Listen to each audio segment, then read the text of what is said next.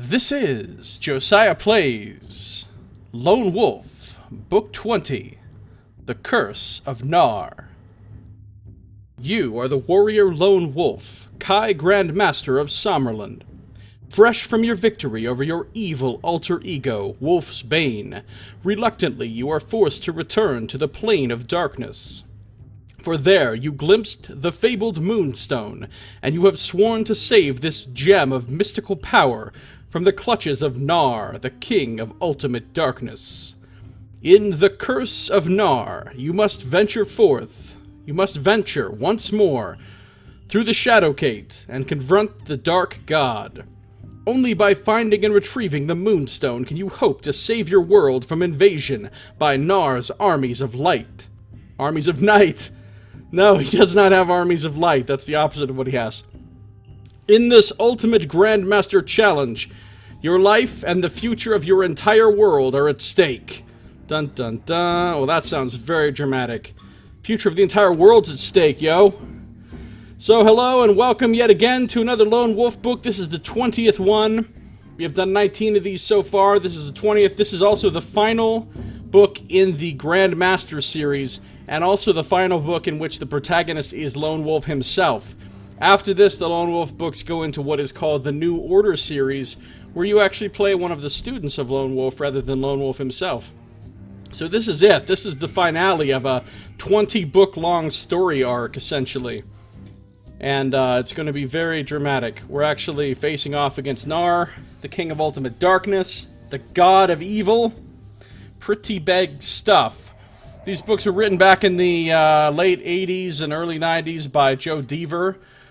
This was illustrated by Brian Williams, and the music you'll hear in the background throughout this stream/video is all by Kevin MacLeod of Incompetech.com. If you look at my YouTube video of this, down in the description you'll find attribution and links to his work. And this digital edition of the Lone Wolf book that I'm playing through here is courtesy of projectaeon.org, where you will find all of the Lone Wolf books in digital form by permission of the author. So moving forward, we are going to go through some dedication, some acknowledgements, and we come to the story so far. This is essentially your previously on Lone Wolf. Just get you up to speed on what's happened before this book. So, should be pretty lengthy as usual. Let's go ahead and read it.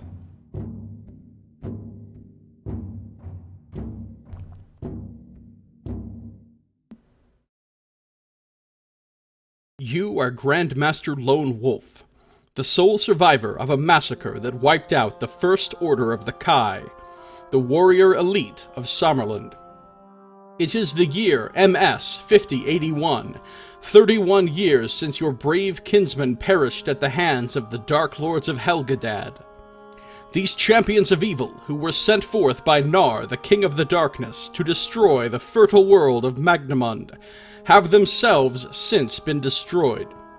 You vowed to avenge the murder of the Kai, and you kept your pledge, for it was you who brought about their downfall when alone you infiltrated their foul domain, the Darklands, and destroyed the base of their power that was the infernal city of Helgedad. In the wake of their destruction, chaos befell the Darkland armies that had been poised to conquer all of Magnamund. Their disorder escalated into a mutinous civil war which allowed the freeland armies of Magnamund time in which to recover and launch a successful counter-offensive. Against the odds, a swift and total victory was secured over the feuding enemy armies. For more than 10 years now, peace has reigned in Sommerland. Under your direction, the once ruined monastery of the Kai has been rebuilt and restored to its former glory, and the task of teaching a new order of Kai warriors the skills and proud traditions of your ancestors has been re-established. The new generation of Kai recruits, all of whom were born during the era of war against the Dark Lords, possess strong latent Kai skills, and all show exceptional promise. These skills will be nurtured and honed to perfection during their time at the monastery, so that they may teach and inspire future generations, thereby ensuring the continued security of your homeland in future years. Your attainment of the rank of Kai Grand Master brought with it great rewards. Some, such as the restoration of the Kai and the undying gratitude of your fellow Somlending, could have been anticipated. Yet there have also been rewards which you could not possibly have foreseen. The discovery that within you lay the potential to develop Kai disciplines beyond those of the Magna Kai, which were once thought to be the ultimate that a Kai master could aspire to, was truly a revelation.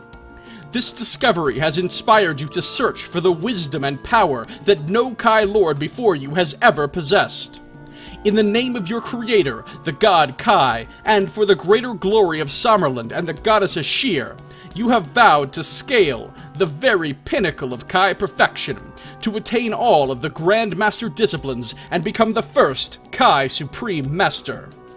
With diligence and determination, you set about the restoration of the Kai Monastery and the training of the new order recruits. Your efforts were swiftly rewarded, for within the space of 2 short years, the first raw recruits had graduated to become a cadre of gifted Kai masters who, in turn, were able to commence the teaching of their skills to subsequent intakes of Kai novices. Readily, the Kai masters rose to their newfound responsibilities, leaving you free to devote more of your time to the pursuit and perfection of the Grand Master disciplines. During this period, you also received expert tutelage in the ways of magic from 2 of your most trusted friends and advisors, Guildmaster Baindon, leader of the Brotherhood of the Crystal Star, and Lord Ramoa, speaker for the High Council of the Elder Magi. In the deepest subterranean level of the monastery, 100 feet below the Tower of the Sun, you ordered the excavation and construction of a special vault. In this magnificent chamber wrought of granite and gold, you placed the lore stones of Nixitor, 7 gems of Kai power, which you had recovered during an earlier quest for Kai knowledge. In this vault, bathed in the golden light of the radiant gems, you spent countless hours in pursuit of perfection. Sometimes alone, sometimes in the company of your 2 able advisors, Baindon and Ramoa. You worked hard to develop your innate Grand Master disciplines and grasp the fundamental secrets of Brotherhood and Old Kingdom magic. During this time, you noticed many remarkable changes taking place within your body. You became physically and mentally stronger. Your 5 primary senses sharpened far beyond all that you had experienced before. And, perhaps most remarkably, your body began to age at a much slower rate. Now, for every 5 years that elapse, you age but 1 year. In the years since your victory over the Dark Lords, peace has reigned victorious, and the peoples of the free kingdoms have rejoiced in the knowledge that the evil which once threatened to destroy them has been banished from the face of Magnamund. Readily, men have exchanged their swords for hoes, and their shields for plows, and now the only marching they do is along the ruts of their freshly furrowed fields. Few are the watchful eyes that scan the distant horizon in fear of what may appear, although there are still some who maintain their vigilance, for the agents of the dark god Naar come in many guises, and there are those upon Magnamund who wait quietly in the shadows for the chance to do his evil bidding. Already your newfound skills have been tested against Naar's agents, and you have, on each occasion, acquitted yourself admirably. Yet your continuing victories have enraged the Dark God, and inflamed his lust for vengeance. From the depths of his stronghold upon the Plain of Darkness, he created and sent to Sommerland an evil champion called Wolf's Bane, who was the very image of yourself. While you were engaged upon a quest overseas, this impostor terrorized your homeland and sought to destroy your reputation and the honor of the Kai. And he would have succeeded had it not been for those meddling kids. No, had it not been for your courage and determination. You returned home and pursued your enemy to an ancient necropolis in the city of Tyso. Here, in a deep subterranean crypt, you and your evil alter ego were drawn through a shadow gate, an astral corridor which connects your home world of Magnamund to several other planes of existence. You both emerged upon the remote planet of Avaros, where a deadly duel ensued. With the unexpected help of an enigmatic elemental called Alice, you vanquished your foe. But before you could find your way back to your home world, you and Alice were both sucked through a second Shadow Gate, which led to the Plane of Darkness, the fell domain of Naar himself. In the Throne Hall of Naar, a titanic struggle took place, as you and Alice fought desperately to escape from the Dark God and his court of powerful minions. During this battle, you discovered that Naar had in his possession the fabled Moonstone of the Chianti, a wondrous artifact created many thousands of years ago by the godlike Chianti, whose presence upon Magnamund had heralded the dawn of humanity. This stone of power contains the combined might of all their magic and wisdom, the sum of all of their knowledge. So significant was the creation of this stone that all time on Magnamund is measured from the date of its creation. It had long been held that the Moonstone's location was a secret known only to the remnants of the Chianti, who dwell upon the Isle of Lorne in remotest southern Magnamund. Yet the evidence of your eyes told you that this mystical artifact had somehow fallen into the hands of the Dark God. Suddenly, the significance of the Moonstone became crystal clear, no pun intended. Naar had been using its legendary powers to generate Shadow Gates within the world of Magnamund, at locations and times of his own choosing. Such power had enabled him to send his loathsome champions to your home world, while the goodly forces of Kai and Ashir had been held at bay, helpless to counter them. Only you and your Kai brethren have stood in the way of the onslaught of Naar's agents since the demise of the Dark Lords. During the battle, thanks to Alice's selfless courage, you were able to escape from Naar's throne hall by leaping into the Shadow Gate. As you entered its whirling maw, the last image that burned itself into your memory was that of Alice slowly succumbing to the relentless attacks of Naar's minions.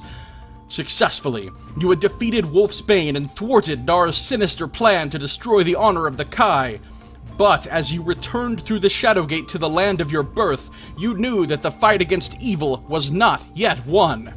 You realized that if you were to prevent the Dark God from sending more of his dread creations into Magnamund, you would have to return to the Plane of Darkness and retrieve the fabled Moonstone. Only by doing so would Magnamund truly be safe from the ravages of Naar's armies of darkness. And there you have it. So, we fought Wolfsbane last book, we got sucked through some Shadow Gates. Now we've returned to Magnamund, but we know that Naar has the Moonstone, which is unacceptable because it makes him too powerful. He's going to take over Magnamund. Evil is going to rule over everything. All the good and free people are going to be boned. It's not great. It's not what we want. We got to get this Moonstone away from Naar somehow. That is the mission facing us in this 20th book of the Lone Wolf series, entitled The Curse of Naar. Moving forward, the game rules have not changed. Add 4 to your combat skill when using the Somra Sword. In the Plane of Darkness, we will keep that in mind. Alright, we get to choose one final additional Grandmaster discipline. We only have 2 to choose from. Our 2 choices are, and we will read them both now. Our choice number 1, Magi Magic. Under the tutelage of Lord Ramoa, you have been able to master the rudimentary skills of battle magic, as taught to the Vaqueros, the native warriors of Desi. These skills include the basic use of basic Old Kingdom spells, such as Shield, Power Word, and Invisible Fist. As you advance in rank, so will your knowledge and mastery of Old Kingdom magic increase. Or we can select Kai Alchemy, our second choice. Under the tutelage of Guildmaster Baindon, you have mastered the elementary spells of left-handed magic, as practiced by the Brotherhood of the Crystal Star. These spells include Lightning Hand, Levitation, and Mind Charm. As you advance in rank, so will your knowledge and mastery of left-handed magic increase, enabling you eventually to craft new Kai weapons and artifacts. Alright, so in the last book, Kai Alchemy came up a bunch. Boss Pie wanted me to take Kai Alchemy, and honestly I'm leaning towards Kai Alchemy because it's from Baindon rather than Ramoa, and I like Baindon more than Ramoa. So I think Given these options, we're going to choose Kai Alchemy as our final Grandmaster discipline, because by the time we would get to choose another one, it would be a new book, and then in the next book there is not going to be Lone Wolf, so we won't actually get to choose another one. This is our last time. So we are now a Sun Prince, which is pretty cool.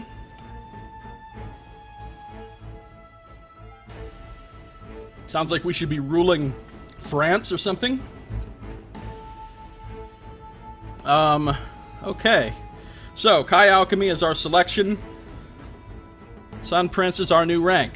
Since we have selected a new discipline, we get to add 1 to our innate combat skill and 2 to our innate endurance, giving us new totals of 57 and 64, which are pretty impressive.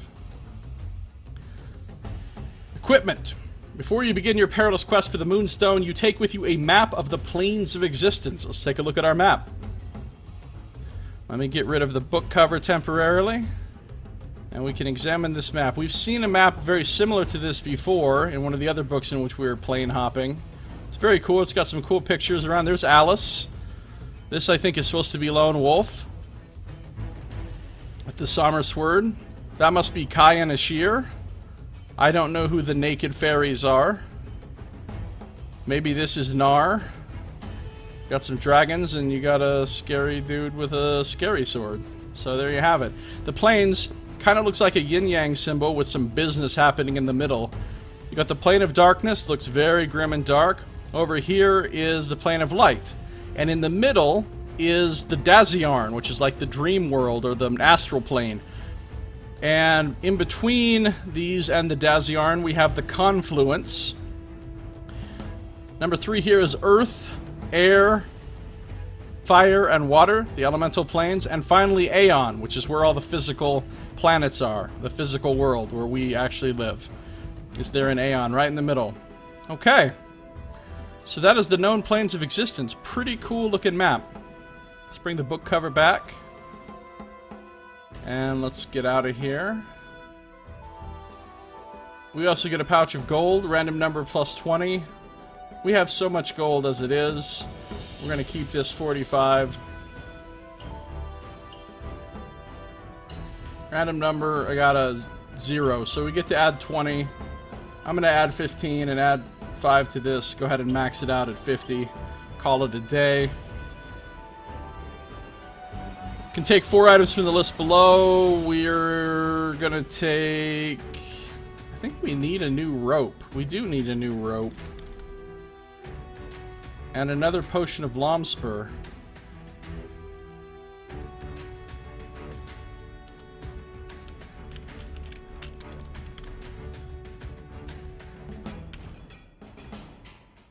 Alright. We still have the Naphtha Bomb from last time. I don't know if we'll ever get to use that. 1, 2, 3, 4, 5, 6, 7, 8, 9. So our backpack is now full, because the Platinum Ingot takes 2 spaces. And we have 2 meals, so that takes up to all 10 slots. We have our bow and our axe. Alright. Moving on. Rules for combat have not changed. And you see our new rank here is Sun Prince. 1 rank away from Kai Supreme Master. These are all ranks that Lone Wolf essentially made up himself, because nobody's ever been past the ranks of, like, Kai Grandmaster before, so... These are all new. Nobody's ever been these ranks before. Pretty exciting. Almost a Kai Supreme Master. Good times. Alright, improved disciplines. So let's take a look at Kai Alchemy throughout the ranks, and then we'll look at everything that improves at the new Sun Prince rank. Kai Alchemy, Kai Alchemy, Kai Alchemy. Here we go. Grandmasters who have reached the rank of Sun Knight are able to use the following Brotherhood spells. Halt Missile. This causes any projected or hurled missile, e.g. arrows, axes, crossbow bolts, which may pose an immediate threat to the life of a Sun Knight, to cease its flight and remain stationary in mid-air. The effect of the spell lasts for 2 or 3 seconds, allowing the Sun Knight sufficient time to move away from its line of flight. Initially, only 1 missile can be affected by this spell, but the number increases as a Grandmaster rises in rank. And Strength. By casting this spell, a Sun Knight is able to greatly increase his or her physical strength for a short duration. Can be used to lift or move heavy objects, or to effect a temporary increase in combat skill and endurance scores whilst fighting an enemy. That seems useful. Then at Sun Thane, Kai Alchemy. Grandmasters who have reached the rank of Sun Thane are able to use the following Brotherhood spells. Slow Fall. By casting this spell, Kai Sun Thanes are able to slow their rate of free falling to 3 feet per second, thereby avoiding damage upon landing while the spell is in effect. The duration of the spell is limited at first, but it steadily increases as a Grandmaster rises in rank. And Breathe Water. Using this spell, a Kai Sun Thane is able to breathe underwater for 10 minutes. The duration of effect increases as a Grandmaster rises in rank, so these are very useful. Then moving on. Grandmasters who have reached the rank of Grand Crown are able to use the following Brotherhood spells. Teleport. By casting this spell, Kai Grand Crowns can transport themselves physically to any place which they can see with their own eyes. The spell will carry the caster, his equipment, and clothing to his chosen sighted destination. It cannot be used on any other living creature, and it will not transport any other living creature along with the caster. Use of this spell will cost the caster between 1 and 5 endurance points every time it is used. This cost reduces as a Kai Grandmaster increases in rank. Teleport's really useful. See Illusion. Using this spell, a Kai Grand Crown is able to detect an illusion and know immediately its true identity or purpose. Always helpful. Well, I mean, not really. Not always helpful, just helpful when there's an illusion. Sun Prince. Okay, here's our new rank. So many of our disciplines will have new abilities here at Sun Prince. So let's take a look. Animal Mastery, we have that. Kai Sun Princes with this discipline are able to alter their appearance, including clothing and equipment, to take on the guise of any animal that they may come into contact with. This physical change will only be witnessed by the animal in question. That's pretty cool. Deliverance. Sun Princes with this ability are able to cause the regeneration of lost body parts, i.e. hands, feet, arms, legs, eyes, and internal organs. This improved discipline can be used to repair a Sun Prince's own body, or that of another person or creature. The time required to effect regeneration depends on the size and relative importance of the body part affected. Now that is a cool power. Assimilance has improved. Kai Sun Princes who possess this discipline are able to create an illusory double of themselves and project this image up to a range of 30 feet. The Sun Prince must remain in visual contact with his or her image in order to maintain the illusion. Physical, magical, and psychic attacks upon the illusory image will cause no injury. I don't know why I said energy, and I don't know why I said it the second time. Cause no injury. The range of this ability increases substantially when a Sun Prince attains the rank of Kai Supreme Master. Kai Surge has improved. Sun Princes who possess mastery of this discipline are able to focus their psychic power into a Kai Ray. A laser-like beam. Yes, we get Kai lasers. We have arrived. We can shoot fucking lasers with the power of Kai-ness. A laser-like beam of mental energy capable of penetrating the strongest of psychic defenses. This ability can be used once during a combat to reduce an enemy's endurance score by 15 points. However, use of this Kai Ray will also reduce a Sun Prince's endurance score by 4 points. It cannot be used if a Sun Prince's endurance score is 10 or less, and it cannot be used in conjunction with any other form of psychic attack. Wow, Kai Surge. Kai Laser. Kai Laser. It's all... Fuck Kai Ray. Kai Laser. Hey, Saito, how you doing? Good to see ya. Image on the cover depicts what must be the least practical looking armor I've ever seen. Yeah, it's pretty bad. Why is... Yeah, I don't understand what's going on here. Everything about this looks very weird to me. Why is he so huge? Why does it look like his head is way far back from his body? I don't know what's going on here. What is this part? What is that? Is that supposed to be like a shield? This is his sword, I guess? Is this like a giant pommel beneath the hilt of the sword? I don't, you know, there's a lot going on here with this picture that I don't comprehend. Also, Lone Wolf looks like a woman here.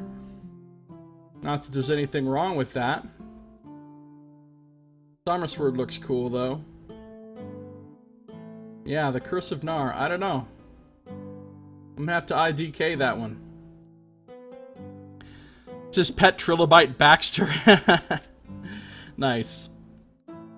Kai's screen has also improved. Sun princes who possess this discipline are able to create a mental sanctuary in which to keep safe their minds from psychic assault. I thought we had the ability to do this like 12 other ways in other ranks of Kai screen and mind screen and whatever other kinds of Kai mental defenses we've had throughout 20 books. Creation of this sanctuary does not require thought or concentration. It occurs instantly whenever a Kai Sun Prince is subjected to a psychic attack. The defensive strength of this sanctuary further increases when a Sun Prince attains the rank of Kai Supreme Master, but that doesn't really matter since we're never going to play Lone Wolf at that rank ever again. Grand Hunt Mastery. Grandmasters who have reached the rank of Sun Prince are able to control their direction and rate of movement when subjected to strong currents of air or water, or when venturing through non-material planes of existence, e.g. Shadow Gates. That should be useful. Gonna be waiting for the part in which to defeat the final part, you just have to go through a normal-sized passageway. What? Alright, so we've got lots of new powers. It's good times. No, my cool horns have betrayed me. I had this helmet grafted to my head, I can't take it off. Fuck. Alright, Dark Grandmaster's Wisdom. Got it. Says the same thing as always, essentially. And that brings us to Section 1, the actual beginning of the book. The start of the adventure proper. Are you ready? I ask you again, are you ready?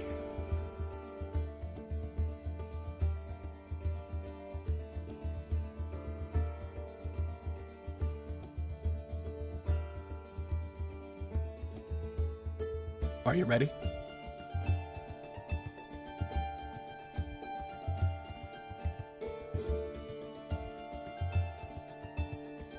Okay, I think I'm ready. Here we go. Your journey through the Shadow Gate is a cold and lonely voyage, yet one that you endure without fear, for you sense that Alice is watching over you. She is using her powers to steer you safely home to Magnamund. As you hurtle through the timeless void, you remember vividly the last few moments which preceded your leap into the Shadow Gate and your triumphant escape from Naar's throne hall, the innermost sanctum of his stronghold from the plane of darkness. Stronghold upon the plane of darkness. You recall how Alice commanded you to flee whilst she drew away the frenzied attacks of Naar's champion, Kekatog the Avenger. It was her selfless act of bravery which enabled you to escape, and it has left an indelible mark upon your conscience. Inspired by her courage, and by the realization that if the Dark God is to be stopped from sending more of his foul creations to Magnamund, you must deny him the fabled Moonstone of the Chianti.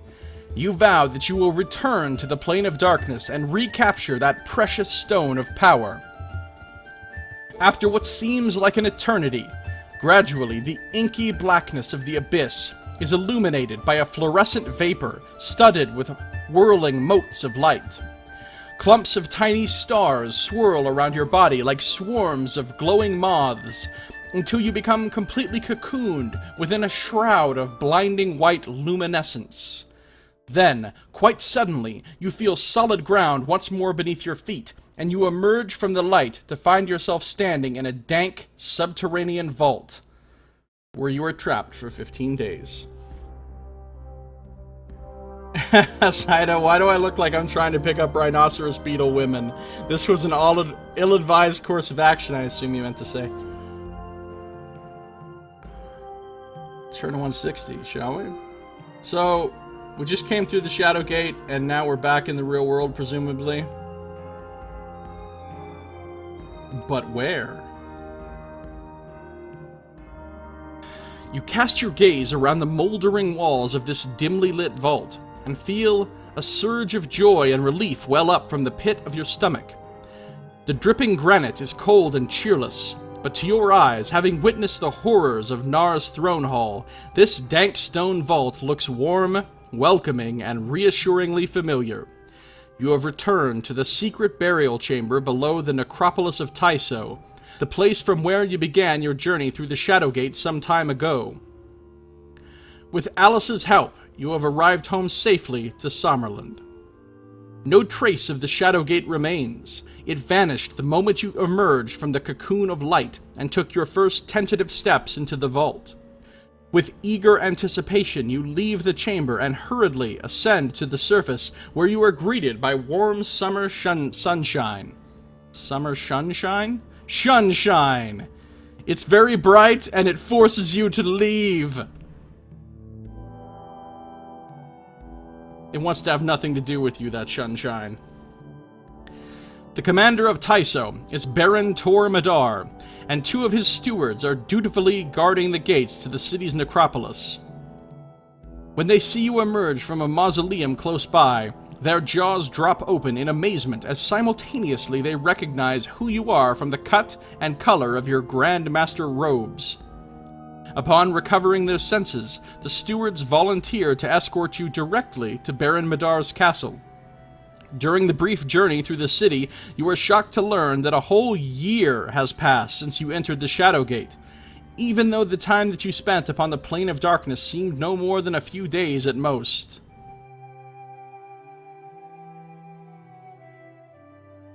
Baron Madar is an old and trusted friend, and he welcomes your safe return to Tyso with a show of great warmth and affection. Having feared for the past year that you had perished during your pursuit of Wolfsbane, he is clearly delighted to hear that not only did you survive your ideal beyond the Shadowgate, but that you also vanquished the imposter. Naturally, you are anxious to return to your Kai brethren without delay, and Madar gladly offers his help. He gives you the finest horse in his stables, and assigns a troop of his personal bodyguards to escort you swiftly across Summerland to the Kai Monastery. Well, that's nice of him. Figured you'd make an exception to watch this one because it's the last outing with Lone Wolf. Yeah, this is Lone Wolf's final voyage here. Pretty exciting. At the monastery, you receive a rapturous reception from the ranks of the Kai, for whom your return is the fulfillment of a year's hopes and prayers. Firestone, the most senior of the New Order warriors, dispatches journeymen to carry word of your triumphant return to the king in Holmgard, and to Guildmaster Baindon, the leader of the Magicians' Guild in Torin. Firestone had rightly assumed command during your absence, and as he accompanies you through the grounds of the monastery to your vault below the Tower of the Sun, you commend him on how well he has conducted his stewardship of the monastery and the training of the Kai in his charge. "Thank you, my lord," he says with pride. "Yet truly I cannot lay claim to all of the credit. My duties would have been far harder to fulfill had it not been for the invaluable aid I've received from your wise advisors, Lord Ramoa and Lord Arden of Desi." These 2 Old Kingdom magicians, Lords Ramoa and Arden, greet you the moment you enter the vault. Ever since you disappeared into the Shadowgate a year ago, they have resided at the monastery so that they could assist Firestone with the task of training the New Order Kai. Yeah, you won the Silver Bow of Duodon. Yeah, I got it, Saito. Thanks. Thanks for that. Thanks for that so much. I didn't win it. I didn't. I lost. "We sensed that you were still alive, somewhere in the void beyond the universe of Aeon," says Ramoa, beaming delightedly. "But neither I nor Arden were able to discern precisely when you would return to Summerland. Come, Grand Master, tell us of your adventures beyond the Shadowgate." Eagerly, they listen to your account of how you tracked and defeated Wolfsbane and escaped from the throne hall of the Dark God. But it is your surprise revelation that Naar possesses the moonstone of the Chianti, which seems to fascinate and frighten them the most. This is grave news indeed, Lone Wolf, says Lord Ramoa, in a suddenly somber tone. The moonstone contains great power. It can create life, and it can also destroy life, utterly. If Naar were able to fully harness its power, he could use it to destroy all life on Magnamund.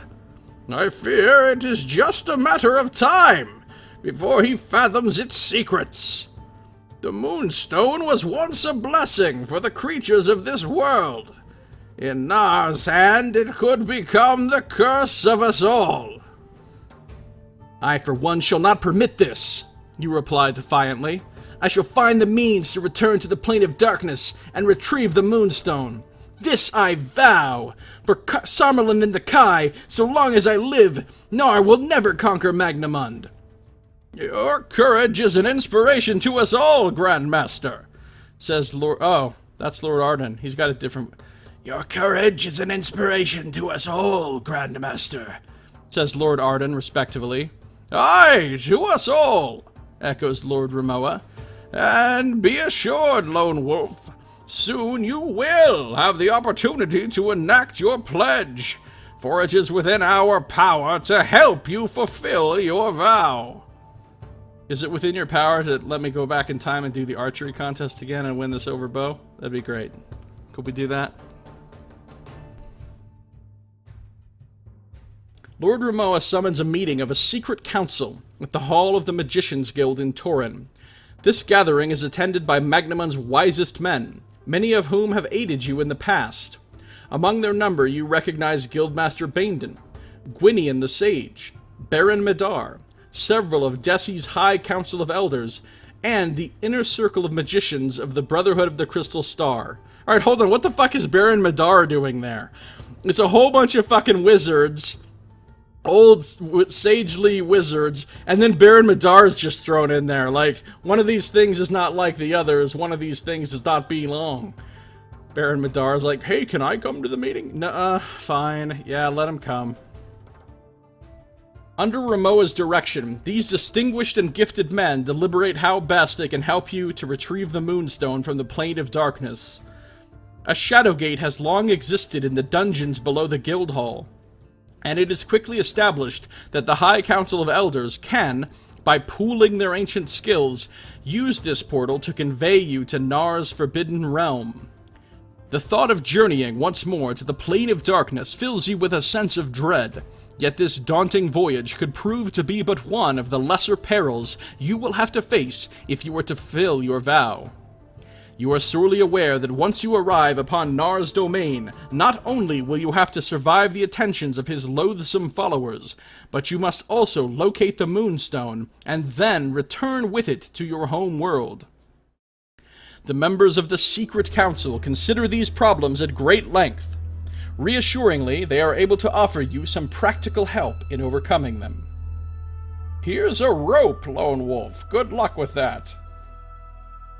Here we got you a potion of Lomspur. Should be all you need, really.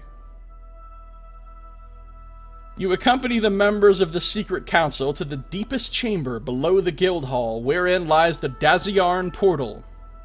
It is a perpetual entrance to a Shadowgate, and is one of only a handful which exist upon Magnamund. For many centuries, the magicians of Torin have used this portal to banish criminals and traitors from Samarlund, believing that it led to the limbo of deep space from where there could be no escape. However, in recent years their understanding of this portal has greatly increased following your own journeys through similar Shadowgates.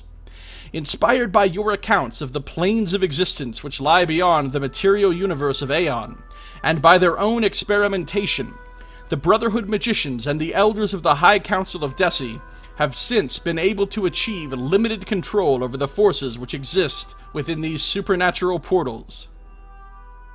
Using this newly acquired knowledge of Shadowgates, coupled with their powerful arcane lore, the council members begin preparations for a ritual, which will culminate with you stepping into the Daziarn portal. Ramoa oversees the drawing of an intricate? Wow. Intricate. Oversees the drawing of an intricate pentagram upon the flagstones at the threshold of the portal, whilst Guildmaster Baindon instructs his guildsmen in the recital of complex spell chants and the placing of magical artifacts at key points around the chamber. The preparations are painstaking and lengthy. During this period, you reflect on the quest you have vowed to undertake, and Lord Ramoa takes time to reassure you of the vital importance of your mission. He also offers you some magical items which could prove invaluable during your quest for the Moonstone. Oh, he's loading me up with some loots finally, huh? Well, I already have the Summer Swords, so let's go to 27. If I didn't have it, maybe he'd give me a cool magic sword besides it, but sticking with the Summer Sword, because it is like the most powerful sword in the world, crafted by gods and shit. Ramoa ushers you to a refectory table at the entrance to the chamber, where Lord Arden is carefully arranging artifacts upon a sheet of scarlet silk, and he invites you to inspect these curious items. He glances at your sword belt and smiles when he sees the finely crafted hilt of the Summer Sword protruding from your scabbard.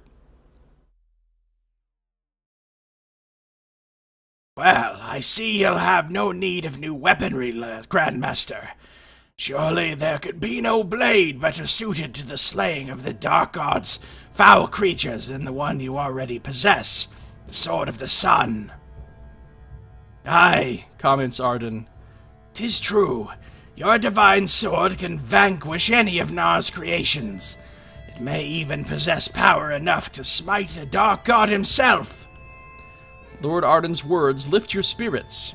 It is comforting to hear that you possess at least one effective weapon against the horrors you may have to face during your quest for the Moonstone. Saito says you had Lone Wolf's age off. Not counting his slowed aging, he only is 39 years old. The 6 of those years were when he was in the Daziarn and only experienced a few weeks worth of that time. Oh, good call.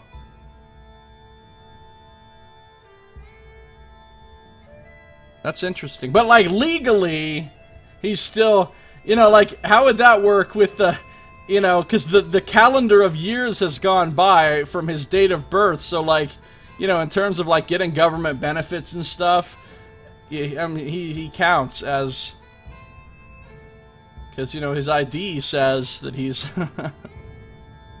40 or whatever.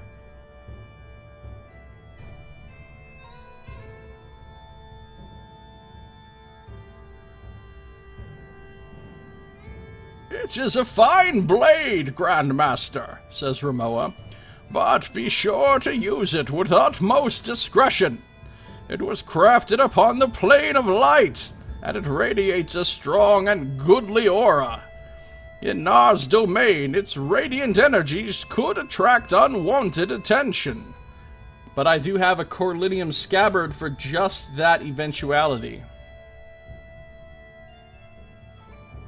But with respect, Lord Ramoa, you reply, the scabbard in which I carry the Summer Sword is woven from strands of pure corlinium. You lift the sword in its scabbard and invite Ramoa to inspect it more closely. He steps forward, and his eyes run up and down the length of the sword's seemingly plain sheath. Sagely, he nods his approval. Indeed, it is corlinium, and it will keep hidden the blade's true power from Naar's foul spawn, he says, and then he smiles wryly. Until, that is, the time comes when you decide to unleash that power against them. Your scabbard will shield your goodly blade, Grandmaster, comments Lord Arden. But what of yourself? You are imbued with Kai powers that may readily be detected. Your formidable skills could alert Naar's minions to your presence among them. Yeah, but I have the power to mask my goodly aura because of my whatever one of my abilities lets me do that we learned about last time. I got goodly aura masking.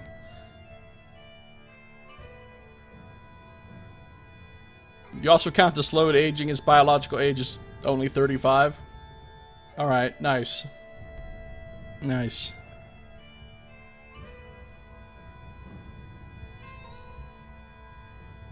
I do have a platinum amulet as well. I got all this stuff. I already have all the loots. They're not going to give me anything, basically. You reach to your throat, unbutton the collar of your Kai robes, and withdraw the platinum amulet by its braided cord.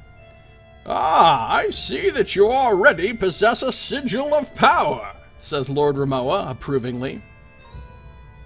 It seems that you are better prepared for the quest than we had anticipated. Did these guys think I was some kind of noob? This is not my first rodeo, you guys. It's my 20th fucking rodeo, in fact. I mean, I've had 19 rodeos before this. Who did you think you were dealing with? Fucking... This ain't my first game, okay? With a nod of his head, he motions to Lord Arden, who then retrieves an almost identical amulet from among the items on the table. Arden gives the amulet to Ramoa, and he slips it into his pocket. You will not be requiring this after all, he says, but there is something which I'm sure you will find most useful, and I'm certain that you have not come across anything of its like before. Hold on a sec while I hit these goodly herbs. Yeah.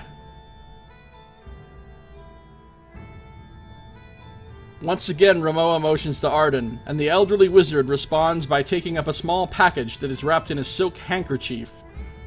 Carefully, he unfolds the patterned silk square to reveal a book, which is bound in a jet black hide.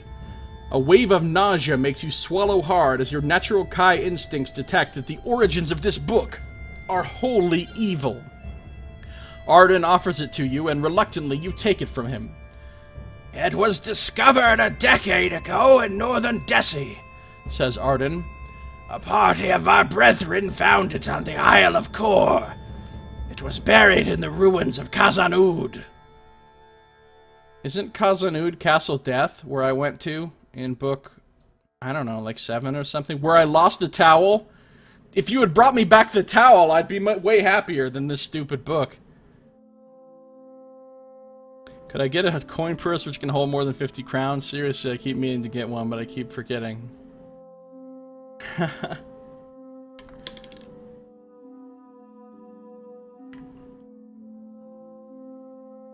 Alright, so...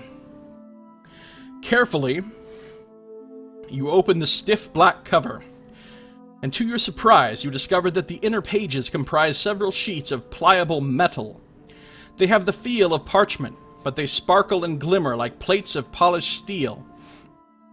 You turn through the pages and note that every one appears to be empty, devoid of script, pictures, or diagrams of any sort. I do not see how this book will help my quest, you say, as you flick back and forth through the seemingly empty pages. That may be true while you are here in Summerland, replies Lord Ramoa. But once you arrive upon the plane of darkness, I suspect that its secrets will be revealed. We of the High Council believe it contains information about the many realms and territories within Naar's domain. It may help guide you to the location of his throne hall, and with luck, to the Moonstone of the Chianti. You are dubious as to the true value of this item, but in deference to Lord Ramoa's judgment, you agree to take it. Record this Tome of Darkness on your action chart as a special item. You need not discard enough so it doesn't take up any slots. Tome of Darkness, boom! I'm putting it in all caps because it's the Tome of Darkness, y'all. Definitely gets a trademark.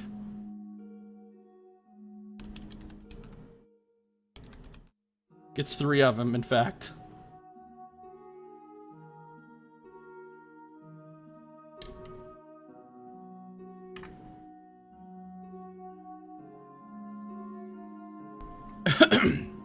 There was literally no way I could have saved that towel. Really, Saito? It still doesn't make me feel better, though.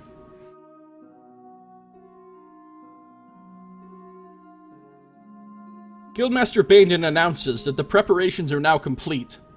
With mixed feelings of fear and exhilaration, you step into the center of the pentagram and stare resolutely into the inky black heart of the Daziarn portal. The hypnotic chanting of the Brotherhood magicians rises in tempo, and you feel gusts of icy wind play upon your face. Then the elders of the High Council lend their voices to the sonorous chant, and suddenly the chill wind becomes a howling gale. Crackling arcs of energy leap from the edges of the pentagram and disappear into the core of the portal. Above the deafening roar, you hear Lord Remoa shouting an ancient phrase of power, and in one breathtaking instant, you are pulled off your feet and sucked into the whirling maw of the Shadow Gate. He just Fusro-dawed me through the Shadow Gate. I do have Grand Mastery and Sun Prince. Sun Prince! So I can, that's not the Sun Prince song. And, so I can control my shit in the Shadow Gate.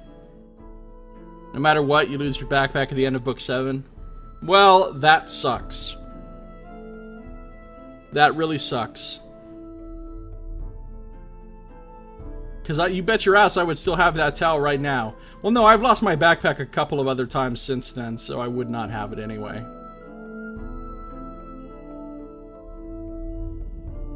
As you tumble and spin through the void of the Shadow Gate, you struggle to keep your eyes focused on a tiny mote of light which glimmers in the dark immeasurable distance.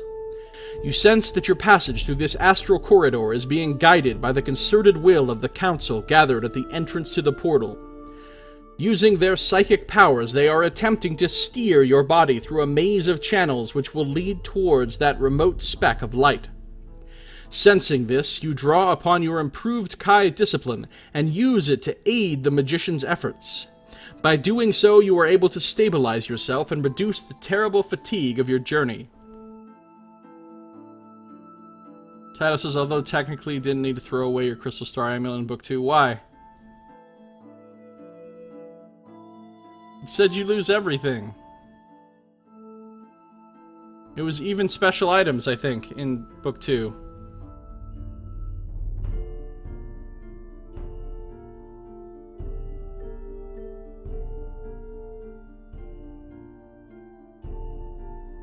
Hey Noxmoo, how you doing? Good to see ya. How are you? No, but I think the thing in 2 made you lose special items as well, because I lost all my armor stuff and all that too. It specifically says backpack items, really? Alright. I thought it said to lose special items as well on that one. I'm good, thanks Noxmoo. Gradually, the distant speck grows larger until, with a sudden, violent surge, you pass through its white-hot core and feel yourself engulfed by a damp and fetid atmosphere. Moments later, your journey ends abruptly when you splash feet first into a swampy morass. Despite the speed of your impact, your natural balance and agility prevent you from plunging beneath the surface of the stinking swamp into which you have fallen. Note 8. Somersword. Okay, add 4 to your combat skill when using it in the Plane of Darkness. Got it. Thank you, Note 8. After wiping away the slime that has splashed your face, my face is bespattered with slime. Hashtag bespattered. You cast your gaze out across an unlovely vista of steaming mud pools fringed with dark jungle vegetation. A cloying aura of evil permeates every part of this vile landscape, leaving you in no doubt that you have successfully arrived at your destination, the Plane of Darkness. You look up and scour the corpse-green skies, but dense clouds of acidic vapor hide all traces of the Shadow Gate through which you have entered this plane. Feeling suddenly vulnerable, standing waist-deep in steaming swamp mud, you decide to wade through the gluey sludge towards a nearby mound of barren gray earth. Once out of the mire, you rest on your haunches and consult the Tome of Darkness, given to you by Lord Remoa. Its metallic pages appear to be as blank as when you first flicked through them, but then you turn to one page that is now very different. Colored designs have appeared, surrounded by a ragged text which radiates a flickering spectrum of light. Using your Magna Chi discipline of pathsmanship, you are able to decipher much of this arcane writing. It's an image of the book, apparently. Metal pages, weird designs. The text tells of a creature called Nazapak, Lord of the Mire, and of his throne of power, which is located upon an islet at the mouth of the River of Flies. That sounds like a nice place.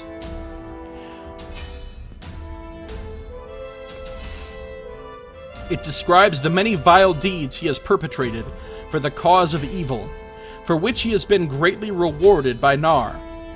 The Dark God has granted him his own domain within the Plane of Darkness. It goes on to list the names of the creatures that are enslaved to him.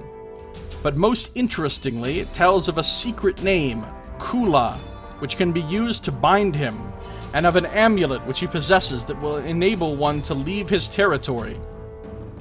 You study the text for some time and conclude that this swamp must be a part of Nazapak's realm. The pages of the tome seem to hold the key to the hierarchy of the Plane of Darkness and contain information that is needed to move from one domain to another. Unfortunately, not all of the book appears legible at any one time. You close the tome and slip it back into your pack. Your natural instincts tell you that the Moonstone is not to be found here in this swampland, and, in view of what you have discovered, you decide that you must escape from here as soon as possible.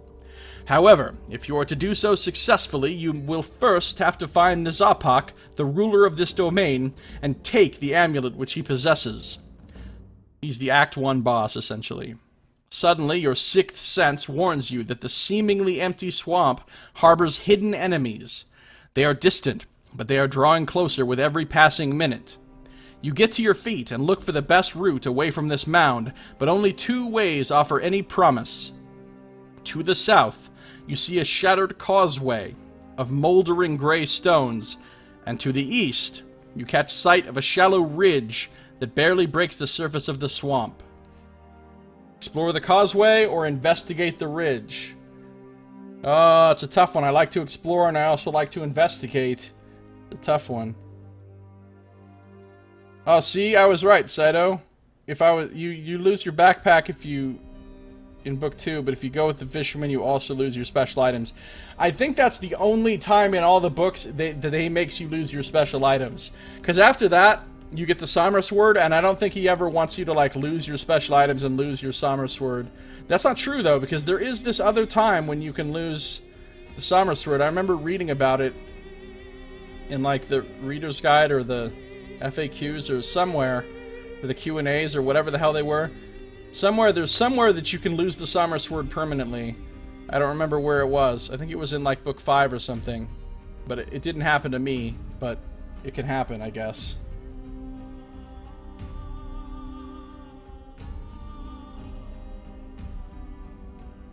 Causeway or ridge? Causeway or ridge? Decision time.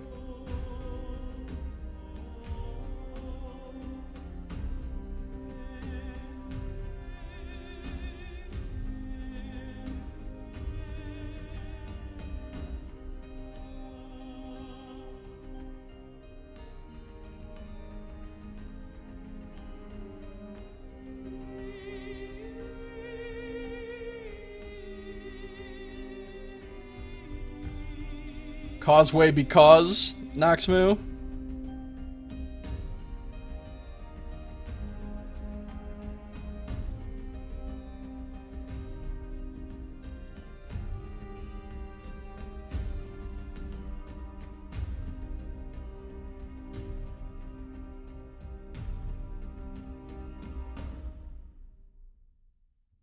Happens if you don't go back for your taken equipment. Yeah, I think I gotta investigate the ridge. I think I gotta. Because I always investigate.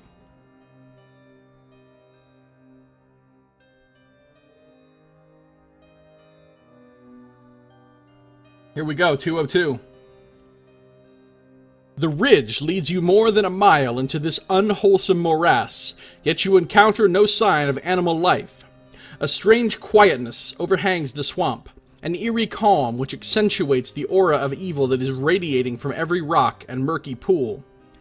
As you press on, the cloudy green sky begins to darken, and you sense a storm approaching. Minutes later, a gentle rain begins to fall, which turns the surface of the swamp a milky blue. You raise the hood of your cloak and continue, but suddenly you notice that your clothes are giving off wisps of smoke where they had been spattered by the rain. Hashtag bespattered. This rain is not water. It is a vile and corrosive acid. Your Magna Chi discipline of Nexus protects your flesh from the effects of this acidic rain, but your clothing and equipment are vulnerable. Rather than risk them being ruined, you look around for some place to shelter from the coming storm.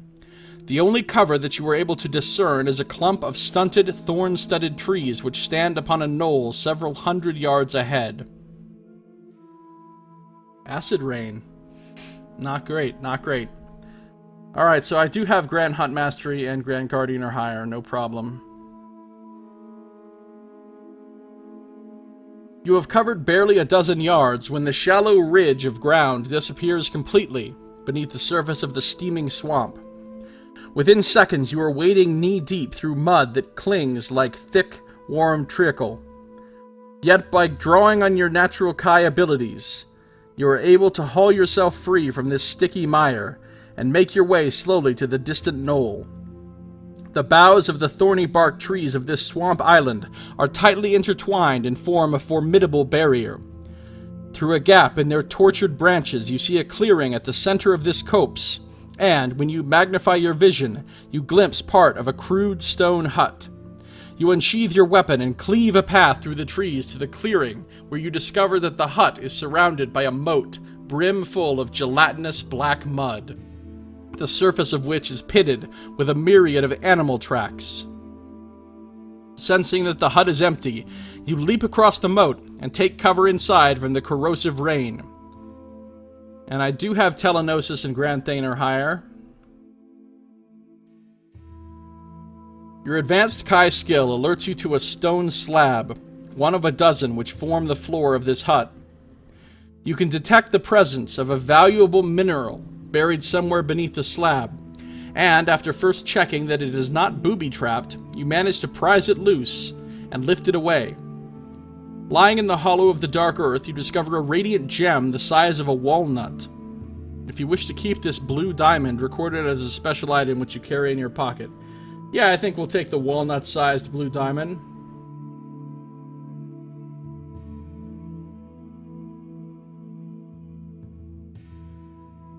I can take one more item here.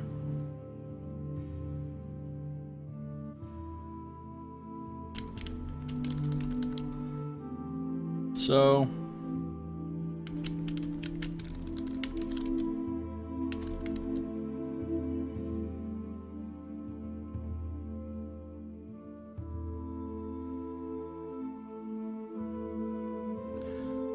Hey, Lightning 12, how you doing? Suddenly, your attention is distracted from your discovery by the sound of screeching. You glance out of the doorway and catch sight of a flock of bat-winged creatures flying low over the surrounding trees. I have been to the ruins of Machen before, so we will turn to 107. The sight of the approaching creatures stirs distant memories of the Temple of Machen, the forbidden place which lies buried beneath the ruins of an old Somlending city that teeters on the edge of the infamous Machen Gorge. These winged horrors are Daemoniacs, a breed of vampiric predators who were originally spawned by Lord Vashna, the first and mightiest Dark Lord leader. You first encountered one of their kind at Machen, but now you face a flock of 20 such creatures. Yeah, well, I've leveled up a hell of a lot since then. I'm good, thanks, Lightning 12. Noxmoo, if you possess the Magna Chi skill of mining and grand metallurgy, yeah. If you possess grand mastery in geology, turn to... As they descend towards your hiding place, they give vent to a piercing wail that makes your flesh crawl. The sound of their cries unsettles you, but this discomfort pales in comparison to the shock you experience upon seeing their response to their hideous cries. Uh-oh, are they calling forth other nasty stuff? From out of the dark earth surrounding your hiding place, there arise monstrous shapes, alien beings long dead and buried, yet cruelly denied an eternal rest. Muddy tatters of flesh hang from their pitted skeletal frames, and from their skull mouths writhe wormy tongues riddled with decay. Numb with shock, you watch as this ghoulish legion draws itself to the surface and comes shambling towards you, driven on by the hellish cries of the swooping flyers. So, evil bats that can summon undead. Alright, that seems legit. Instinct and training trigger you to draw your weapon in readiness to meet this sickening corpse horde. Yet before they begin their attack, you are faced by a threat from another quarter. One of the flying creatures circling above is clutching in its claws a length of chain to which is attached a smoking bundle. Suddenly, this creature dives out of the clouds and comes swooping down over the horde towards you. At the last minute, it pulls up to avoid crashing into the stone slabs of the roof, and as it does so, it releases the chain. The bundle hits the soft ground once, and then bounces through the narrow entrance of your hiding place. Uh-oh, this doesn't seem good. Looks like Zelda from Zelda. Looks like Link from Zelda on the cover art. Also looks like Zelda. Yeah, he looks like Link and Zelda, like, combined. You have to play this, I'm such a nerd. Yeah, it's on projectaeon.org. You can actually see it up in the little address bar right here. There's a million of these books. This is book 20. There's not a million, there's 28, but basically the same thing. So here's the nasty creatures that are coming at me. They look more humanoid than I was really imagining. And he just dropped this thing that looks like, I don't know, some kind of smoking ball sack that's on a chain that's just been hurled at me. You got nasty shit coming up out of the ground there.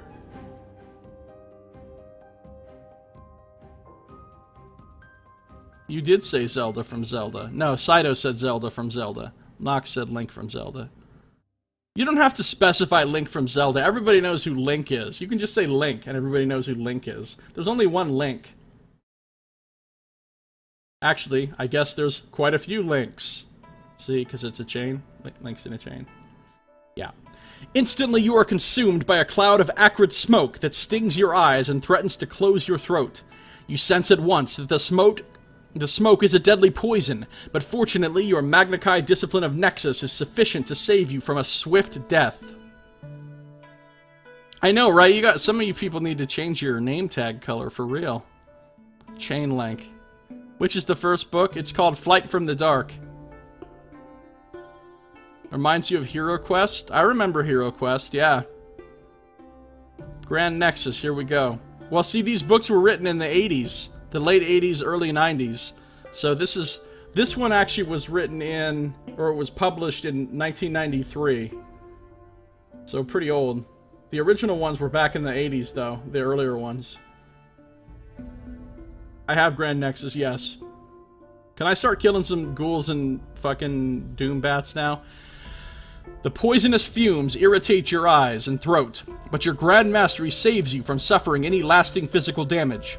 You draw on your powers of infravision to counter the blinding smoke, and at once you are able to make out the leaders of the shambling legion. They are now just a few yards from the entrance. Saito says Chain Link was from that one very special game that got cancelled where Link has to escape federal prison with the help of a kindly older prisoner, voiced by Morgan Freeman. Quest for Glory? Oh yeah, I remember those games too. Now, Hero Quest, what Lightning is talking about is a board game, not a computer game. Yeah, I used to read lots of books like this when I was young, when I was a kid. Choose Your Own Adventures and other kinds of game books like this. Yep. I loved these so much when I was a kid. Do I want to attempt to escape or do I want to stand and fight? Of course I'm going to stand and fight. Let's do this. Oh, that looks bad. The leading creatures snarl like ravenous wolves as they launch themselves at the entrance to your hiding place. You meet their attack with a flurry of lightning-fast blows which shatters their skulls and sends them tumbling from their skeletal shoulders. Their twitching, headless torsos crash to the ground, yet more of their hideous kind pour through the gap, and within seconds they are all over you. Claws and talons rake your arms and sides as desperately you fight to free yourself from this Nightmare Legion. Here's a picture of the Nightmare Legion. They got some tongues on them. They got some serious legit tongues coming out here. And they look like they're probably not the most sanitary creatures. Alright, we got this. Chaos Mutants, here we go. Immune to all forms of psychic attack. Alright, so won't be mind blasting them. That's okay though, because their combat skill's not that high. I'm not concerned. Here we go. 45 and 37. Are they undead? They're undead, so I get to do double damage to them with the Summer Sword, so LOL. Plus I have +4 because it's a Plane of Darkness, so that actually lowers this down to 41. Yeah, so this should be pretty much a one-shot right here. This will be really easy. Round 1, here we go. 64, 37. Yep, one-shotted. Killed him super easy. Super easy. Didn't even get hurt. As the last of the ghoulish horde falls to your deadly blows, you leap over its shattered body and break into a run. Unfortunately, you do not get very far. A heavy weight hits you squarely in the back and knocks you to your knees. You struggle to regain your footing in the thick mud, but your efforts are soon thwarted when you are suddenly engulfed by a coarse rope net dropped from above. Frantically, you scrabble to untangle yourself, but a second net smothers the first and delays you, just long enough for a pair of winged flyers to land on your back and force you down. Then another 2 of these demonic flyers come to assist them. While you are being subdued, they hurriedly thread ropes through the edges of the nets and hurl the loose ends to others hovering above. Then, as one, the flock utters a chilling shriek of triumph. I have slow fall now, though. Keep that in mind.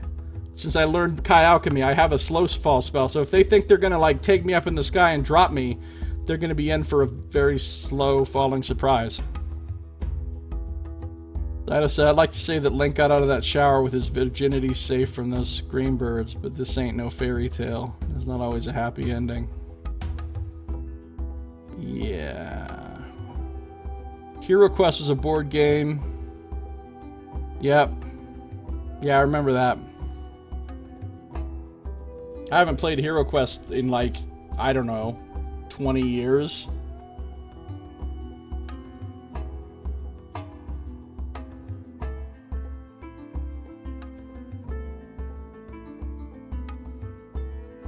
Then, as one, the flock utters a chilling shriek of triumph. Your stomach churns and your heart pounds as you feel the net close in and hoist you off the ground. Pick a random number.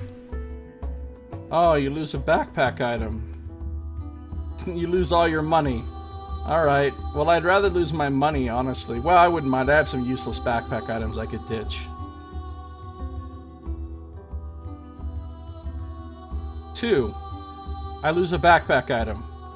Well, we'll just lose one of these meals, then.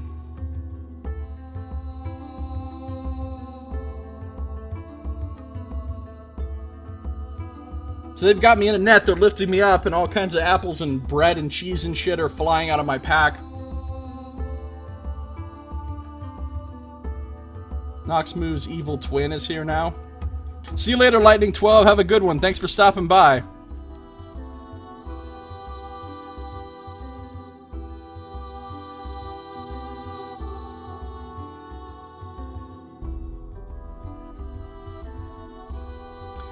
Through the crisscrossed ropes of your net prison, you see the surrounding flock. They are swooping and cawing delightedly, like successful hunters returning home with their captured prey. Above, you can make out the claws and leathery black bellies of the 3 winged creatures that are hoisting you ever higher into the rain-swept clouds. You are tempted to use your Kai powers to break free and slay your abductors, but a glance below at the rapidly receding ground is enough to dissuade you, at least for now, except I have slow fall. For more than an hour, the flock transports you northwards through sickly green skies, hundreds of feet above a ceiling of storm clouds. Gradually, this cloud cover thins until you are able to note that the swamp has given way to a tropical jungle, which is thinly veiled by a swirling mist. A river snakes through this dense foliage, winding its way towards a coastline on the horizon. As you approach the distant sea, the river becomes wider and flows into a delta. Your captors follow the river and begin a slow descent to an islet on the eastern side of the delta, towards an area near its seaward shore where the jungle has been hacked down to make room for a primitive settlement.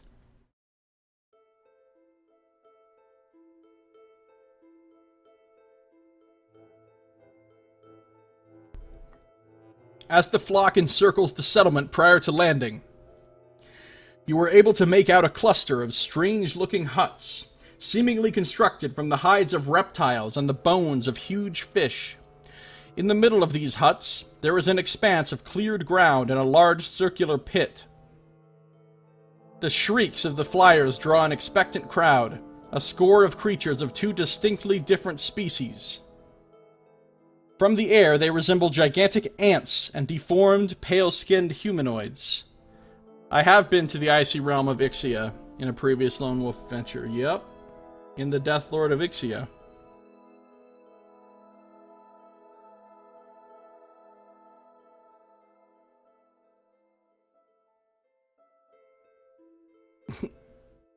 Saito and Noxmu are having a strange conversation in my chat.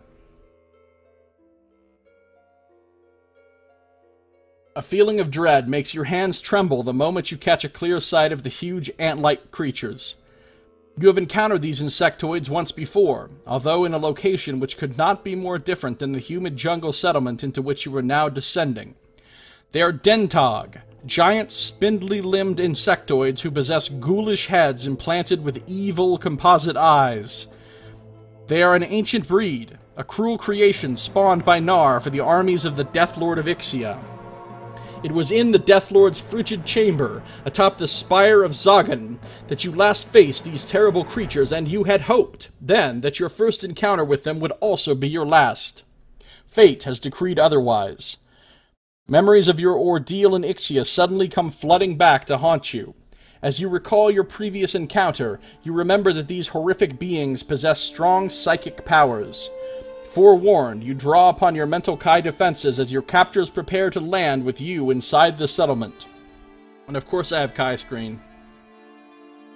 Also, I'm masking my goodly aura, DM. I just want you to know, this entire time, masking my goodly aura.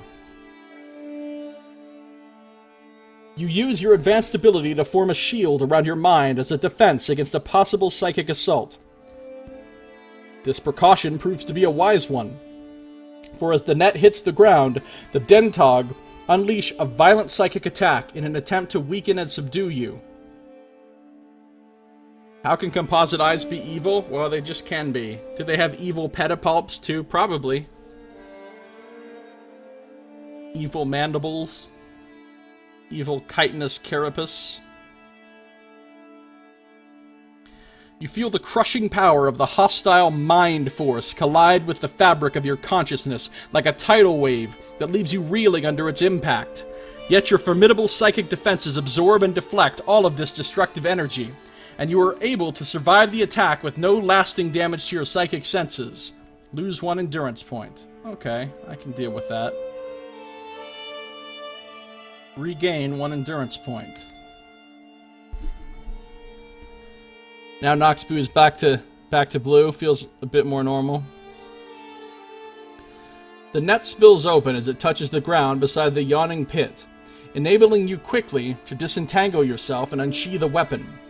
Freed from the net, but still trembling from the residual effects of psychic shock, you drop to one knee to steady yourself as you try to assess your situation.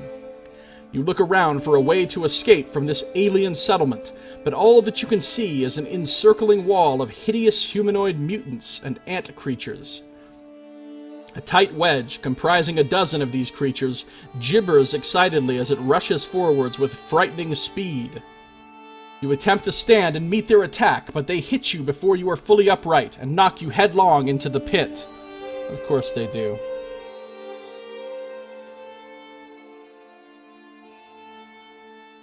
An Azathothmus miracle? Cursing your luck, you struggle to your feet amongst a deep carpet of bones and look up at the rim of the pit, some 15 feet above.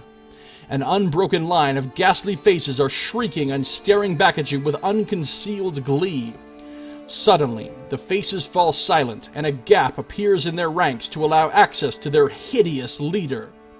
You swallow hard to suppress the rising nausea you feel upon seeing this creature's grotesque features. Its body resembles a huge bloated bubble, endowed with a misshapen humanoid face, like that molded by a child from wet clay. Its pustulant, raw skin is studded with warts and tufts of rust-colored hair. Chuckling maniacally, it drags itself around the edge of the pit by means of 6 claw-tipped tentacles, and you note with disgust that it leaves a trail of steaming gray slime wherever it passes. Through its bulbous lower lip, there hangs a chain to which is attached an amulet, seemingly crafted of iron. You magnify your vision and see that an inscription on this crude amulet bears the name Nazapak. Instantly you recall the text of the Tome of Darkness, and realize that this creature must be Nazapak himself, the ruler of this territory within the Plane of Darkness. He's literally got an amulet with his name on it, and I'm like, hey, you know, look at his face! He looks like fucking Trollface. He looks a whole lot like Trollface. Also, nice piercing, bro. I'm gonna rip that right the fuck out of your lip, just so you know. He's like Trollface mixed with Jabba the Hutt, mixed with Cthulhu, with the tentacles, mixed with some douche with the fucking douchey piercing.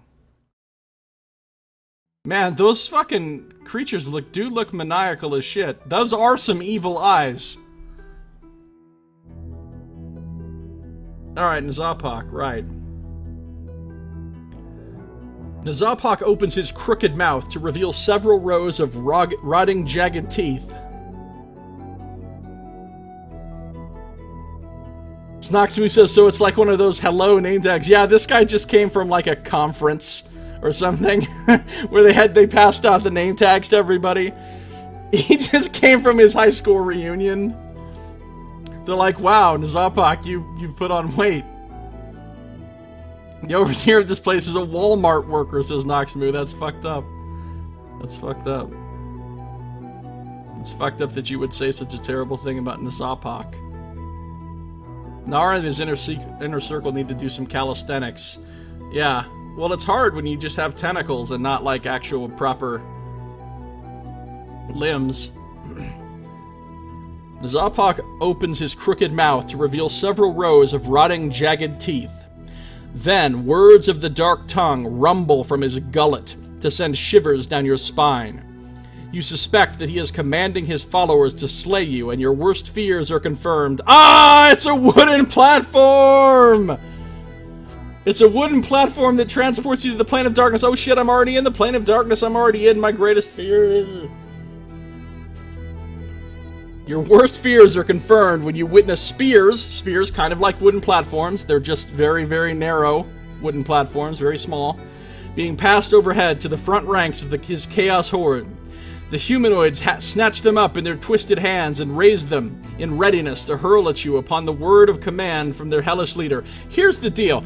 If I'm in this situation, and I'm in this doom pit, and I'm looking at that fucking thing, my worst fear in that situation is not some fucking spears. Let me tell you right now. There are so many things that I'm more afraid of regarding this thing than I am any fucking spears being thrown at me. Fuck a bunch of spears. The spears were fashioned from the wooden platform, yeah. I'm more concerned about what he's gonna do with those tentacles. Or, like, getting his fucking nasty slime on me. Hey, I have Kai Alchemy. I finally get to use Kai Alchemy for the first time. Kai Alchemy. Let's do this.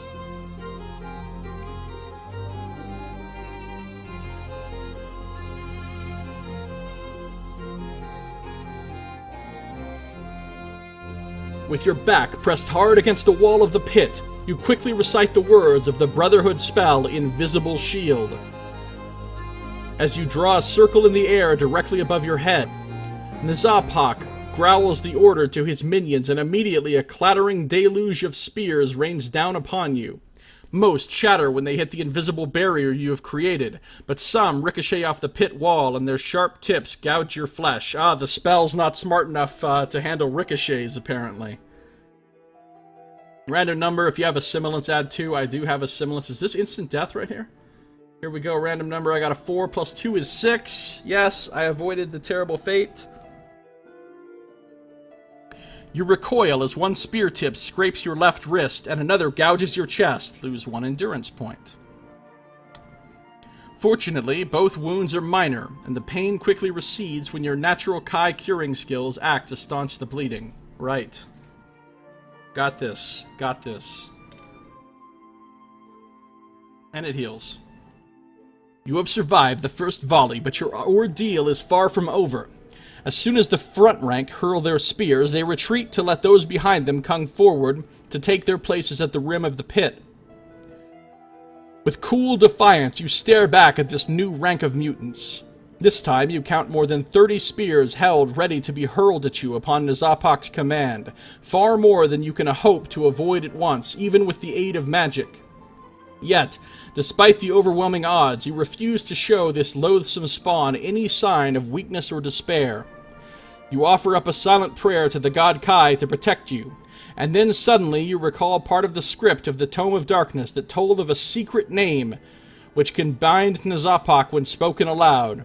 This name could be the key to your survival, yet you have no time left to retrieve the book from your backpack. If you were to use this secret name, you must try to recall it from memory. Well, I remember, it was Kula.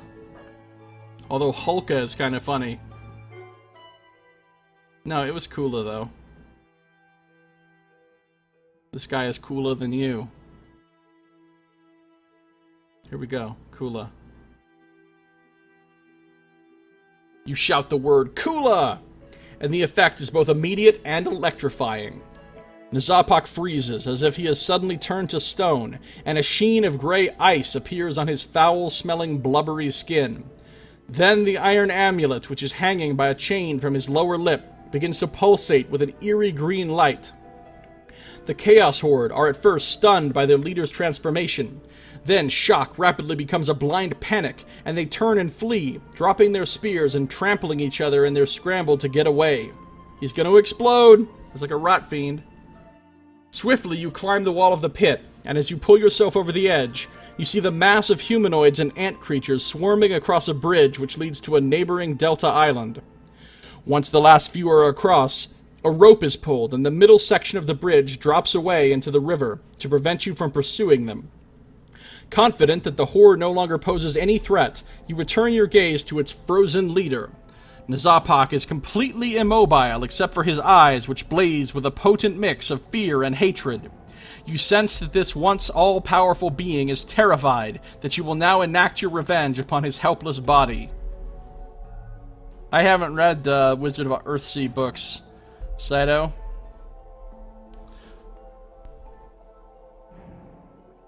Wizard of Earthsea. Unsheathe the weapon and slay him? Take the glowing amulet?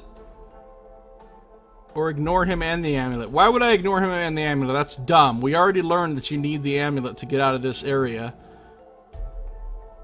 Let's kill him. Fuck it. Fuck it. Killing this helpless motherfucker.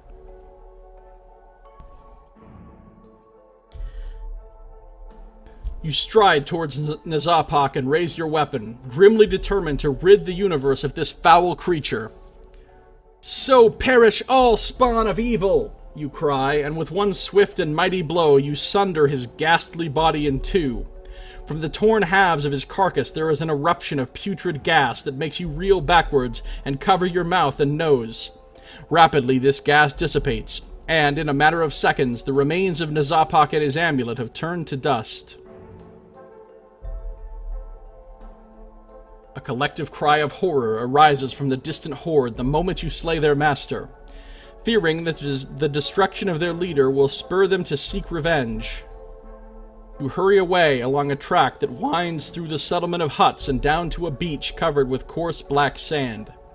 Here a ramshackle jetty, constructed from wood and bone, protrudes from the lee of a sand dune and out into the sluggish gray sea. Fringing the beach is a dense jungle from where there suddenly arises a cacophony of hellish cries, echoing those of the Chaos Horde. You glimpse shadows moving in the undergrowth, and when you stop momentarily to take a longer look, Several arrows come shooting out of the trees. They arc towards you and explode when they hit the sand close by.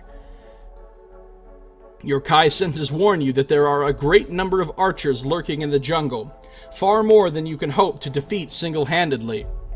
Anxious to escape while you are still able, you hurry down the beach to the jetty where you discover a sea-going canoe. Without daring to look back, you leap into this canoe, cast off its mooring rope, and paddle as fast as you can away from the shore. 'Cause me and boats always lead to good things happening.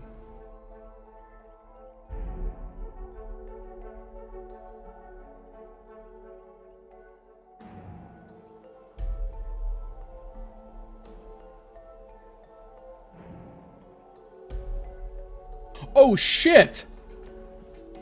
This is a very, very long instant death. did not see this coming. Once you feel sure that you are beyond arrow range, you attempt to follow the coastline in the hope of finding a safer place to put ashore. But a mist sweeps in across the water and engulfs your tiny craft before you can change course. This mist thickens rapidly to become a dense sea fog, the like of which you have never experienced. Despite your advanced Kai skills, you are unable to see through it, and you quickly lose all sense of time and direction. After what seems like many hours, you eventually catch sight of a dark shape low in the water, which at first appears to be a distant island. You paddle towards it, but as you draw closer, your senses suddenly scream a warning that you are heading into deadly danger. Instantly, you reverse your stroke to change course, but it is already too late. Two slits open in the dark shape, and a ghostly light washes over the fog-wreathed ocean. You feel the canoe lurch violently as it is hit by a powerful undercurrent, and in the next terrifying instant, you are sucked into the maw of a titanic sea creature and swallowed whole. Tragically, your life and your quest for the Moonstone come to a watery end here. If only you had the silver bow of Duodon. I can't believe I just got killed.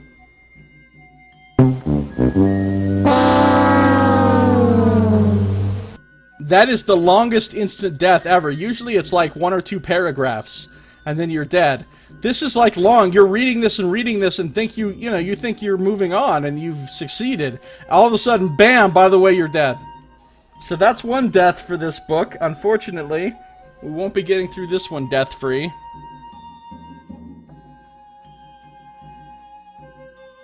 Alright, I'm not gonna kill... I'll bet if you ignore the amulet, you probably lose also. Alright, we'll take the glowing amulet with hangs from his mouth. Yeah, right, Noxmoo? It makes a lot of choices for you there. And then all of a sudden you're dead. You hook a link of the chain upon the tip of your weapon and wrench the amulet free from Nazapak's frozen lip. The amulet ceases to glow the moment it is cut free, and you sense that it is now safe to touch. When you pick it up, you notice that on the facing side is engraved Nazapak's name, and on the reverse side you discover a runic number. That's pretty cool looking. That's some pretty dope bling. Silver bow solves so many problems, and it goes great with my silver helm that gives +2 CLs. I don't even know where you're supposed to get the silver helm. I've never found or seen the silver helm anywhere. But that's another thing I missed out on. Record this Nazapak amulet on your action chart as a special item, which you keep in your pocket. The runic number on the reverse side is a 6. Make note of this number in the margin of your action chart for future reference. Alright. Special item. It's time to get rid of some shit.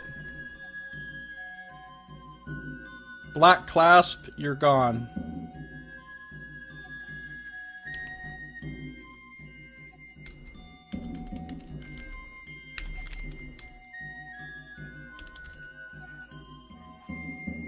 The number is 6.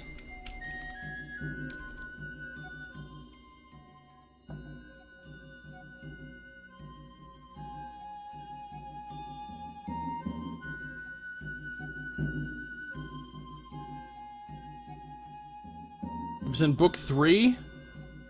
Really? In the Caverns of Cult? You get the key for it from the crystal worm, then you go down the opposite path than the one you did. Well, that sucks. That just sucks. That's not even fair. Hacked. Rigged.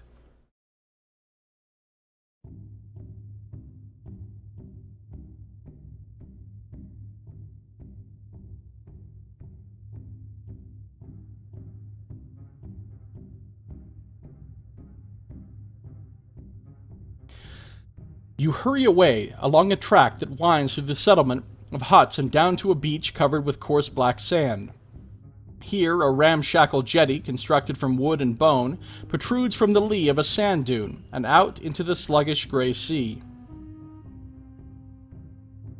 Fringing the beach is dense jungle from where there suddenly arises a cacophony of hellish cries. You glimpse shadows moving in the undergrowth, and when you stop momentarily to take a longer look, several arrows come shooting out of the trees. They arc towards you and explode when they hit the sand close by. Your Kai senses warn you that there are a great number of archers lurking in the jungle, far more than you can hope to defeat single-handedly. Anxious to escape while you are still able, you hurry down the beach to the jetty where you discover a sea-going canoe. Without daring to look back, you leap into this canoe, cast off its mooring rope, and paddle as fast as you can away from the shore. So far this is exactly like the other thing, that the other passage I went to. Looks like a dog tag. Nazpak was Naar's literal pet. If you had to imagine something resting on Naar's lap, it would probably look something like that tentacle booger. Yeah, maybe so. That's the kind of weird pets that the god of evil likes to have, I guess. Once you feel sure that you are beyond arrow range, you attempt to follow the coastline in the hope of finding a safer place to put ashore. But a mist sweeps in across the water and engulfs your tiny craft before you can change course. This mist thickens rapidly to become a dense sea fog, the like of which you have never experienced. Despite your advanced Kai skills, you are unable to see through it, and quickly you lose all sense of time and direction. See, so the exact same thing happened. This is kind of bullshit that the other one kills you. Because you went the exact same thing, you got in the boat, you got in the fog. It's just completely arbitrary that the other one had you die, and this one had you live, based on, like, nothing. That, you know what I'm saying? Like, you didn't make a choice that led you to a different outcome. You did the exact same thing, and the outcome just happened to be different. That's kind of weird. After what seems like many hours, you eventually catch sight of a dark shape, low in the water, which at first appears to be a distant island. You paddle towards it, but as you draw closer, you sense that all is not what it seems. Then you feel a warm glow radiating from the pocket of your... Wait a minute. Hold on. Wait. Are you saying that if you did this one, you kill him... It is different. Okay, I get it now. I get it. Now I know why you failed. Okay, check this out. When you kill Nazapak here, his amulet turns to dust. So killing him ruins the amulet, and you need the amulet in order to succeed. So that's why this choice gets you killed. Okay, it makes sense now. It makes sense now.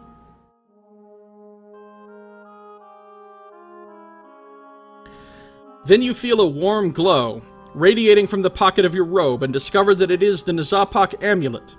Carefully, you remove it, and, guided purely by instinct, you hold this glowing disc of iron above your head. In the distance, you can hear the sound of rushing water, which is followed by an incredible sight. The island is sinking slowly into the sea. In less than a minute, it has completely disappeared without trace. The amulet no longer glows, and so you slip it back into your pocket before continuing your eerie voyage across this uncharted ocean.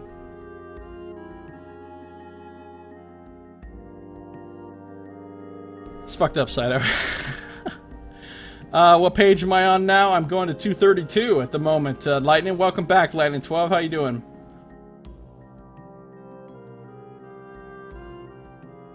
Gradually, the sea mist clears, and you catch sight of land on the horizon.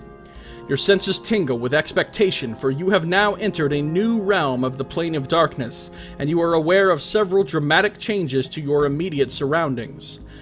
The sluggish gray sea has become a muddy brown sludge that clings to your paddle like marsh slime. Every time you break the crusty surface, a cloud of tiny black insects erupts from the slime and soars into the warm, fetid air. The sky above is no longer green. It is a bilious yellow, and it is streaked with high clouds that flash intermittently with sheet lightning. Noxmoo says, if you'd like to go back to see what happens if you kill Nazpak after taking the amulet, turn to page 311. I'm curious, what is your latency, Noxmoo? Some of your comments seem really delayed. Both of you seem pretty equally delayed to me, but I haven't paid that close of attention to, like, relative delayedness. Delayedness? That's a word. Despite the glue-like consistency of the ocean, you detect a strong tidal undertow. Rather than fight it, you decide to cease paddling and allow it to carry you towards the distant shore. While you wait for the current to do its work, you retrieve the Tome of Darkness from your backpack and turn through its pages, in the hope of learning some of the secrets of this new, foul-smelling realm. The page that revealed to you information about Nazapak's realm is now blank, but the one following it has changed in both color and texture. Lines of spidery writing have appeared on a page that now looks and feels like cured animal hide. Once again, using your Magna Chi discipline of pathsmanship, you are able to decipher much of this arcane text.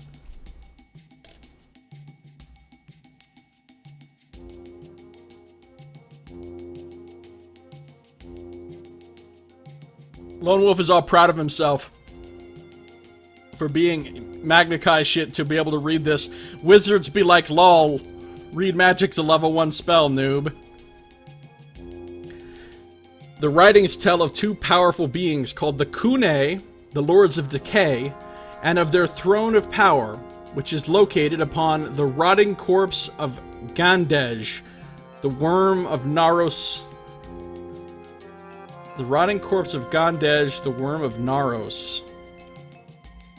You scan the page, passing over a long list of vile deeds that have earned the Kune the right to rule their ignoble realm, until you come to the part which details the secret names which can bind them. The names are Jantur and Runadan. Well, okay, I know I need to remember those this time. Jantur and Runadan.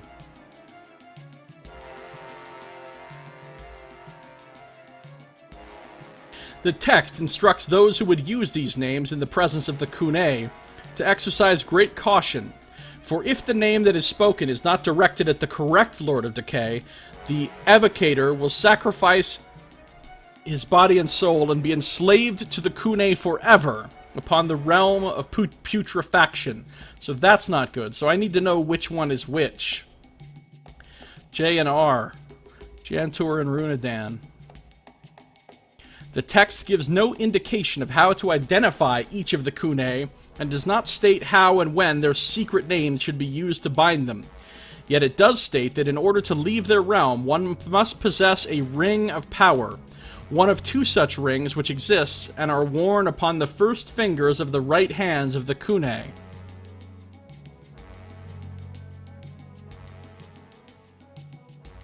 Yeah, this does kind of feel like that part in Dragon Age Origins, Saito. You close the tome and stow it in your backpack. Time has passed rapidly while you have been consulting the book, and your canoe is now but a few hundred yards from the shore. Directly ahead, you can see the estuary of a river, and away to your left, you note a stony beach which gently ascends to a forest of gray-green trees. Paddle the canoe into the estuary, or beach your craft on the stony shore and explore the forest beyond. Well, obviously we need to go to the left. Always gotta go left. And explore. And get away from a boat, which is never a good thing. Hopefully they both have hello name tags as well. Yeah, that'll make things a lot easier. No, but these are their secret names, though. The other guy's name tag was just his, you know, like, public, all the time name. So his name tag didn't have his secret name on it. Alright, explore the forest. Let's go. The canoe grounds on a submerged boulder, a few dozen yards from the beach. forcing you to abandon the craft and wade ashore. You soon discover that the stones littering this beach are slick with an oily residue. Your natural agility overcomes this obstacle, but the slippery surface makes it difficult for you to reach the cover of the distant tree line as swiftly as you would like. As you draw near to the perimeter of trees, you pause for a moment to scan the dark jungle undergrowth. Long streamers of moss-encrusted vines hang from the trees, draping themselves limply over every rock and bough. And a tangled mass of interwoven creepers and low-spreading branches forms a blanket canopy, which keeps much of the forest floor in semi-darkness. Check on the backside of the hello name text. Good call, good call.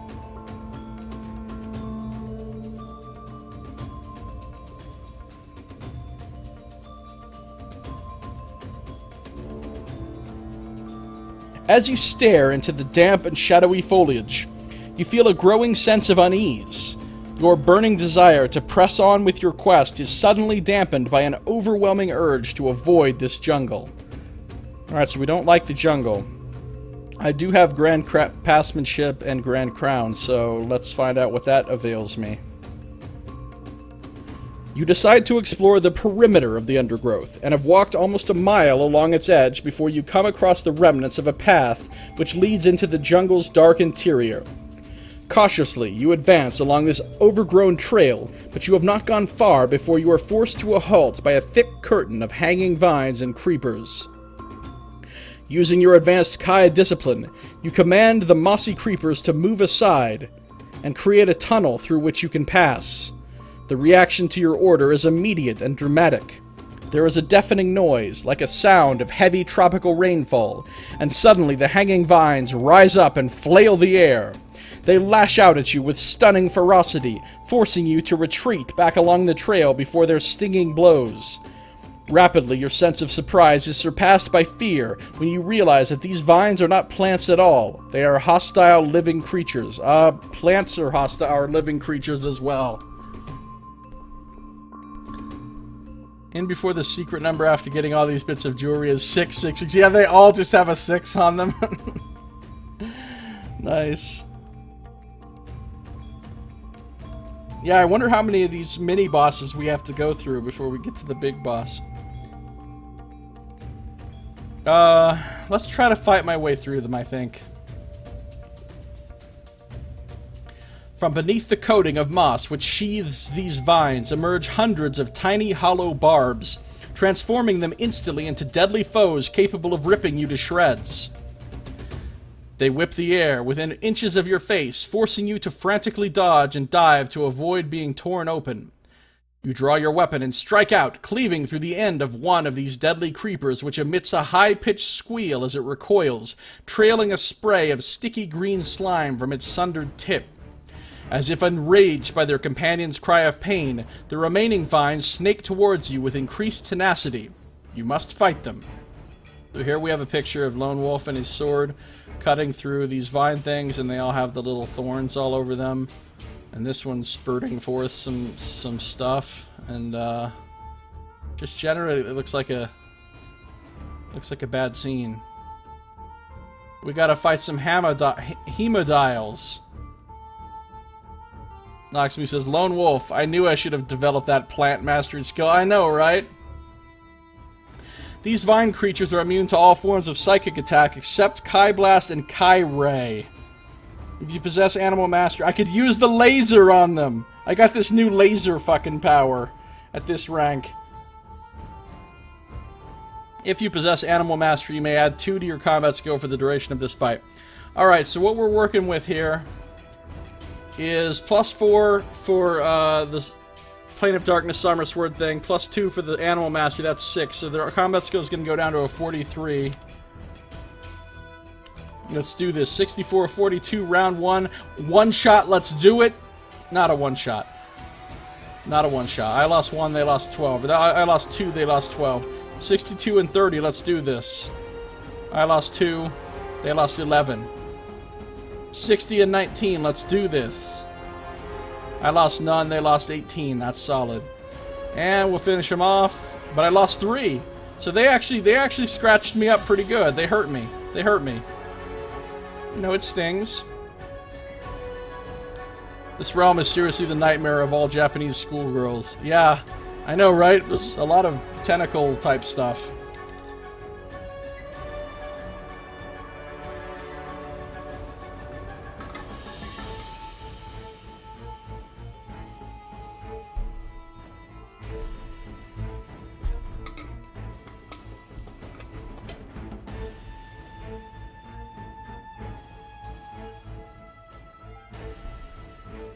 Okay, I win the combat. Yay! 58. The few remaining vines that survive your deadly blows rapidly disappear into the canopy of branches, and within seconds of your victory, the jungle becomes deathly silent once more. You wipe your weapon against the trunk of a tree to remove the worst of the foul-smelling ichor, and then you move back along the trail towards the beach. However, when you reach the edge of the trees, you see a patrol of scaly-winged reptiles swooping and gliding along the rocky shoreline. They have discovered the remains of the canoe, and are now searching the beach for signs of survivors. Rather than risk being spotted by these vicious-looking creatures, you stay hidden beneath the jungle canopy and return once more along the trail. At the place where you had previously been halted by the curtain of blood-sucking vines, you now discover the way ahead is open, and you press on until you come to the edge of a large clearing. This expanse of level ground is devoid of foliage, yet it is littered with strange fruits that resemble gigantic gray pineapples. Beyond these curious fruits, you can see the ruins of a settlement partially overgrown with moss. Warily, you make your way around the fruits, and across the clearing, towards a statue which is crouching amongst the ruins. It is constructed of a smooth, lustrous black mineral, and is fashioned in the likeness of some evil beast of prey. It reminds you of a hyena, but one with a massive lower jaw set with a pair of saber-toothed fangs. Between its forelegs is a flight of rubble-strewn steps leading down to an open door. You detect waves of power emanating from somewhere beyond this darkened doorway, but you are unable to determine just how deep below the ground the source of this energy is located. Saito says, "Congratulations, Lone Wolf, you defeated your most deadly foe yet, a forest of evil spaghetti." Yes! Evil spaghetti going down.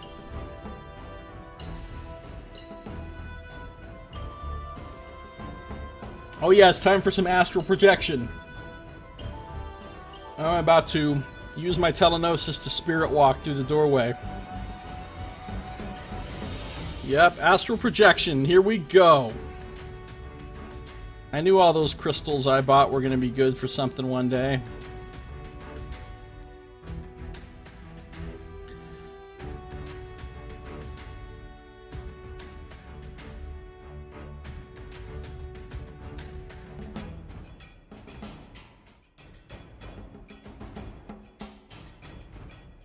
You crouch down among some mossy boulders directly opposite the stairwell to the open entrance. Then, using your grand mastery, you let yourself slip into the trance state that will allow your conscious mind to leave your corporeal body. You continue to see your surroundings as they would appear to your physical eyes, but now you are able to transport yourself freely through the air like a bird. You glide towards the statue and swoop down through the open portal, pausing momentarily to scan the surrounding arch for hidden traps. Detecting none, you continue deeper into the darkness of this alien edifice. A wide stone ramp sends to a sealed portal, which is engraved with runes. You cannot immediately decipher them, but you sense that they are evil in design, and possess some destructive power locked within their jagged forms. Then, the sound of a growl, above and far away, makes you suddenly fearful for the safety of your physical body. And so you leave the portal and ascend rapidly to the surface where you rejoin your dormant form. Unless you've attained the Kai rank of Sunlord or higher, you lose 2 endurance points due to the haste with which you have returned to your body. But I have, so that doesn't happen to me.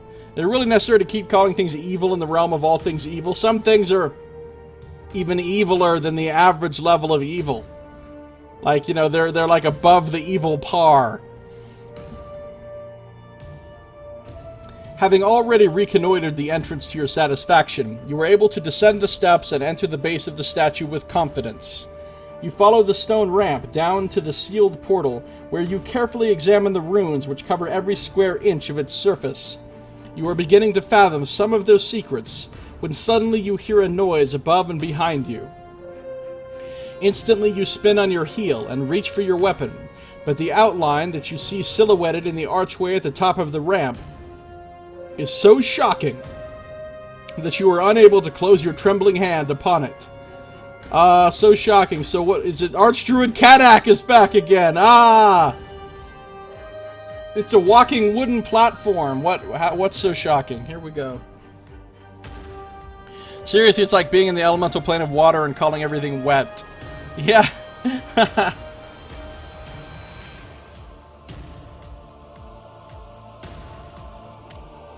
Framed in the archway is a snarling, saber-toothed beast with eyes that radiate darkness, like two dull, satanic orbs. It is hyena-like, and its hunched shoulders and straggly mane lend it an uncanny resemblance to the statue which sits atop this subterranean vault.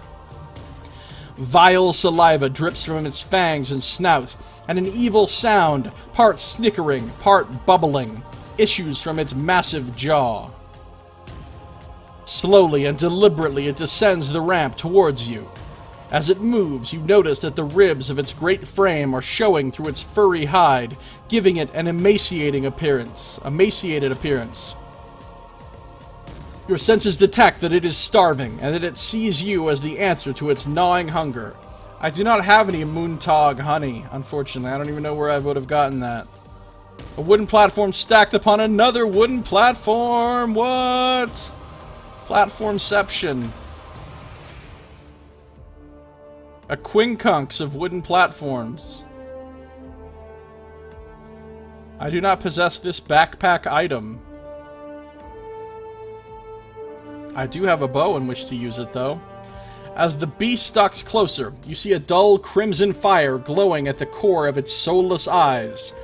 It tenses its sinewy muscles, and a dozen steely claws extend like flick knives from its forepaws. It is preparing to attack.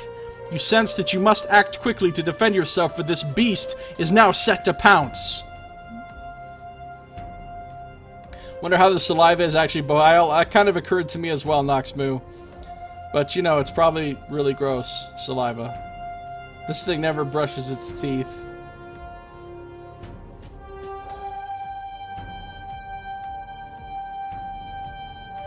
Using the bow. Maybe I can do some sort of awesome one-shotting with the bow jive. Watch, I'm not going to roll quite enough, and Saito's going to be like, you would have made that shot if you had the silver bow of Duodon, her. Lone Wolf reaches Naar, the terrible truth is revealed. Lone Wolf was the wooden platform the entire time!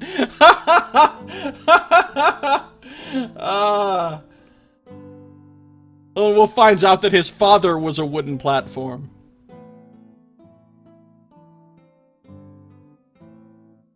Swiftly, you draw an arrow to your bow and take aim at the beast's snout. The creature narrows its evil eyes and begins to sway from side to side. It is as if it senses the danger that your missile poses, and is trying to reduce its chances of being struck, but it would be even more scared if you had the silver bow of Duodon. Alright, I'll pick a random number and I add 5. Here we go. Son of a mother... And the funny thing is, literally right now, exactly to the number, if I had the silver bow of Duodon, I would exactly have made the 8 or higher. And because I don't have it, I only got a 5. So you can say it, Saito. You can say it, because in this case, it was literally true to the exact number. If I would have had the silver bow, I would have made this shit. With a 0. I always roll a 0 when it's like you already have a plus big bonus and you have to roll super low to make it. And then I roll a 0. Silver bow, Son of a bitch. Oh, I just failed the archery contest all over again, guys.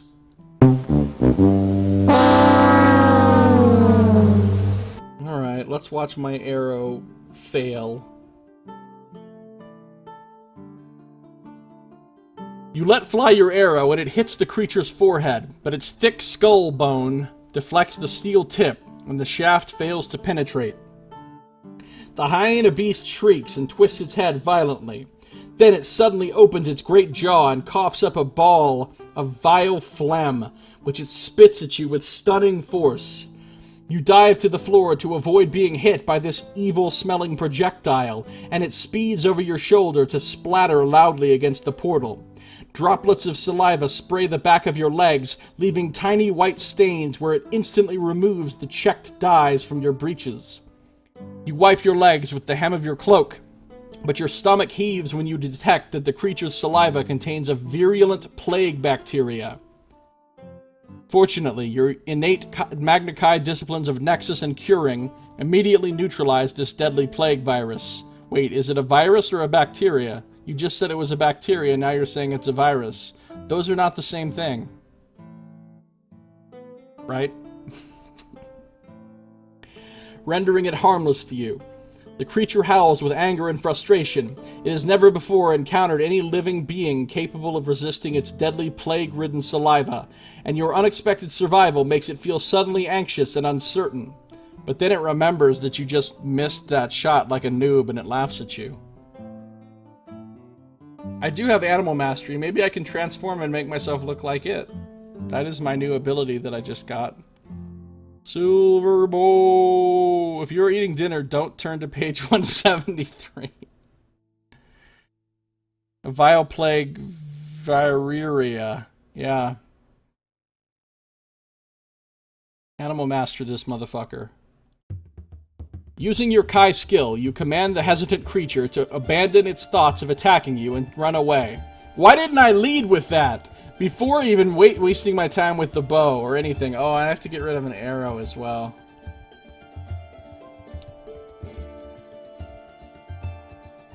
The beast's evil eyes, there we go again. They're evil. Widen with uncertainty, and then, in a moment of sheer terror, its nerve breaks and it scrambles back up the ramp. You watch it disappear through the archway before you turn your attention to the portal and examine its surface in an attempt to find a way to open it. Using your advanced Kai skills, you are able to decipher enough of the runic text to discover the secret code which keeps it secure. Confidently, you press a section of the surface and it moves inwards with an audible clunk. Moments later, the portal creaks open and you hurry through before it slams shut with a resounding boom. Is it just me, or does this part right here sound like Joe couldn't bother to think of a puzzle right here? Like, I should put a puzzle here, but I can't really think of one. Let's just say blah blah blah uses his Kai skills to solve the puzzle. We've had enough puzzles. This is book 20. Fuck it. We're not having another damn puzzle. Just use your Kai skills. You get through it.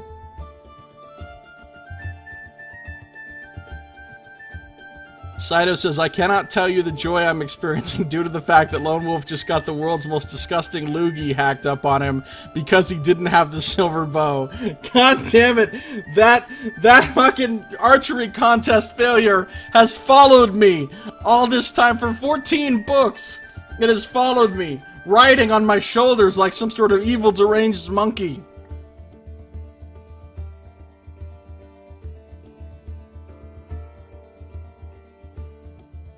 Meanwhile, somewhere, that fucking asshole Alton is happily shooting perfect bullseyes with his silver bow, laughing.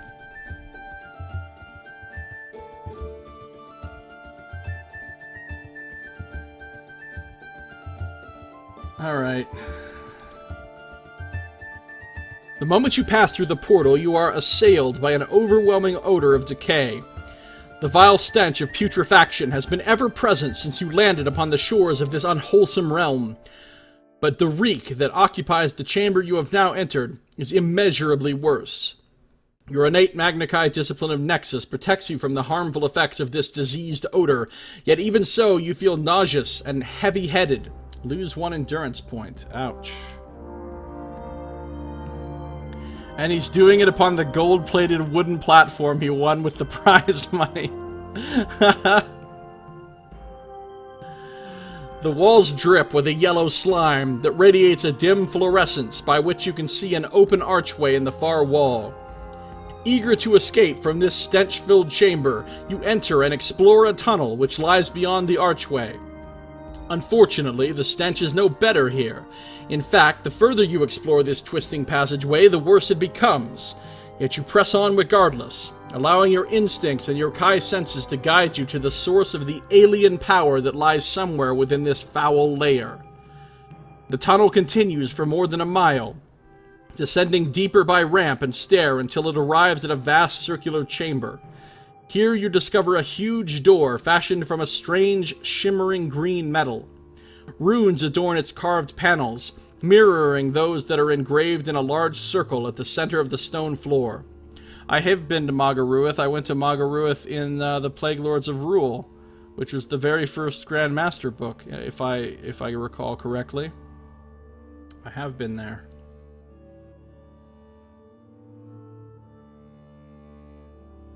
This circular hall is chillingly familiar, although you are sure that you have never been here before. Then a cold shiver runs down your spine when suddenly you recall where it was that you saw a chamber and runes uncannily similar to these. It was in Magaruith, in the antechamber to Archdruid Kadak's throne hall. Oh god, Kadak's coming back.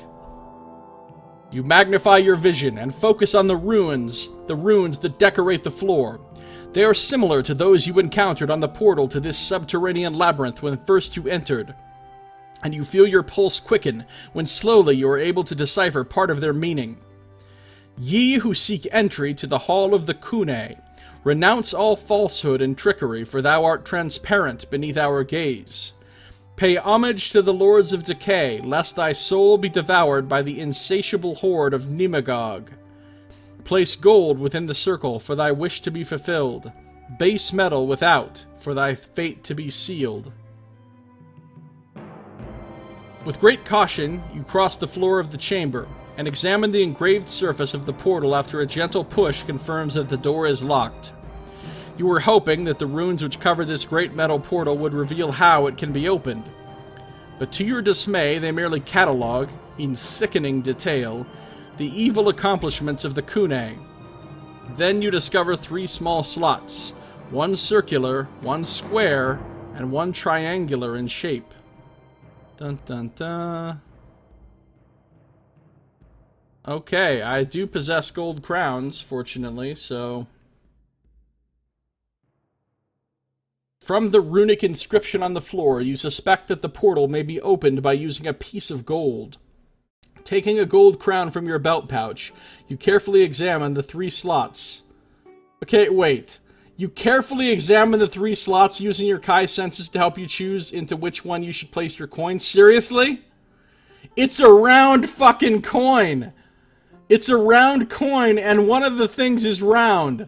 And it said to place the gold within the circle. What am I carefully examining? What the fuck? How am I piecing this together using some fucking Sherlock Holmes deduction here? It goes in the circle. It's a circle. It goes in the circle. And just in case you didn't know that the circle goes in a circle, the runes even told you to put it in a circle. Like, no, I'm gonna put it in the square slot. Unless this is just what they want you to believe. Unfortunately, your senses can only detect the powerful magical energy that is present in the core of this portal. Yeah, alright, I'm gonna put the gold coin into the circular slot, like I know what I'm doing. Watch this be wrong, and I'm gonna be really embarrassed. You press the gold crown into the circular slot, and hear it fall into a hollow near the base of the door. Then there is a sudden crackle of electrical power, and, with a grating squeal, the great portal slowly swings open. We should check for illusions that the circle is really a polygon. Turn to page 223. Yeah. Erase a gold crown from your action. Yeah, no problem. That was the hardest puzzle of all time. Not really. The portal opens into a vaulted corridor, lined with wall paintings that exude a crude aura of evil. Of course they do. This procession of gaudy murals depict nightmarish scenes of evil, diseased creatures of evil, Alien landscapes blighted with pestilence and evil. Hosts of larvae. Are they evil larvae? I think Dr. Evil would love this place. Writhing in awful triumph over the goodly forces of Kai and Ashir. This macabre celebration, is it an evil celebration? Of decay fills you with revulsion, yet it pales in comparison to the sight awaiting you at the corridor's end. So basically Naar's minions are betting on the fact that no one with anything above an infant's problem-solving skills ever reaches their domain. Right? Beyond the corridor lies a vast chamber, rough-hewn from the bedrock of this rotting land. The decomposing carcass of a gigantic reptile rests here upon a floor which shimmers in the eerie yellow half-light. Bile rises in your throat when suddenly you realize why the floor is shimmering. It is carpeted with a seething sea of maggots. Gagging with fear and nausea, you snatch your cloak to your mouth and steady yourself against a pillar as you survey this ghastly hall. Mounted upon the broken back of the great reptilian carcass are two throne-like chairs carved from black wood. Between and below them, lying deep within the creature's exposed ribcage, is a dark semicircular shadow that resembles the entrance to a cave. Drawing upon your Magna Chi discipline of divination, you scan the hall and quickly determine that all is not what it seems. You detect the presence of three powerful entities protected by spells of illusion and invisibility. You feel sure that two of them are the Kunai, the rulers of this hellish domain, but the third eludes you. Its aura feels oddly familiar, yet you cannot readily determine its location or identity. Oh my god, it is going to be Archdruid Kadak. It is going to be Archdruid Kadak. If you ever visited Magaruith Cog or Helgor, I visited all of those places, and those are all the places where you ran into fucking Archdruid Kadak. Are you shitting me? This guy is back again?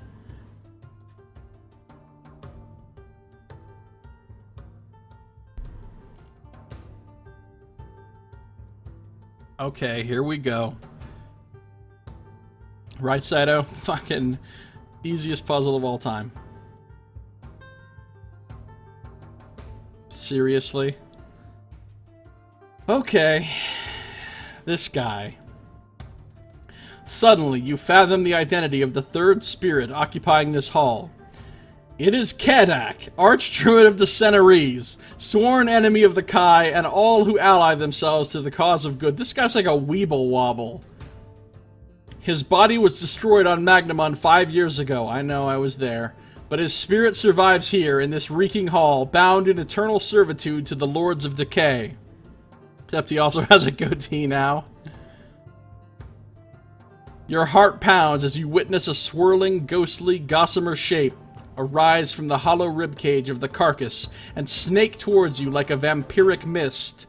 As it draws closer, you hear the chilling voice of Kadak invade your mind. From beyond death, the powers of decay grant me revenge, lone wolf. Yeah. Well, I have Kai's screen at least. The swirling spirit of Kadak condenses and shapes itself into a column of flickering light. It now resembles a large candle flame, but one that radiates an icy coldness. Within this chill flame, you see Kadak's evil eyes glowing hypnotically. You draw on your psychic defenses to shield yourself from an imminent attack, and moments later you feel pulses of energy bombarding the wall that you have erected around your mind. You sense that your speedy and successful defense has greatly weakened your old enemy. You are about to turn the tables by launching a counterattack when suddenly you hear something quite unexpected. Spare me and forgive me, lone wolf, pleads Kadak's plaintive voice in your mind. I renounce my evil past. Forgive me so that death may free my soul from the slavery of evil. Grant me this salvation and I shall help you to escape from the realm of the Kunai. Are his glorious 80s-born flowing locks still intact, though? Yeah, does he still have fucking David Bowie hair? Is the real question. The host of maggots which carpet the floor of this foul hall suddenly recede like an ebb tide. As they retreat, a glowing ring is revealed lying on the slime-smeared ground. Take the ring, Lone Wolf. Take the ring and grant me your forgiveness. With the ring, the way is clear for you to leave this hall through the tunnel of the worm. I don't trust this at all. Beyond the flame-like spirit of Kadak, you can see the rotting ribcage of the carcass. The semicircular shadow that occupies it is now pulsing with a warm amber light. No, I'm not going to forgive the spirit of Kadak and pick up the ring. I don't trust this at all. Something is not right here. You were wise not to trust Kadak's repentant plea for forgiveness. It is a trick. Well, that's very straightforward. Sensing that you have seen through the charade, his spirit entity becomes enraged. It howls a curse, and the ring instantly transforms into a huge, scaly worm. This creature has no eyes, but it does possess a large mouth packed with razor-sharp fangs, which it snaps repeatedly, like an angry dog. You draw and raise your weapon, and, in the space of a heartbeat, you deal the worm a mighty blow which splits it open from mouth to tail. Kadak's spirit emits a hideous scream, as if the destruction of the worm has wounded him deeply. Rapidly, his spirit form fades until all that is left is an echo of his plaintive cry of pain and frustration. Kadak should be so used to getting beat by me by this point. Invigorated by your victory, you turn your attention now to the huge carcass that dominates this hall. You are determined to find a way out of this stinking chamber, and you feel sure the answer lies somewhere here. You are advancing towards these huge, rotting remains when a new and sinister threat to your life suddenly materializes. Mini cliffhanger! Dun dun dun. A scaly worm with voluminous flowing locks. His hair has so much body and shine and bounce.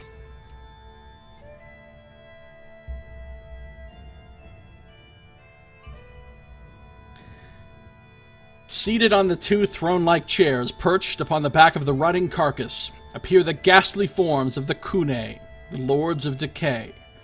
They are a hideous sight, and your stomach churns with revulsion as you struggle to comprehend their abominable manifestation.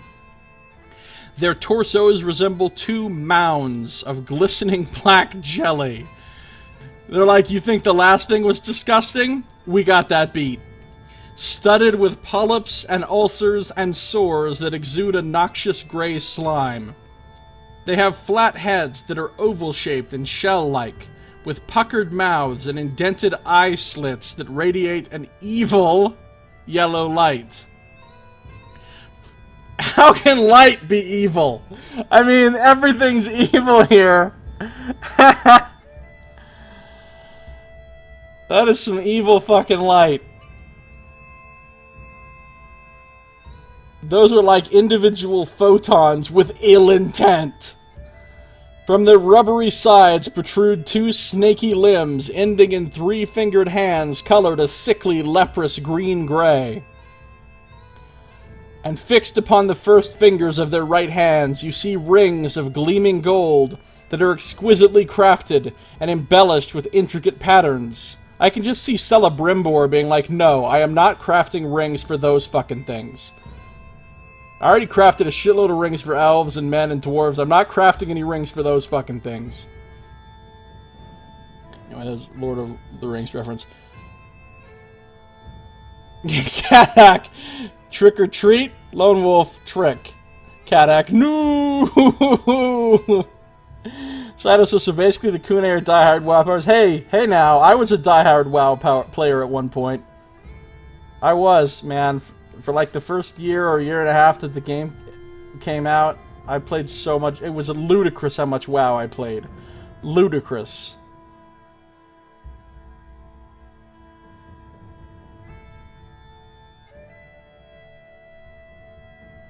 And fixed upon the first fingers of their right hands, you see rings of gleaming gold that are exquisitely crafted and embellished with intricate patterns. These rings are exceptionally beautiful and seem glaringly out of place upon the fingers of these grotesque beings. As you stare at the rings, you recall the text of the Tome of Darkness and its instruction that if you are to leave this rotting domain, you must first obtain a ring from the Kune. Your Kai's sixth sense confirms that these are the rings, and the tunnel-like opening in the body of the carcass is the exit from this realm of putrefaction. Your senses also reveal that the Kune are communicating with each other telepathically. Their eyes glow with increasing intensity. Is it evil intensity? And you fear that they are getting ready to launch a magical assault against you. Good thing you got out when you did then, before you started exuding gray slime. Good call, good call. Assimilance and Sunprints, I do have that. I have the Somber Sword. I don't know what Skarn Ska is. That sounds cool.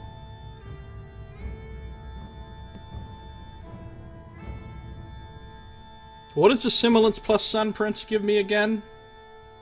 Oh, it lets me create an illusory copy of myself. That sounds fun. Let's do that. Let's use that. That's my new ability.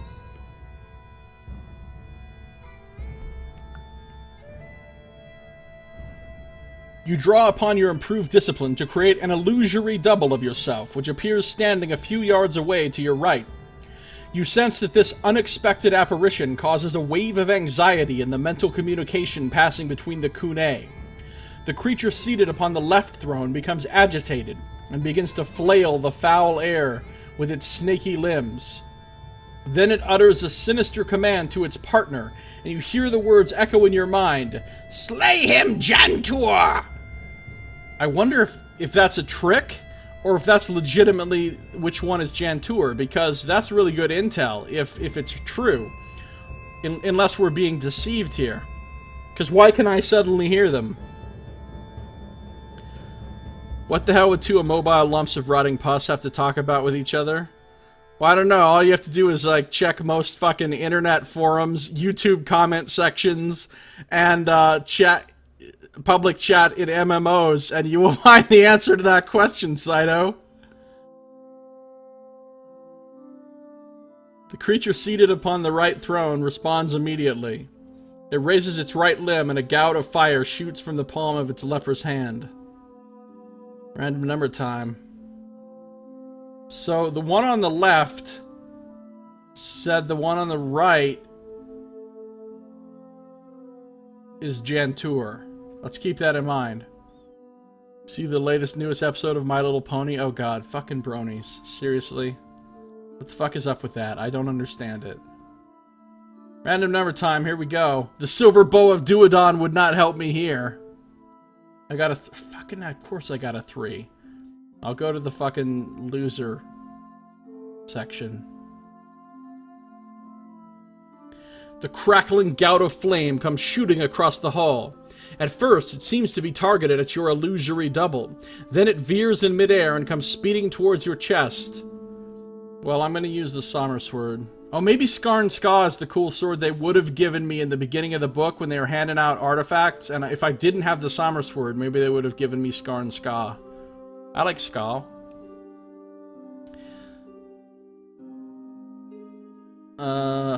Yeah, let's use the Somber Sword here. You hit out at the onrushing column of fire, and it connects with the flat of your magical blade. There is a terrific flash of blinding golden light, and you feel an electrifying jolt that sets every nerve in your body jangling. You follow through with your blow and send the Kune flame rebounding from your blade to slam into the far wall, where it dissipates harmlessly across its surface. Cat-X over there like, yeah, he did this shit to me too, guys. It's bullshit, isn't it? Aware now that the Lord of Decay seated on the right-hand throne of Jantur is Jantur, you shout his secret name and immediately the creature becomes immobile. The sight of his frozen form, and the sudden cessation of mind contact, throws his brother-lord into a state of panic and confusion. In a blind rage, he utters a curse, and, to your horror, you see the maggot swarm emerge from the shadowy recesses of the hall. As the tide of larvae writhe towards you, they begin to swell grotesquely in size. Alright, getting like overwhelmed and like buried under a swarm of giant maggots would be a really bad way to die. If you are to save yourself from this monstrous horde, you must quickly use the secret name of the remaining Kunai. But there is no time to consult the Tome of Darkness. You must try to recall the name from memory. It's Runedain, obviously. I remember it. It's Runedain. 311.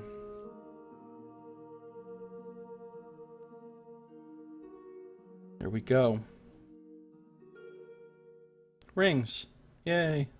Oh, maybe the two were married. That's why they both had rings. Oh, it's romantic.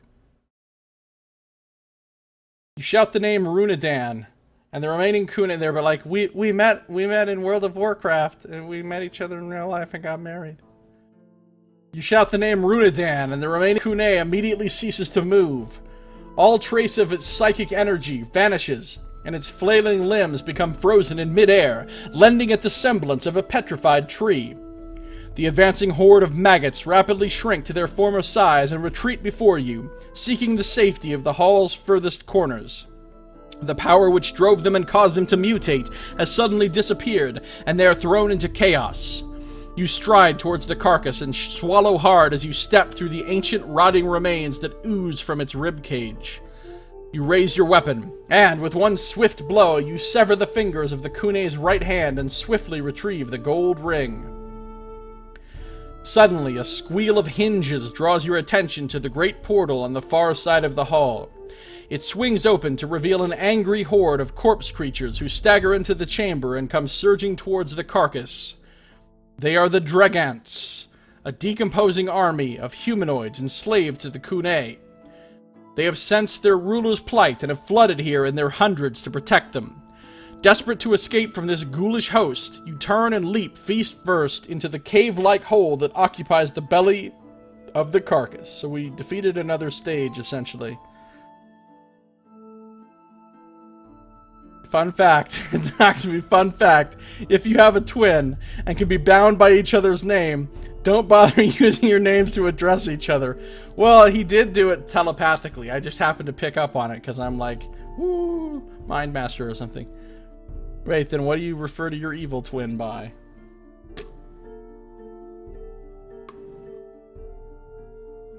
Number 2.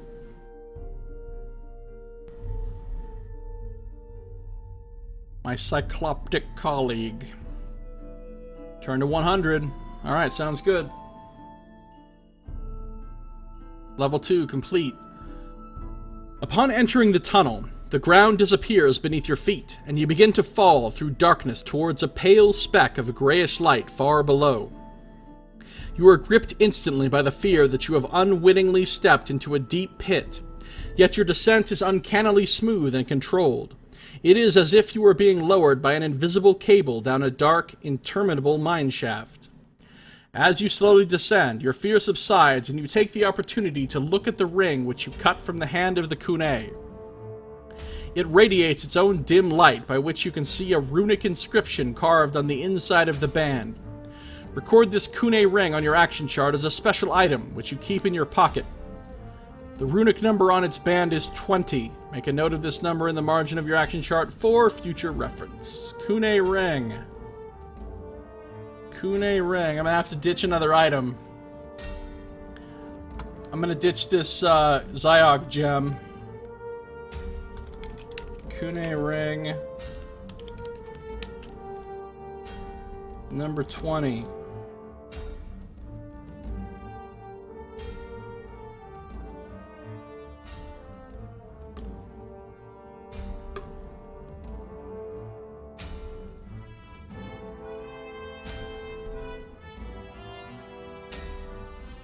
After what seems like more than an hour, you eventually reach the base of this dark shaft.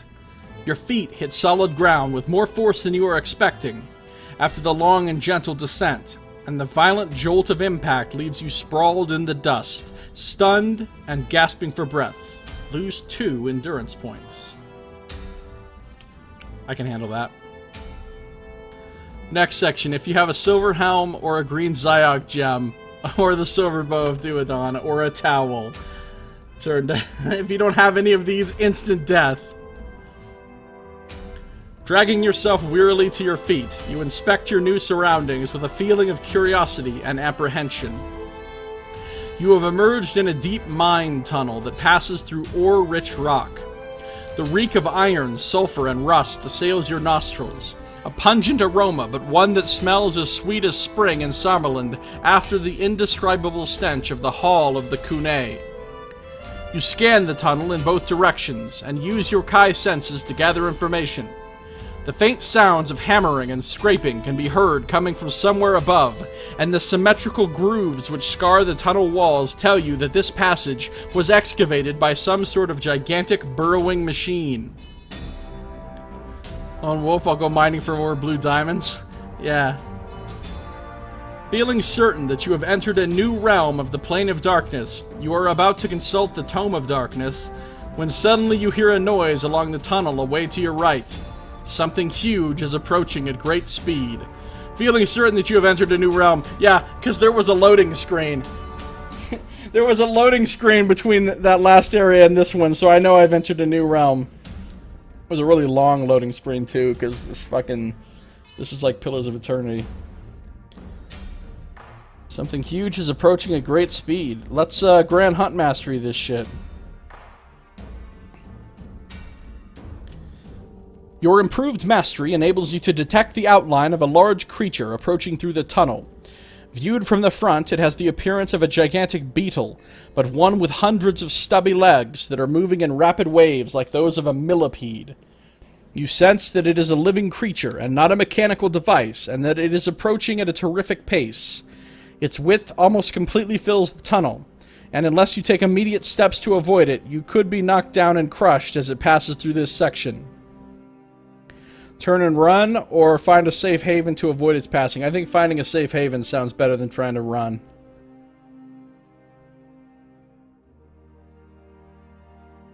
Wait, but Lone Wolf described the aroma before. You described it before, Dever. That's not indescribable. Wait, when did it say the indescribable stench? But it was described, damn it, it was described! Nice, good call. Good catch, good catch. Alright, let's find a safe haven where we can avoid the passing. You scour the tunnel walls, but detect no cracks or crevices large enough to accommodate your body. Then you notice the supporting beams which crisscross the tunnel ceiling. Crisscross will make you jump, jump. They protrude no more than a foot or two from the roof of the tunnel, but they could provide you with a way of escaping out of the path of the approaching juggernaut. I do have Kai Alchemy, actually. Yes, am I about to teleport like a mug?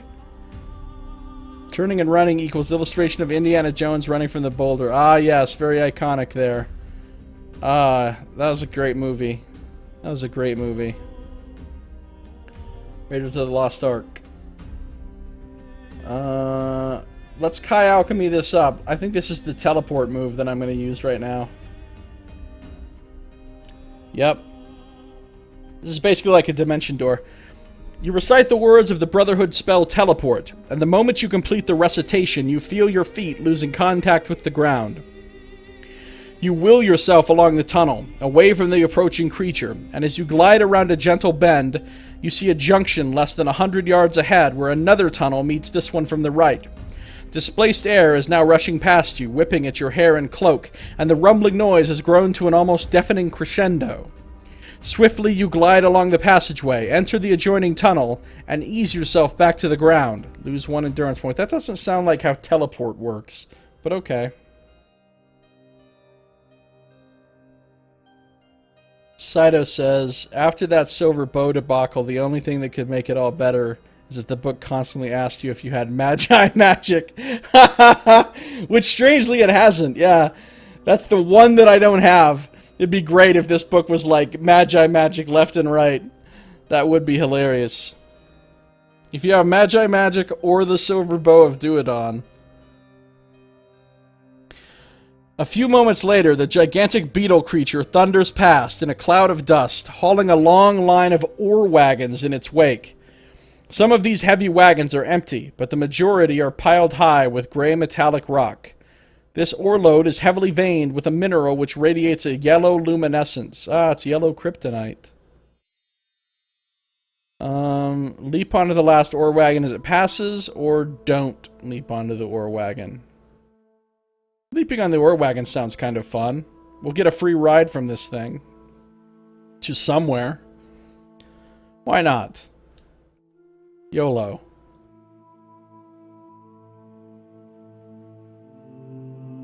You make a brave leap for the last wagon in the line and land among its cargo of glowing ore with a stunning jolt. Lose 2 endurance points. At this point, your Geiger counter starts clicking furiously.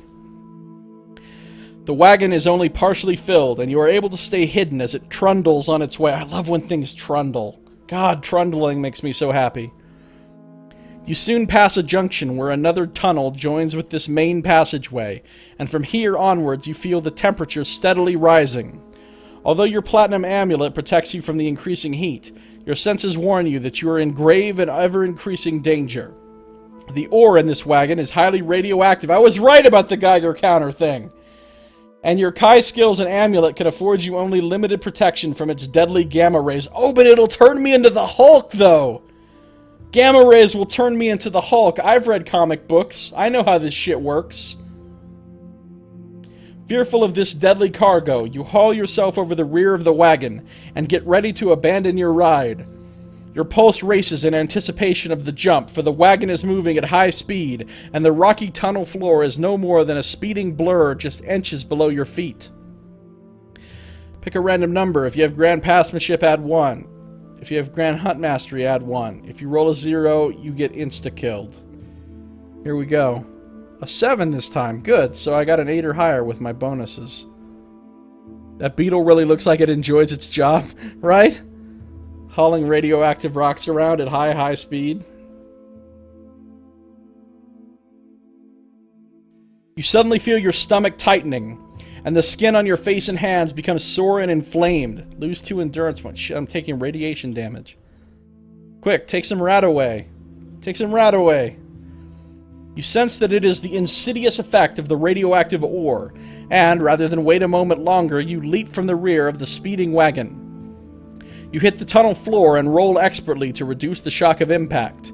Despite the high speed and hard surface, your Kai skills and natural agility help you to survive the landing without sustaining further injury. Good. Turn to 88. The crazy 88s. You pull yourself to your feet and listen to the ore train as it disappears into the distant gloom with a sound like dying thunder. Dying thunder?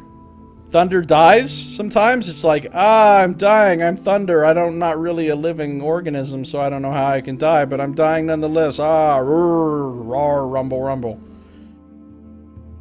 When you could no longer hear its rumble, you walk back along the tunnel to the junction where a new passageway branches off to the left.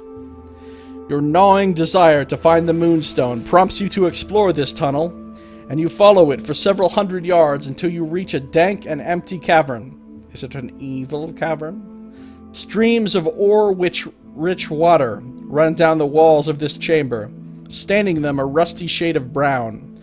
You are hungry, and you decide to stop and rest here for a while. Unless you possess the discipline of Grand Hunt Mastery, you must now eat a meal or lose 3 endurance. What the fuck am I hunting in this place?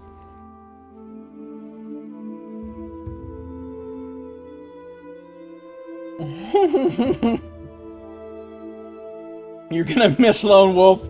It's been such a journey from when he was a young, brown-haired lost boy to a blonde, full-bodied warrior princess. Hold up. Hold up. Hold up.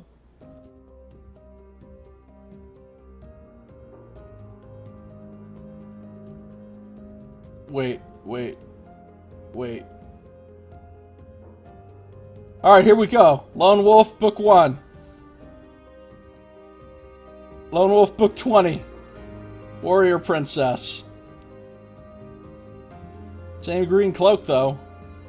That cloak is hung in there for a lot of books.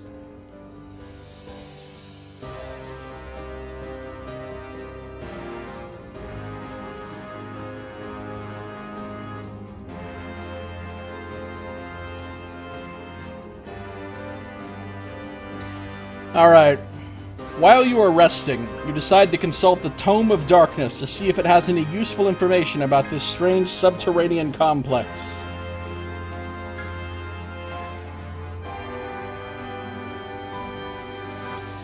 You retrieve the book from your backpack and thumb through its shiny blank pages until you discover 2 pages that have changed both in color and texture. A cluster of rust-red lettering is enclosed within the black runic borders that outline these 2 sheets of creamy parchment. Once again, using your Magna Chi discipline of pathsmanship, you study the complex text and are able to decipher much of its meaning. The words tell of Xantaz, the Lord of the Pit, whose many accompanying titles include Reaper of Gloom, Armorer of the Fell Legions, and Guardian of the Gate of Dragonflame. It says that he presides over a deep realm of rock, iron, steel, and flame, and that among the many eternal duties he has been set by Naar, his primary task is to forge weapons of power for the Dark God's champions. Xantaz has no secret name, but you are able to translate the text, which details how one can leave his domain. Xantaz sounds like a prescription medication of some kind. Ask your doctor if Xantaz is right for you. It makes for uneasy reading.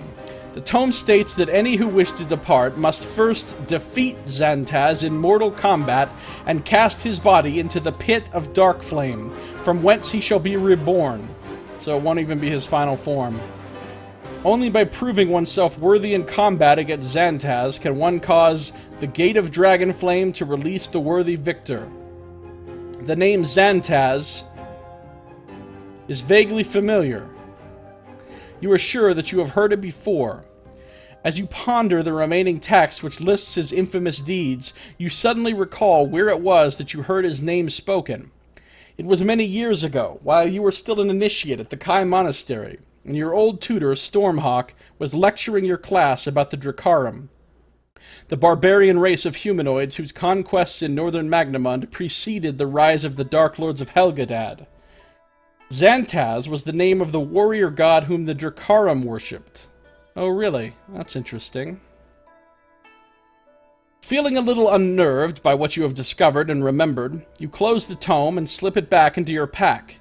You sense that the Moonstone is not to be found here in this domain of tunnels, and so you resolve to escape from here as soon as possible. But if you are to do so successfully, it seems you will first have to find and defeat Xantaz, the warrior god of the Dracarum. You get to your feet and continue along the tunnel, which leads out of the empty cavern. You follow this passageway for several hundred yards until you arrive at a junction where another tunnel crosses your path from left to right. From right to left. Cautiously, you scan the tunnel in both directions and notice that away to your right, little more than 20 yards distant, is an open archway. Although you can sense no living presence, the angle of view and the darkness of the interior prevent you from determining what lies beyond this archway. To your left, your tracking skills reveal that the tunnel leads eventually to a dead end. Investigate beyond the arch, or ignore the arch and continue exploration of the main tunnel. Well, of course I need to investigate beyond the arch, because that is what I do.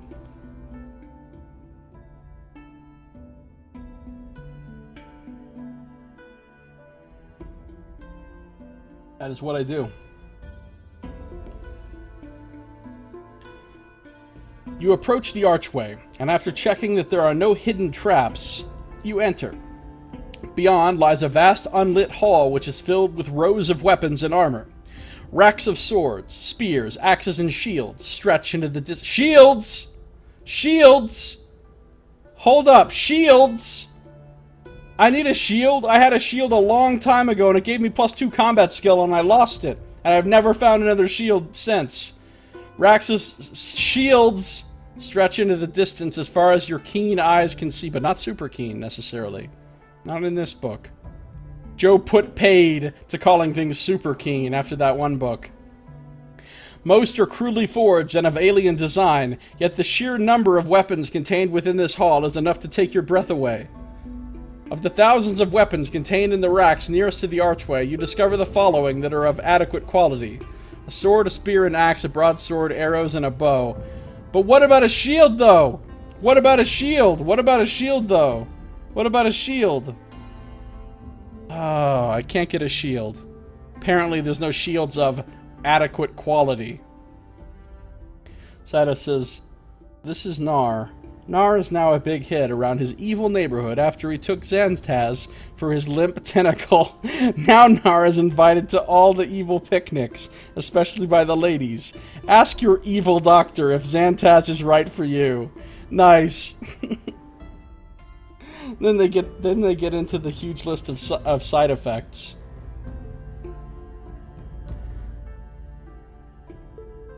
All right. Yeah, I can't take a shield, is what I'm hearing. Fine. I'll leave the armory. Angry.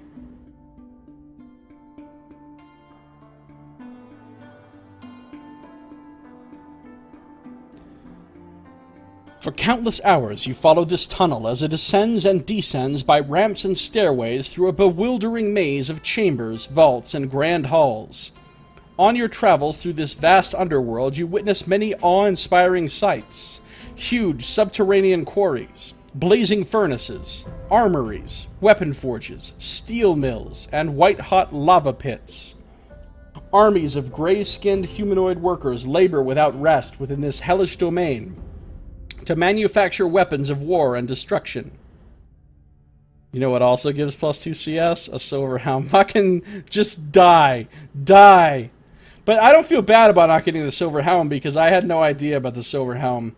I didn't fail something and didn't get... The silver bow, though, on the other hand, that just hurts. That fucking hurts.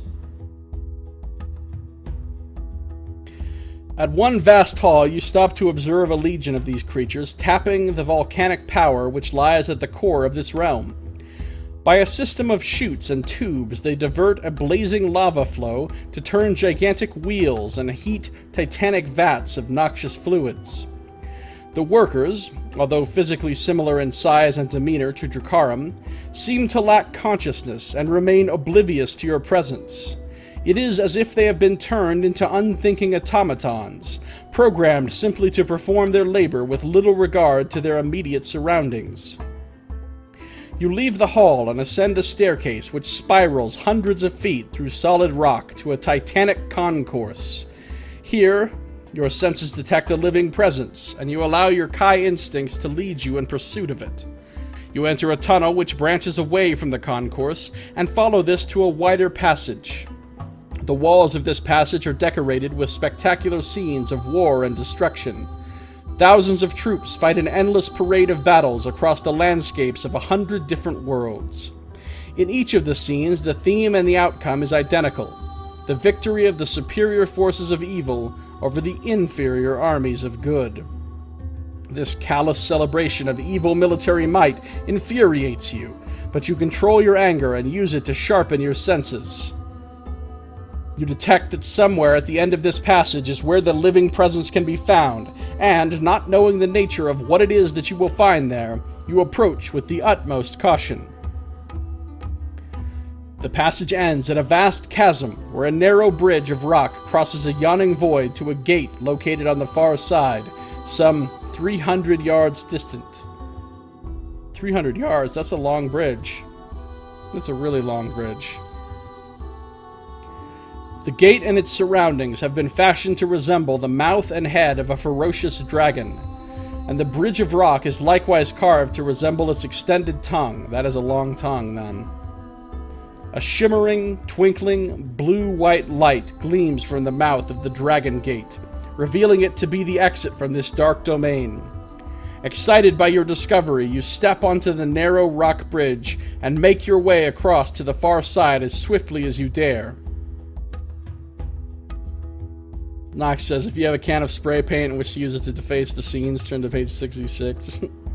Yeah, well, I do still have a bomb, Nox. I have a naphtha bomb, and I want to blow some shit up before we get out of here, but I don't think it's going to let me. I really want to blow some shit up. On either side of this stone beam, the chasm falls away into a seemingly bottomless pit. You try not to look down, for the sight makes your stomach churn uncontrollably. There's an image of the tongue bridge and the dragon head carved gate thing. You are nearing the center of the bridge when suddenly a dark and terrifying apparition manifests itself before the dragon gate. This awesome sight brings you skidding to a halt. Dun dun dun! There's a mini cliffhanger for you.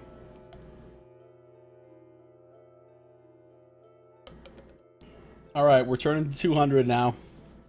Things are getting serious.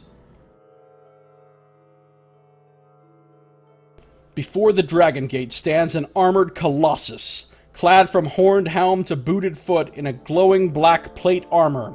This mighty warrior stands a full arm's length taller than yourself and radiates an evil so intense that you feel your skin crawling with fear and revulsion. It's evil, evil.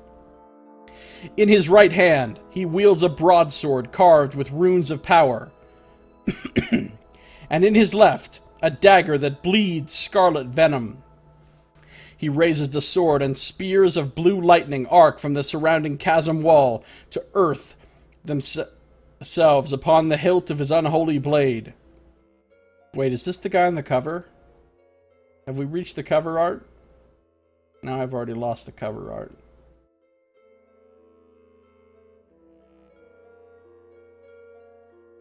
Yeah, this looks like he's on the bridge. This might be the cover art right here. Looks serious.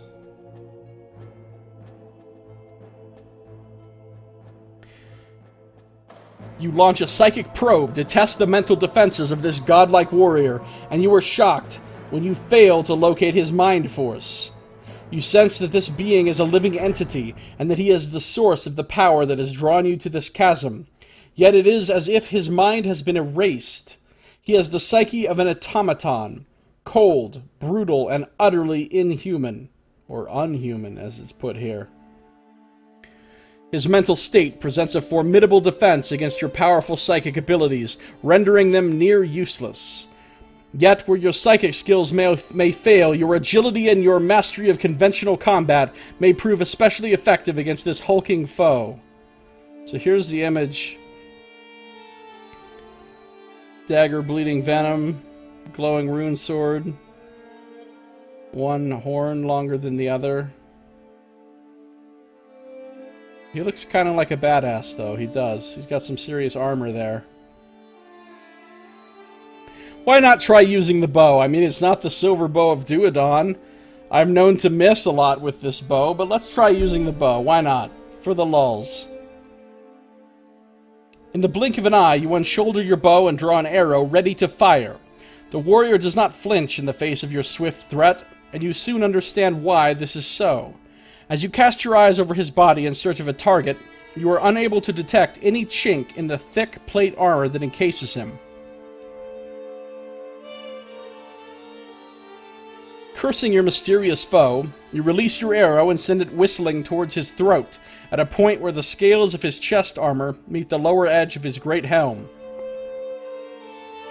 The steel-tipped missile fails to penetrate.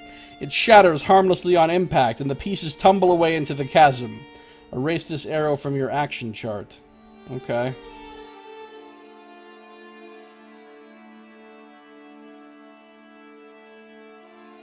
Having now tested his armor, you are in no rush to close for combat with this enemy. If at all possible, you would still prefer to use your skills to defeat him at a distance. Can I just, like, force push this dude off the bridge? Grand Nexus plus Grand Crown, I do have that. I do have Kai Alchemy. Which one do I want to use? Well, Kai Alchemy's my new shit that I just got, so we're gonna use that. You raise your right hand and utter the words of the Brotherhood spell Lightning Hand. Moments later, a bolt of crackling energy leaps from your palm and hits the towering warrior squarely in the chest. He shudders momentarily, but the power and impact of the spell prove insufficient to topple him from this narrow beam of rock, and he quickly recovers. Use the bomb to make the bridge under him go boom. See, that would be awesome. I wish I could use the bomb. That's what Mario would do to Bowser. Nice, yeah. The warrior retaliates by raising his black sword and releasing a crackling surge of electrical energy from its tip. It passes over your head and earths itself to the end of the stone beam, at the place where it joins the chasm wall. You feel a jolt beneath your feet as the beam cracks and breaks away from the wall, and, to your amazement, you watch as this solid spar of rock curls up and slowly rolls in towards you, like a snake's tongue returning to its mouth.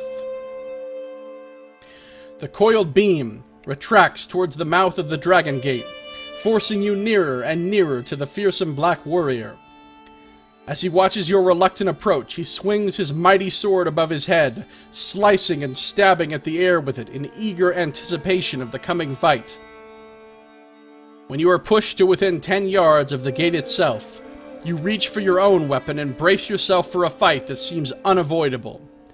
And I do have the Sommer Sword, so let's just do this, man. Let's just do this. No more faffing about. Oh god, we're doing this. You unsheathe your magical sword, and a halo of light engulfs its razor-sharp blade, illuminating the surrounding gloom of the chasm. The towering warrior roars with anger as the light from your sword washes over him. It is as if its goodly glow is causing him great pain. He bellows a phrase in the dark tongue, and suddenly his broadsword is sheathed with a black fire that crackles and spits venomously. Then the cruel dagger clenched in his left hand begins to glow red. When its poisoned tip becomes white-hot, it emits a trail of noxious steam. Stuff is spraying out of the tips during a sword fight. Saucy. Wow, yeah. This battle just got really erotic all of a sudden. With a maniacal yell, the warrior raises both of his weapons and strides forward, stabbing and slicing wildly as he advances upon you. The first blow from his sword hits your blade with such power that you are thrown back as far as the coiling tongue of rock will allow. You recover quickly, then launch yourself forward in a swift and desperate attempt to seize the combat advantage. White-hot noxious streams. Yeah, Saito. I'm getting a little excited there. It's Link versus Ganon. Basically, Xantaz. This warrior is immune to all forms of psychic attack. I can't even use my new laser against him. Remember to add the appropriate bonus to your combat skill whilst using your magical sword for the duration of this combat. Well, I always add that. Why would I suddenly now need to remember it? Alright, well here's the deal. I get a +4 because I'm on the Realm of Shadow with the Sommer Sword, so that's going to take 4 off of his combat skill, giving him a 48. Giving me a huge advantage over him, so this fight should really be no big Z. Here we go, 64-52, round 1, fight! One-shotted! I have asked my doctor, and Xantaz is not right for me. Goodbye, Xantaz. Thanks for playing. And I kicked that fucker right off the bridge.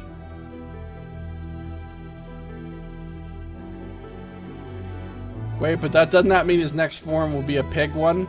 Dude, you have a sword and open flames. Can you say bacon? Nice. Bacon feast. Your killing blow sends the warrior tumbling from the stone beam to plummet headlong into the yawning black chasm. A ring of fire bursts around him as he falls, illuminating the distant base of this vast pit, which is filled with a sea of black flame. You observe his fall with a sense of grim satisfaction until you suddenly become aware that you are still in mortal danger. The tongue of rock is continuing to roll steadily towards the Dragon Gate, and unless you hurry to enter this glowing portal, you risk being crushed to death in its stony coils. Yeah, I don't want to get tongued to death by the stony dragon tongue bridge. Endurance score is 4 or less? No, it's not. It's actually 64 out of 64. Thanks for asking.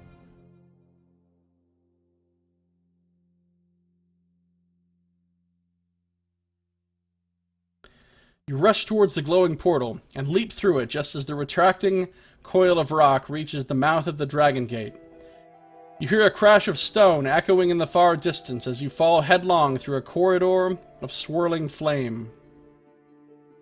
Your platinum amulet protects you from this fierce conflagration, and it also feeds you with a steady, warming stream of energy which radiates from the center of your body outwards to soothe your aching limbs. Pick a random number. Okay. 3. Now double the number you've picked. 6. I can do this math. This total equals the number of endurance points you may restore as a result of the healing effects of the Platinum Amulet. Well, I was already at full health, so thanks though. Thanks though. After a short time, the swirling corridor of flame gradually darkens and you feel the speed of your fall begin to decrease. Then, in a breathtaking instant, your feet slam into hot, cindery ground and you crash forwards to land in a tangled heap. Have I ever been to the Palmyrian town of Skade? I can't remember. It sounds familiar. I know I've been to Palmyria, but have I been to Skade? I don't remember. I don't remember. I don't remember. I don't remember. Have I ever been to the Palmyrian town of Skade?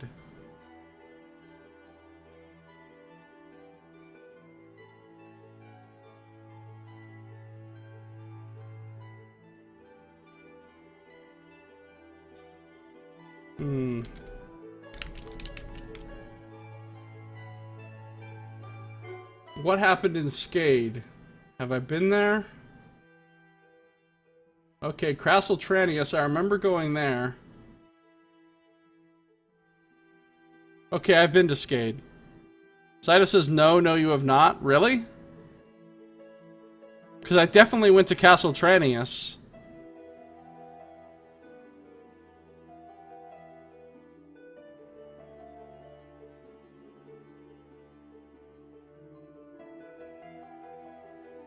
Let me click on it and see if something comes up that looks familiar.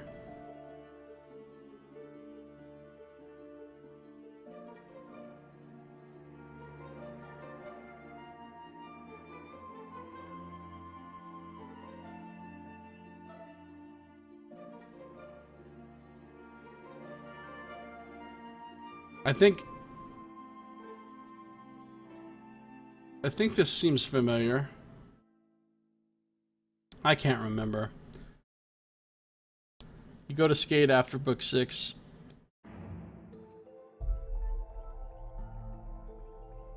Yeah, I think we've been to Skade.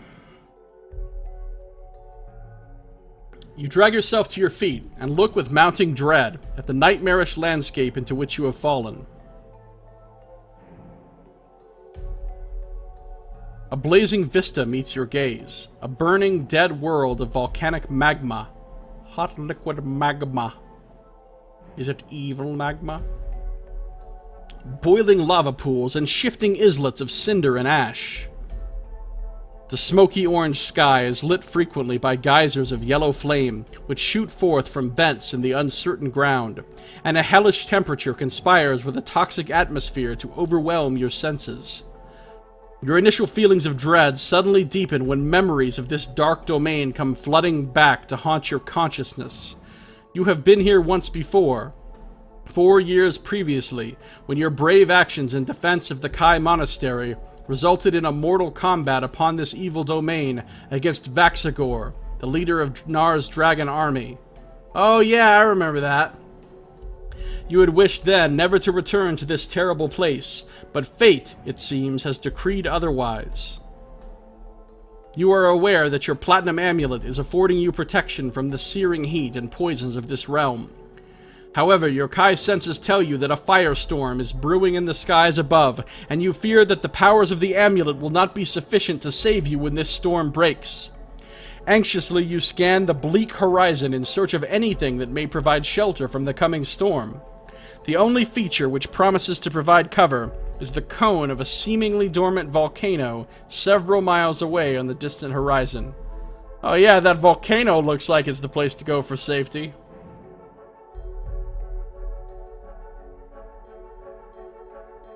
Firestorm coming, don't want to get burned, therefore hide in a volcano.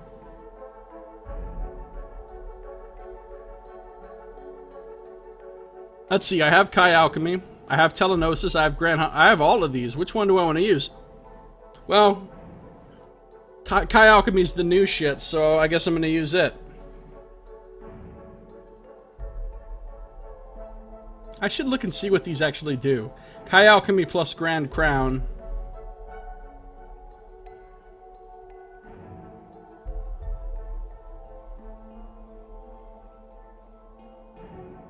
Is teleport again, or see illusion. Alright.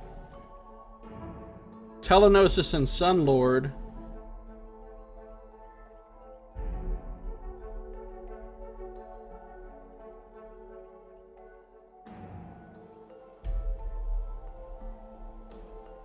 Is Walk on Lava. Grant Hunt Mastery and Grand Guardian.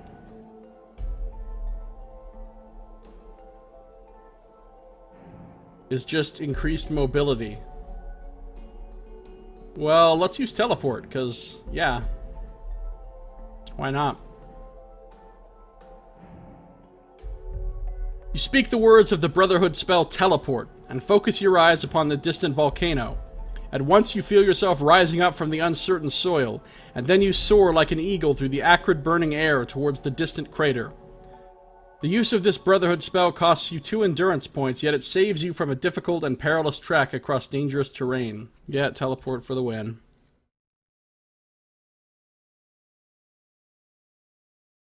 Okay, we'll start healing up here. Upon reaching the crater, you are relieved to discover that its steep sides are covered with hardened lava, dusted with loose volcanic ash. You climb towards the rim, pausing halfway to take cover from the searing hot winds in the lee of a jagged boulder. While you are sheltering here, you take the opportunity to consult the book of the Tome of Darkness, given to you by Lord Ramoa. Its metallic pages appear as blank as when you first looked through them, but then you discover a page that is now very different. Bold black text stands out from a page that glimmers like mirrored steel. Using your Magna Chi discipline of passmanship, you are able to decipher much of the arcane script which fills this page. The text tells of a creature called Huanzur the Dragon Lord, and of his throne of power, which is located within a nest of fire atop the Tree of the Worm. It lists the many acts of evil perpetrated by Huanzur during his long existence, for which he has been generously rewarded by Naar. The Dark God has granted him this fiery domain within the Plane of Darkness. It continues at length to describe the creatures that are enslaved to him, which include the Lavas, the Zarthan, and the Chugotha. But most interestingly, it reveals his secret name, Zeva, which can be used to bind him, and tells of a magical item, the Scarab of the Wingless Dragon, which can be found in the Nest of Fire, and which can be used to effect an escape from his realm. Zeva. Zeva. Zeva. Got it. Zeva. You close the tome and slip it back into your pack. From your makeshift shelter, you command a view over the surrounding landscape in which there is nothing that remotely resembles a nest or a tree.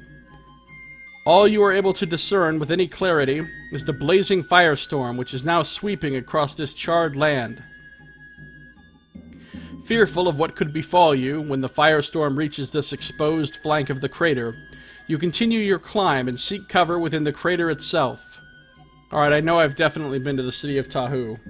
That was a long time ago, though. But, yep, been there. Upon reaching the lip of the crater, you discover that the lining of the cone is surprisingly smooth.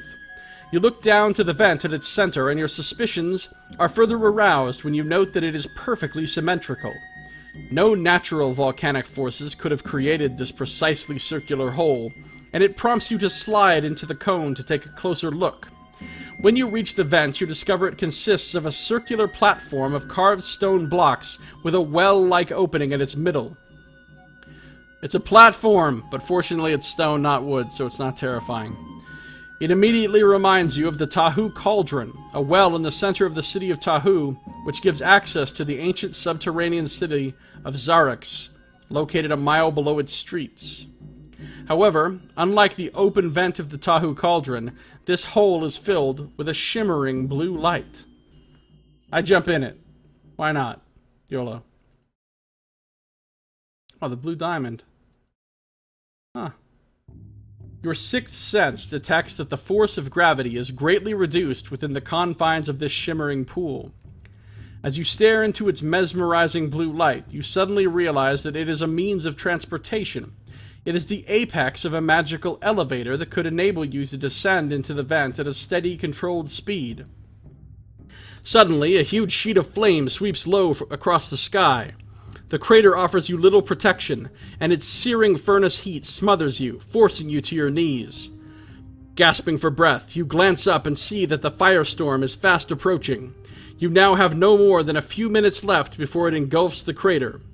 Your fears of what may lie at the bottom of the shimmering pool are now matched by your terror of being caught up in the approaching conflagration. And I do have a blue diamond. Zadis says, man, this seems like the kind of place where there must be lots of barites and borites, so I'm deeply upset that there is not more green flame. Green flame?! I don't know what barites and borites are, though. And neither does anyone else.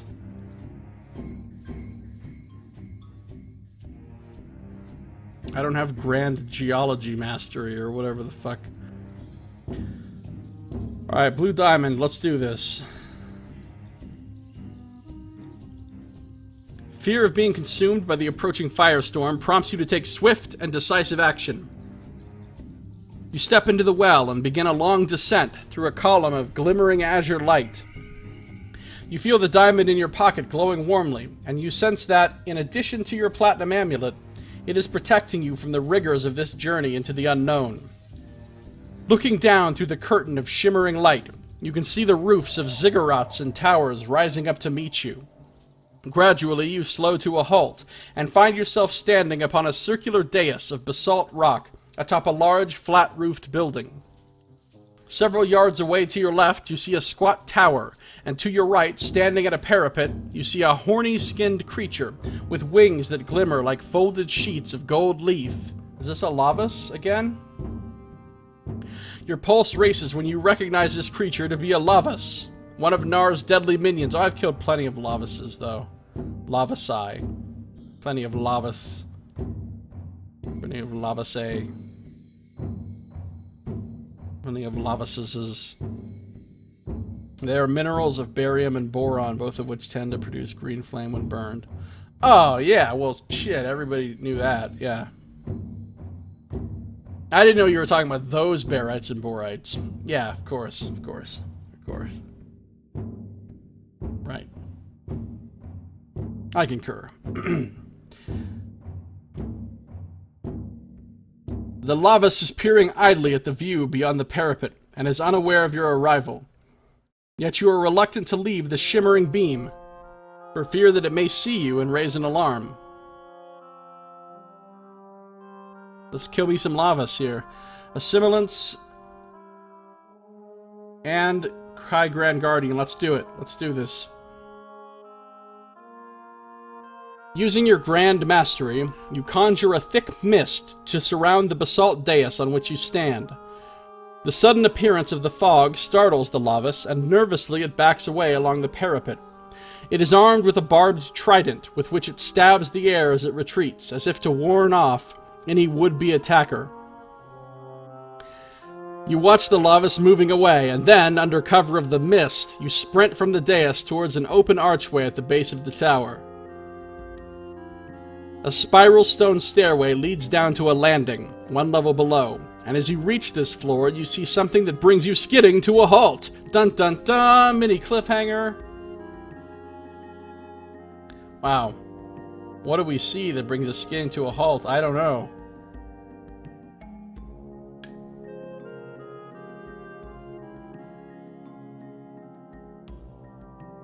Almost made Coke Zero come out of your nose?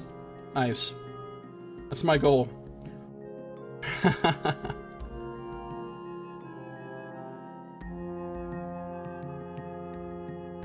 Through a square hole in the wall of the tower, you catch your first clear view of this subterranean domain which lies deep beneath the crater.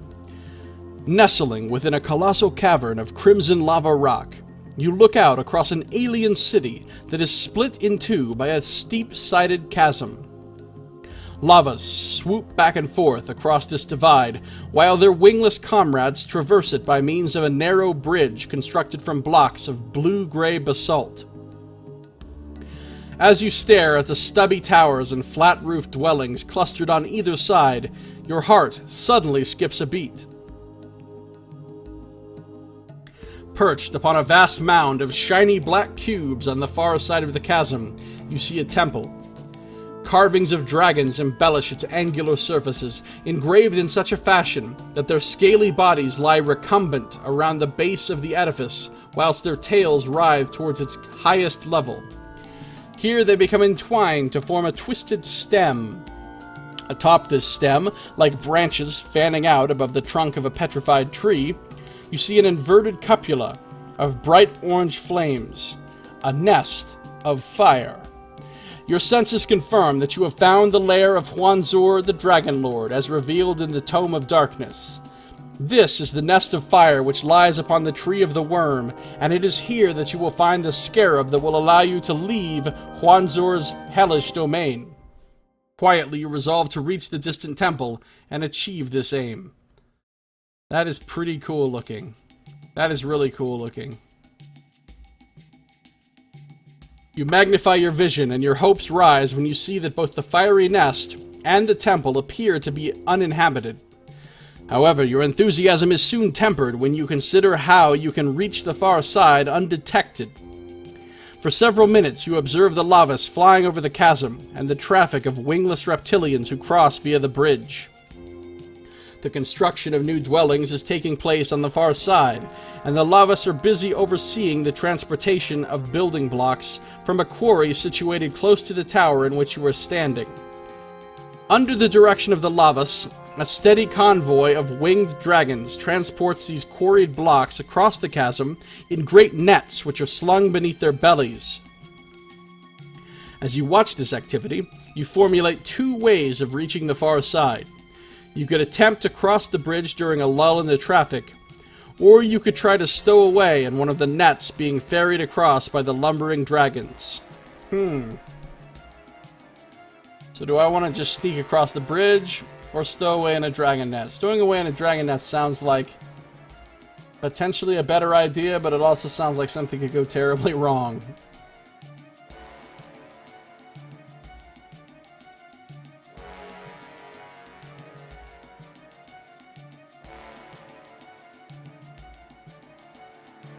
Alright, let's stow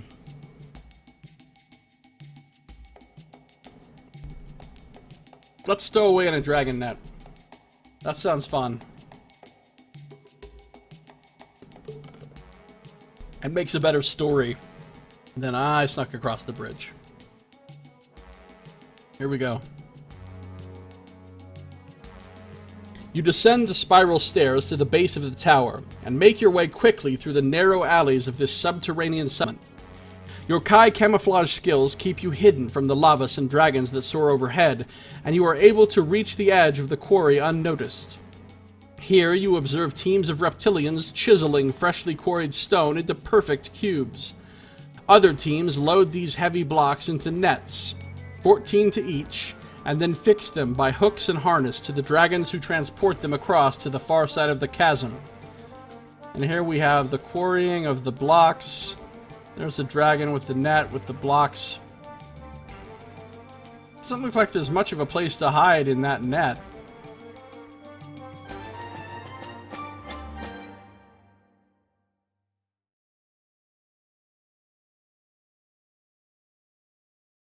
Stealthily, you make your approach to an area where full nets are awaiting transport. Using your Magna Chi discipline of Nexus, you open a sealed net and hide yourself inside among the blocks of stone before closing up the seal behind you. Minutes later, you hear the beat of large wings and the frenzied chattering of the reptilian work crews as they struggle to affix the net to a dragon's harness. Then the wings beat faster and you feel yourself swinging free from the ground. Slowly, the great dragon hauls its heavy cargo into the air. As it begins to level out, you peer down through a gap in the blocks to see the chasm looming nearer. Then you see a river of scarlet lava flowing along the base of this great divide, more than a mile deep. The dragon is approaching the far side when suddenly it dips its huge head and looks down at the cargo hanging below its belly. An icicle of fear stabs your heart when you see its ghoulish eye staring directly at the place where you're hiding. Is it an evil eye? Is it an evil stare? Is it an evil icicle of fear? Animal mastery, Kai Surge, Kai Screen. Let's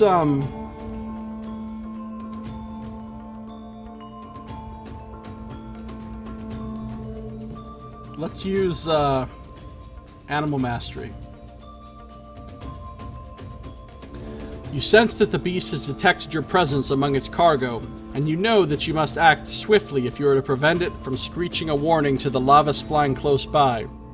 Defiantly, you return the dragon's stare, and you use your Kai skill to command the creature to forget that it has seen you. Pick a random number. I got a 6. I get to add 1 anyway, so I got a 7.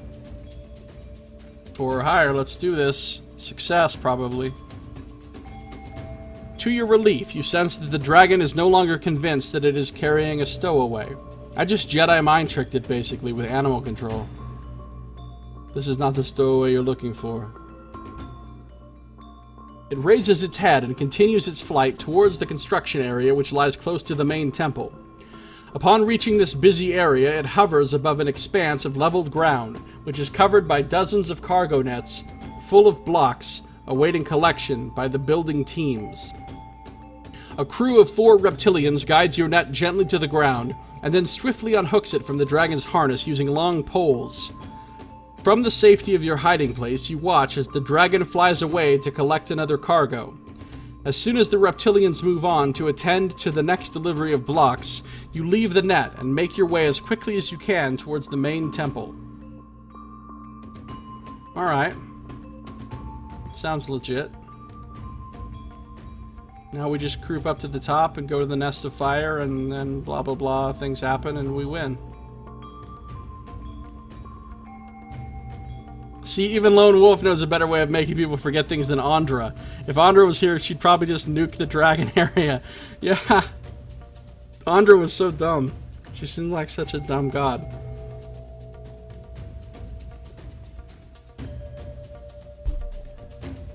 The piles of building materials and the partially finished dwellings which surround the base of the main temple make it easy for you to approach this edifice without being seen.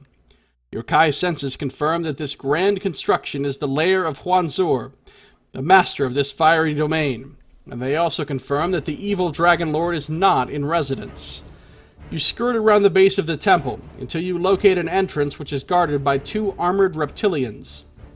Using your Magna Kai skills, you lure these guards away from their posts just long enough for you to gain entry. Once inside, you discover that at ground level, the temple comprises just one large chamber, which is supported by a single central pillar that runs through the middle of the building. A circular stair winds around the outside of this pillar, giving access to the levels above. Title says, I swear every other being in this world has a title containing the word Lord. Evil lords. So many evil lords.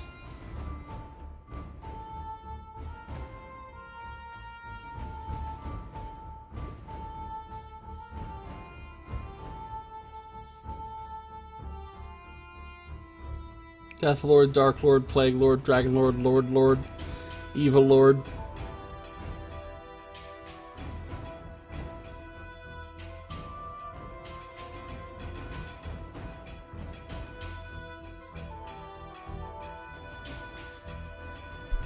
Cautiously, you ascend the stairs and pass through 4 levels, all empty. The higher you climb, the hotter it becomes, until, when you reach the uppermost tier of the temple, only your platinum amulet saves you from being roasted alive. In the roof of this narrow circular chamber, you discover an open trapdoor, through which you can see a mass of flickering orange flames. You sense that it is the base of the Nest of Fire, the location, as told in the Tome of Darkness, of the Scarab of the Wingless Dragon. I am Kevin, the hygiene technician lord. What?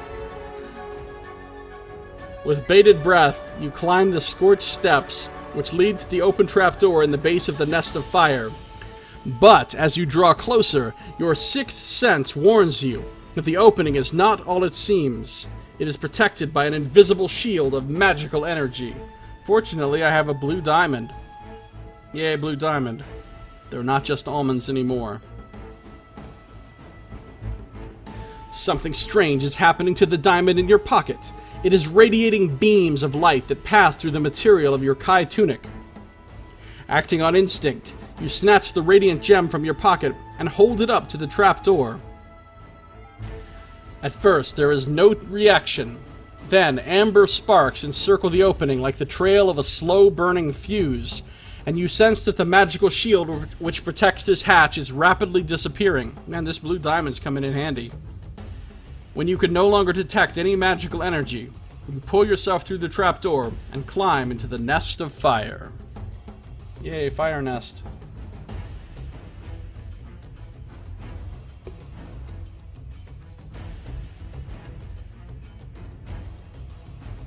With trepidation, you cast your eyes around the walls of this fiery nest to see a great shaking panoply of gold, orange, and crimson flames. They shoot 15 paces into the air, and, despite your protections, they scorch you with their terrible heat. The floor of the nest is paved with glowing black metal, and is heaped with scores of wondrous artifacts that comprise Huan Zur's secret treasure hoard. Gems, jewelry, statuettes, armor, and weapons of fiendish design and purpose are piled knee-high all around you. Close by the trapdoor, you notice a pool of shimmering blue light that you immediately recognize to be the apex of a transporter beam, similar to that which brought you here from the crater. By its location, you judge that it must pass through the central column which supports the nest and the temple below. At first, you assume it gives access to the underground levels of the temple, but when you stare into its mesmerizing light, your sixth sense reveals otherwise. This transporter beam leads to another realm within the plane of darkness. Dun dun dun. Mindful of your purpose here, hurriedly you search the treasure hoard for the scarab that will enable you to escape safely from this hellish domain. As you are sifting through the hundreds of artifacts, you suddenly hear a distant screech that is distinctively different from the coarse cawing of the passing lavas. Through the flickering wall of flames, you glimpse the outline of a gigantic dragon as it emerges from a vent in the roof on the far side of the chasm. Immediately, a deathly silence fills the great cavern as the Lavas and reptilians cease their activities and bow in deference to their master. Your pulse races when you see this monstrous creature come gliding across the chasm towards the temple, for you know that he is Huanzor, the Dragon Lord, the ruler of this realm of fire, and he is fast returning to his nest. Uh-oh, that doesn't sound good. He sounds like kind of a badass. Ass-kicking lord.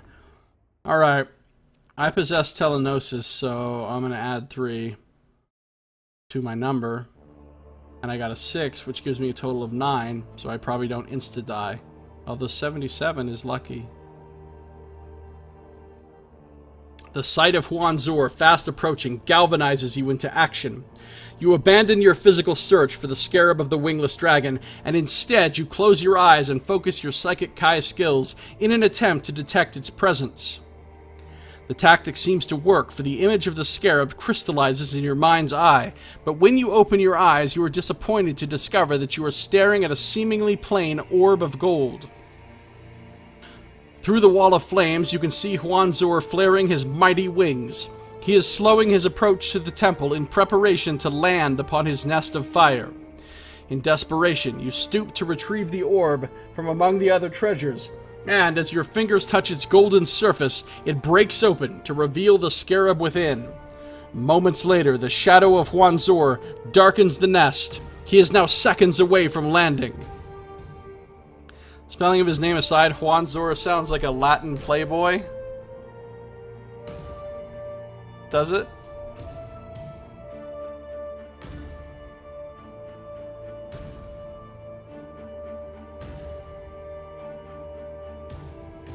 Keep the scarab and leap into the transporter beam.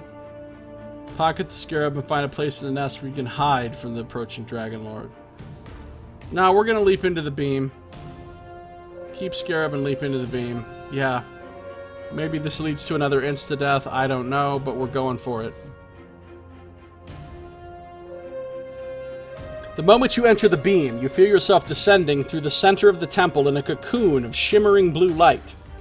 Gradually, the heat of the nest of fire gives way to a pleasant coolness. But as you continue your descent deeper and deeper into the unknown, this equable temperature slowly transforms into an unbearable icy chill. Never before have you experienced the terrible coldness that engulfs you now. Fortunately, the magical properties of the Scarab of the Wingless Dragon protect and keep you from freezing to death. Special item. Scarab of the Wingless Dragon. Alright, I think it's time to get rid of the Silver Seal.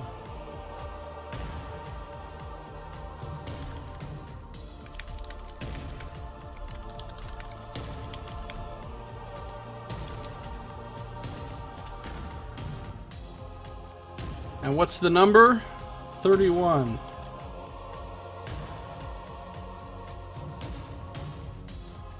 As the temperature slowly begins to rise, you are able to examine the scarab that you took from Huanzor's nest, and at once you notice 2 runic numerals on the back of the wingless dragon, engraved on its surface. The numerals comprise the number 31. Make a note of this number in the margin of your action chart for future reference. Having satisfied your curiosity, you place the scarab into the pocket of your tunic, and wait patiently for the beam to complete its seemingly endless descent.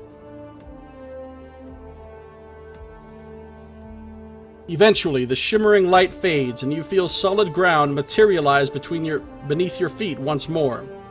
Stretching before you now lies a gigantic cavern.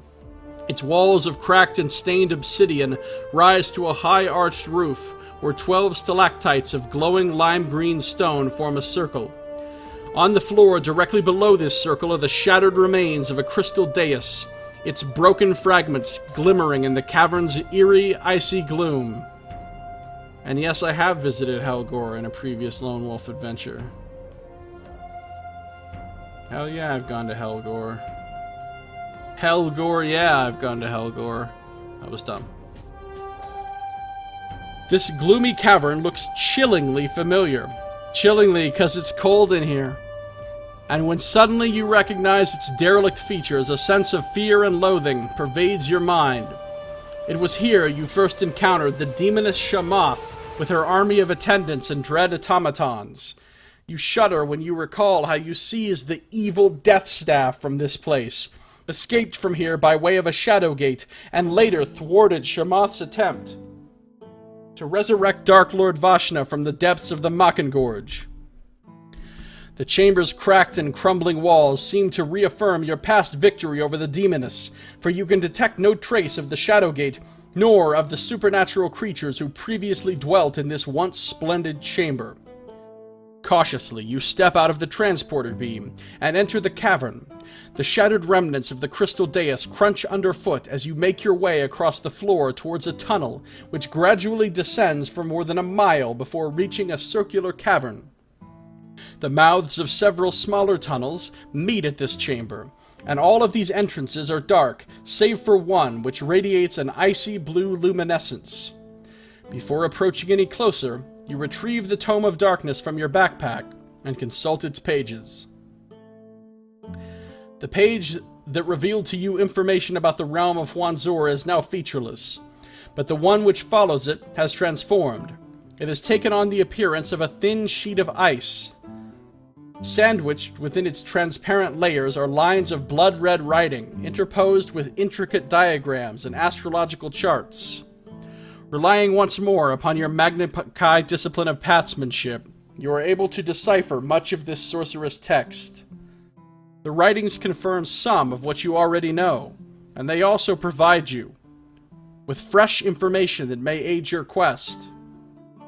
You have entered the realm of the demoness Shamath, the mistress of the Gates of Darkness. The tome does not tell of her defeat by your hand, but you assume that this is because it was written long before your recent victory over her and her minions.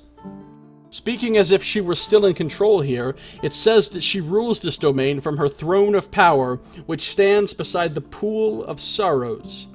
You pass over the long list of unspeakably cruel deeds which earned her the right to rule this icy realm, and the revelation of her secret name, Nakasha.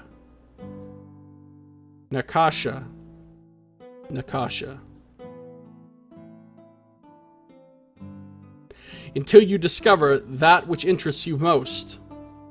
Details of how to escape from this realm.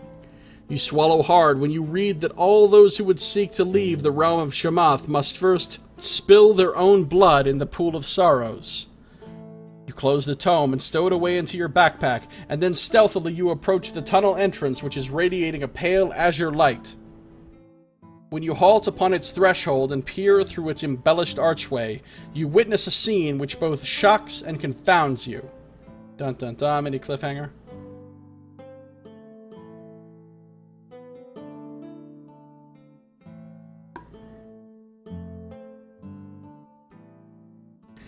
Beyond the archway, you see a vaulted cavern ringed by pillars of ice. Slider says, seriously, Lone Wolf, it wasn't implicit to you why the ancient book didn't refer to your recent exploits. Well, it's a magical book. You never know. It could be beyond such simple things as time. A huge marble throne and a table of carved marble stand before two massive black gates which gleam like polished jets.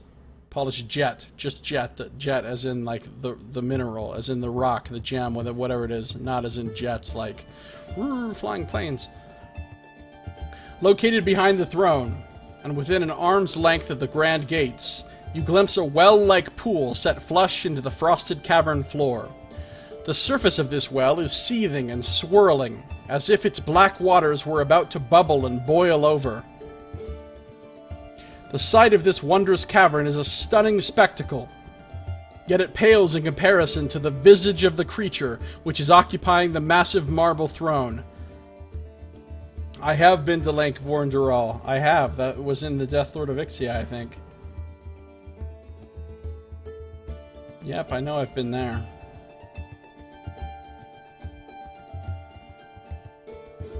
Icy fingers of fear grip your heart when you see the huge, dread form of the demoness Shamath seated upon the marble throne. She is slumped forward over the adjacent table, her face buried in her crossed arms as if she is asleep. The few remaining parts of her body which are visible appear to be sheathed in sections of shiny black armor. You note that it is the same armor she wore when you defeated her 5 years ago. Suddenly, the sound of approaching footsteps echoes from one of the nearby tunnels. Anxious to avoid the risk of a confrontation, you slip into Shamath's chamber and take cover behind one of the icy pillars that encircle the walls. Moments later, you see two robed figures glide into the chamber. They are carrying between them a large phial of golden fluid, which rests upon a pillow of purple silk. As they pass close by your hiding place, you hastily call upon your Kai skills to mask your physical and mental presence. So what, she's tired and they're bringing her like a pick-me-up? This is like an evil Red Bull? Like an evil, Plane of Shadow version of a fucking energy drink, or what?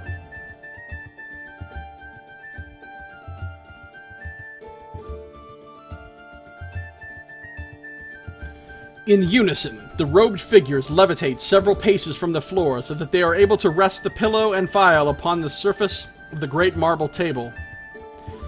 Then, silently, they lower themselves back to the ground where they wait patiently for the demoness to stir from her slumber. After several minutes, she raises her head, and you are shocked to see that her womanly face is hideously scarred and disfigured. This is what Shamath looks like without her makeup. She's looking rough. She's got like... yeah, it's not good. This isn't good, what's going on right here. So she seems... and she also seems kind of unhappy as well.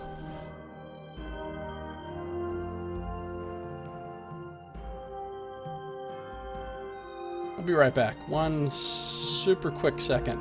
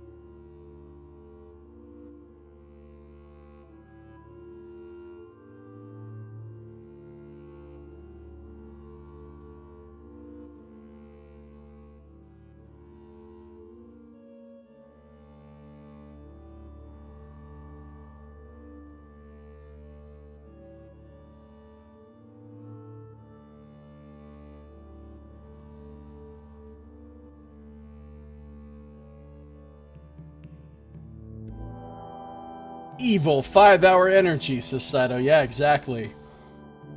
Alright, so, hey, what is going on in the floor right there? She's pointing down and there's like a face in the thing in the floor. What's that all about? I don't know.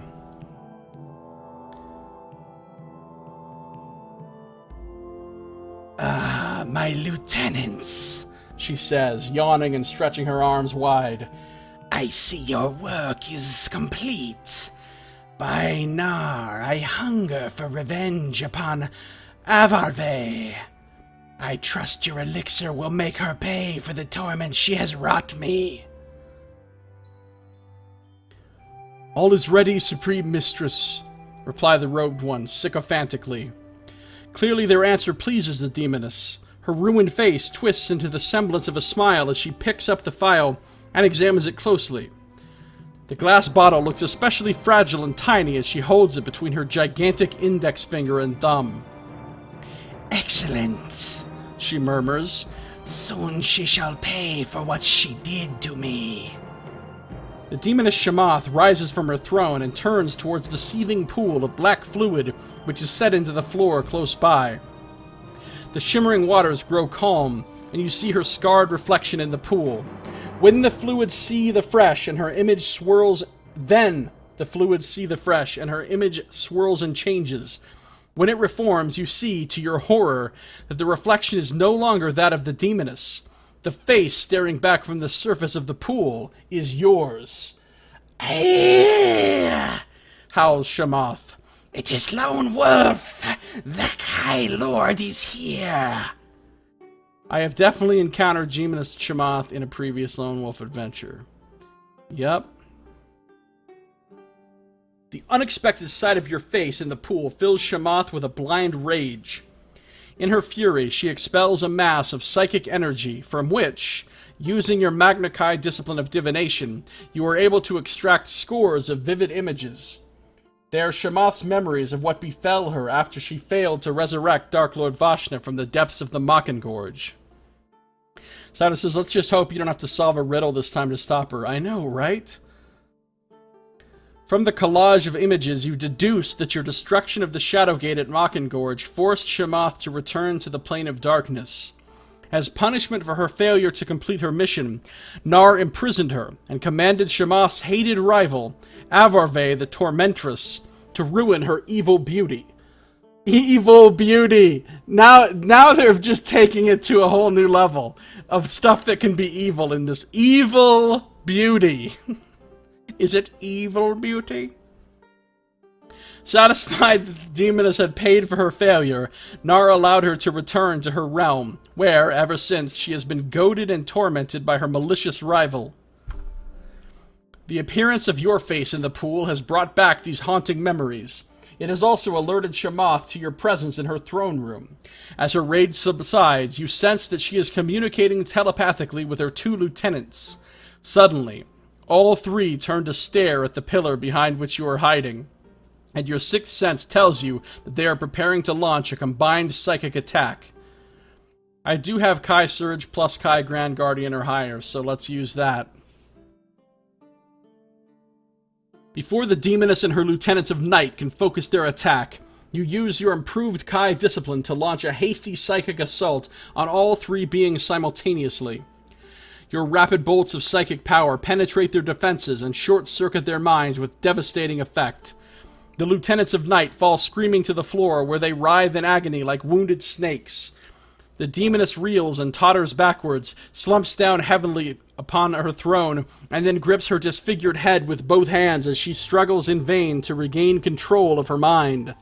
Wow, that's a little more powerful than fucking Kaiser normally is. Right? I mean, damn. Seizing your advantage, you unsheathe your weapon and rush forward. With two swift and deadly blows, you dispatch the lieutenants in passing, and then rush towards Shamath's gigantic throne. Through the red haze of the agony that fills her head, the demoness sees you approaching. Immediately, she slams her right hand down upon the arm of her throne to where a glowing opal is set into the stone.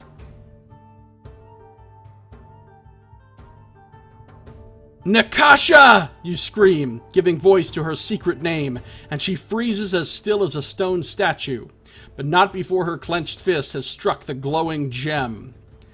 Suddenly you hear a terrible sound. It is the screams and cries of Shamath's vengeful legions.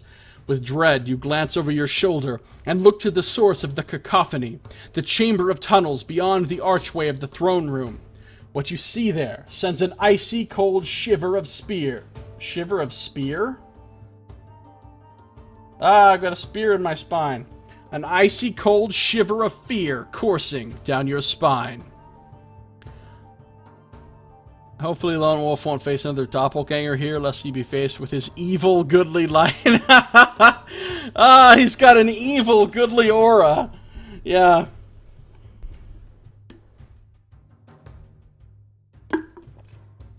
Evil beauty. I'm going to have to remember that.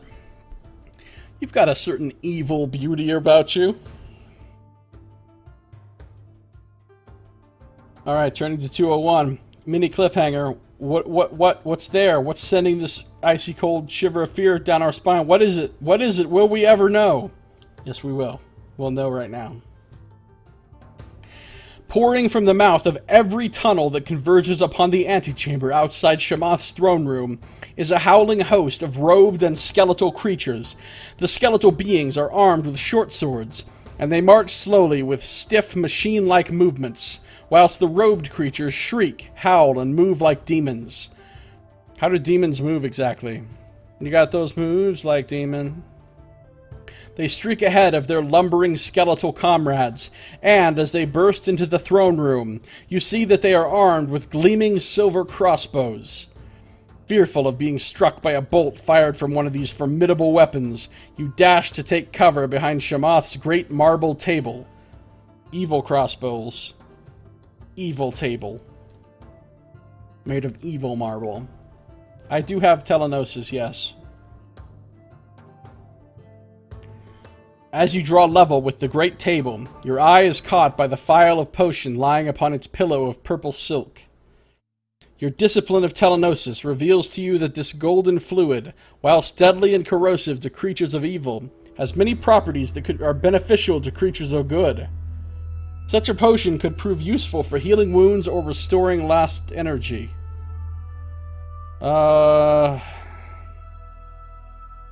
Let's attempt to retrieve it. You take a running leap at the table and grab the phial from the pillow. Then, as your feet return to the ground, you stagger forwards and throw yourself behind Shamath's great throne of power. Crouching here, with fear running cold in your veins, you listen to the hiss of the first crossbow bolts and the screams of the approaching horde. Then you notice the waters of the strange pool which lies no more than a dozen yards away from the throne. Beyond this pool you see the pair of huge black gates which dominates the far wall of the chamber, and suddenly you recall the text which appeared in the Tome of Darkness. This is the Pool of Sorrows, and beyond it lie the gates of darkness, an exit from this cruel domain. Your feelings of excitement at having discovered a way to escape the approaching horde are tempered when you further recall that you must spill your own blood into the pool if you are to leave this realm successfully. With little hesitation, you stab a finger against the point of your belt buckle and draw a few droplets of blood. Then you spring to your feet and rush towards the pool. As you come to within a few yards, you flick your finger, and a stunning transformation takes place the instant your blood hits the pool's swirling surface. Shamath's potion, it's a backpack item.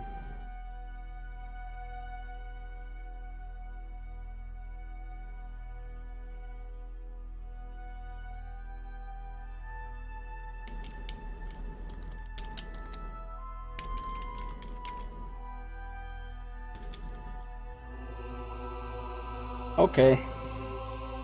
Turn to 300. Yay. As your blood mingles with the fluids of the pool, the great shiny gates that fill the far wall of this chamber suddenly vanish to reveal an awesome vista. Beyond where these gates once stood now lies an expanse of deep space, an infinite darkness, a void speckled with distant stars and the wispy trails of passing comets. The thought of stepping into the vast perspective of this void fills you with fear. but you choke back your doubts and anxieties, for you know that it is the only certain way that you can escape from Shamath's domain. With a prayer to Kai and a shear on your lips, you sprint towards the void, but you are forced to dodge and weave as you run in order to avoid being hit by the hail of missiles that come whistling towards your back. Pick a random number. Kai Alchemy, add 3. Assimilance, add 2. Grand Hunt Mastery, add 1. So I get to add 6 total. Let's do this. I got a 3. That's an 8. That's a 9. That's gets the 8 or higher. Saito says, really, Lone Wolf? You're bristling with weapons and you decide to use your goddamn belt buckle? See, I was just thinking the same thing, Saito, when I read that. I really hope you get shot for taking the extra time you would have needed to draw blood using a buckle. If you have the Silver Bow of Duodon, just go to 322. Don't even pick a random number.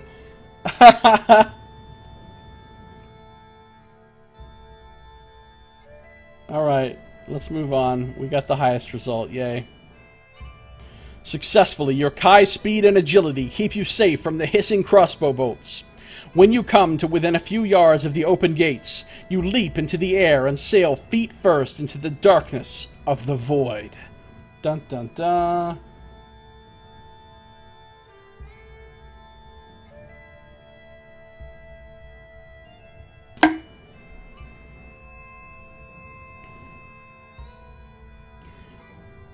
Wow, we're in the spirit world, asshole. As you pass into the void, a sensation of unimaginable speed assaults your senses. You fly through the stellar darkness, and a universe unfolds before you, like a million gems strewn upon an endless sea of black velvet. Billions and billions of stars. Your physical body is sheathed within a casing of pale white light, and you sense that it is a protective shell generated by your platinum amulet to protect you from the icy chill and airlessness of this astral starscape. Man, that platinum amulet does everything. Everywhere you go, your platinum amulet is protecting you from some shit. It's like fucking Visa. It's everywhere you want to be.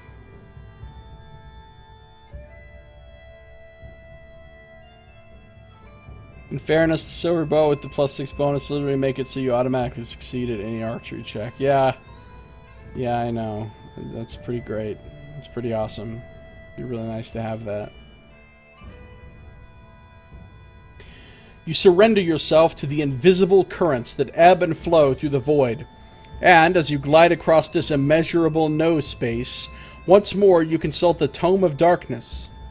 The transparent page that revealed information about Shamath's realm is now blank, but the one which follows has changed in color and texture.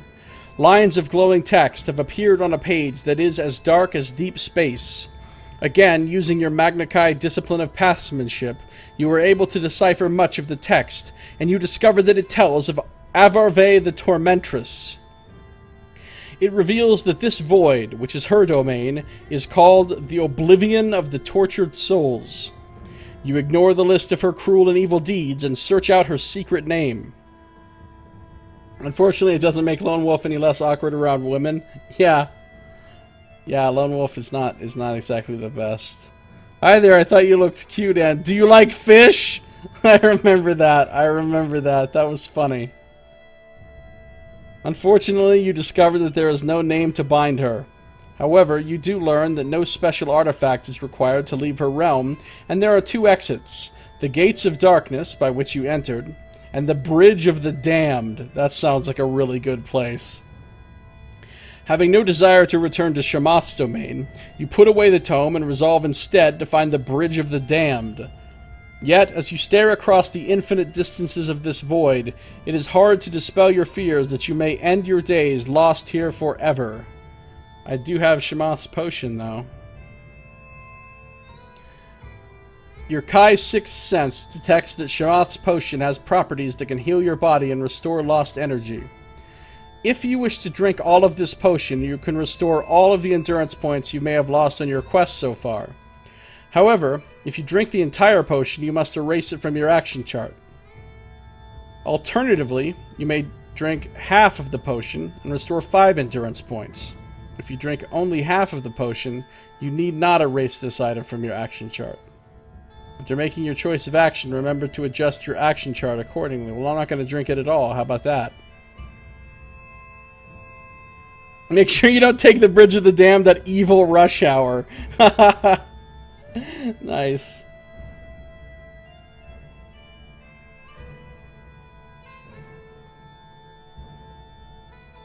From the depths of the void, 7 glowing shapes appear. At first, they defy your direct gaze, as if these shadowy semblances can only be observed from a particular angle. But as steadily they draw closer, they solidify, and their fearsome shape becomes plain to see. They appear as 7 skeletal riders, each cloaked in a glowing robe and mounted upon a hellish supernatural steed.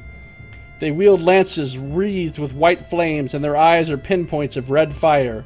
Oh shit, it's the Wild Hunt! It's the Wild Hunt! Help me, Geralt. It's the Wild Hunt, yo. That's what I just said, Saito. Yeah.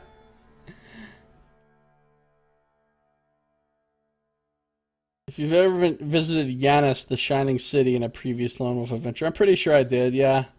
That sounds familiar. You recognize these creatures, for you have encountered them once before, when your Magnakai quest took you to the fringes of the Neverness in the Daziarn Plain. They are Shadow Reavers, holy evil spirit entities. They serve Naar's champions of darkness as scouts and messengers upon the non-corporeal planes of existence. I do remember fighting these things, and they kind of kicked my ass. I won, but I lost a ton of health, and then later when I had to fight the other fight, I was kind of boned because I'd lost so much health fighting these things. I remember that.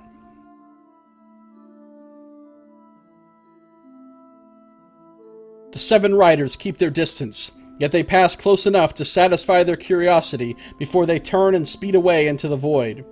As you watch them disappear, a deep sense of unease grips you. You are relieved to have avoided a confrontation, yet you sense that their departure is but a temporary reprieve. They may yet return in greater numbers. Shortly after, you witness several objects that appear like comets encircling a cluster of distant stars. As you glide towards these stars, the comets break away from their orbit and come soaring to meet you, racing with each other to reach you first. A collision looks imminent, but your mounting fears are soon forgotten when the surfaces of these shooting stars undergo a stunning transformation. Their leading surfaces take on the semblance of human faces. Oh wow, whose faces are there, I wonder? Well, I've been to Torgar, so apparently I'm going to recognize them. Whoa. You are shocked to the core when suddenly you recognize the faces that have appeared upon the surfaces of the 3 leading comets. The first is Lord Pydo, the Vaqueros warrior who accompanied you through the uncharted swamps of the Danarg, and later sacrificed his life to protect yours in the infamous Dark Lord fortress of Torgar. I remember Pydo. Yeah. The second is the face of Adamas, the Lord Constable of Garthan, who led the armies of Telestria and Palmyrian in the assault upon Torgar, and perished during that fearsome siege. And the third is the bearded face of Seb Gerald, the brave Erowin partisan who guided you through the Hell Swamp, and in so doing, forfeited his life. Smashmouth was right, they are all stars.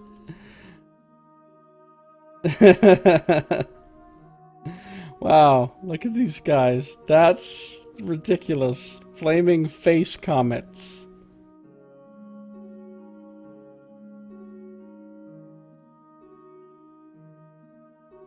The note says it's possible to have visited Torgar without having met Seb Gerald or accompanied Pydo in the Danarg. Well, I met Seb Gerald, and I accompanied Pydo, and I met fucking Adamas in more than one book. Your Kai senses detect that the souls of these 3 brave men are trapped upon this domain. Their spirits were captured by evil at the moment of their deaths, and Naar has since condemned them to an eternity in the service of Averve the Tormentress. You see them mouthing words. They are pleading for you to release them from their torment, and your heart is torn by their silent, plaintive cries. Well, yeah, of course I gotta release them from their torment. How do I do that? I have deliverance plus Sunthane or higher, yes. Let's deliver some fools. Out of a sense of duty and respect for the memories of these 3 brave men, You recite the secret words of the ceremony of Kai exorcism. Oh, I've never gotten to use this before. As you intone the hallowed words, you feel an aura of peace and tranquility descend upon their tormented souls. The twisted and pained faces which adorn the surface of the fiery comets gradually soften and fade, until, with an overwhelming sense of release, you detect that they are no more. Through the power of your ceremony, their souls have been allowed to escape from this hellish domain, and have gone to seek eternal peace upon the plane of light. That's great. Yay. Glad I could help them out. You know, I do what I can. I Kai exercise once in a while. I get some exercise.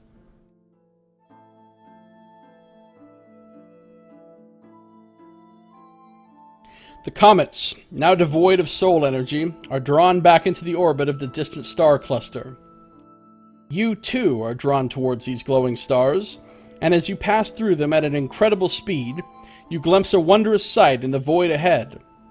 A vast rainbow bridge of color arcs across the immeasurable darkness to a titanic plateau of fire. Oh, it's Bifrost, the Rainbow Bridge. Suddenly we're in, like, Asgard or some shit. Your spirits soar when you detect that this is the Bridge of the Damned, the exit that you seek from this astral domain. Yet, as you approach the magnificent bridge, you detect a less welcoming presence. The shadowy riders are returning, and this time they are escorting a creature that sets your pulse racing with fear. Mini cliffhanger. Turn to 272 if you dare. My pulse is racing too much to go to 272. Alright, I think I can make it. Yet, should Lone Wolf fail, he knows an even worse fate awaits him. Eternal exile to the wooden plane. Haha! The realm of wooden platforms. No! Uh-oh. This doesn't look good. From the depths of the void, there speeds forth a colossal chariot, drawn by 4 supernatural lionesses and driven by an astral being who bears the semblance of a stunningly beautiful woman. Is it an evil beauty? Pale green beams of light issue from her eyes, and wisps of silvery mist trail from her ebony tresses. She wields a whip that sparkles with magical fire, and her magnificent carriage is escorted by 100 shadowy outriders, each armed with a lance of cold flame. So here we have a chariot pulled by fucking spirit lionesses, and she's got some sort of evil whip, and she's generally got an evil beauty about her, and she's got evil chariot and evil wild hunt following her. Okay. Seems legit. Your initial fears are compounded when your Kai senses detect that this being is Avarve the Tormentress, the ruler of this vast domain. She brings her chariot to a halt and signals to her escorts, with a contemptuous flick of an elegant wrist, to rein in their steeds and wait for her return. Then she glides from her carriage upon a carpet of silvery mist and moves effortlessly towards you. As her gigantic face looms above, you see a sneer. I'm just imagining telling a woman she has a gigantic face. You kind of have a gigantic face. Just imagining how mad she would be.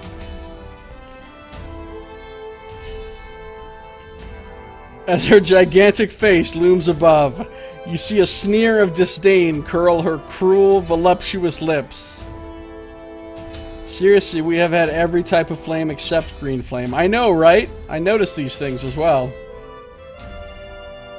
I do have Shamath's potion. Evil lips. Gigantically evil face. Hurriedly, you retrieve the potion from your pack, for you recall that Shamath had intended to use this preparation to enact her revenge upon Avarve. With the memory of the demoness's words lingering prophetically in your ears, you pull out the stopper which seals the glass vial and hurl the golden fluid into the sneering face of the Tormentress. It's a gigantic target you can't miss. Avarve's scream echoes to the furthest corners of her vast domain. With her hands clutched to her face, the wounded tormentress soars like a meteor into the darkness above and disappears completely, leaving her carriage and her escort of outriders dazed and confused in her wake. The sound of Avarve's terrible scream, followed by her sudden rout, shatters their nerve.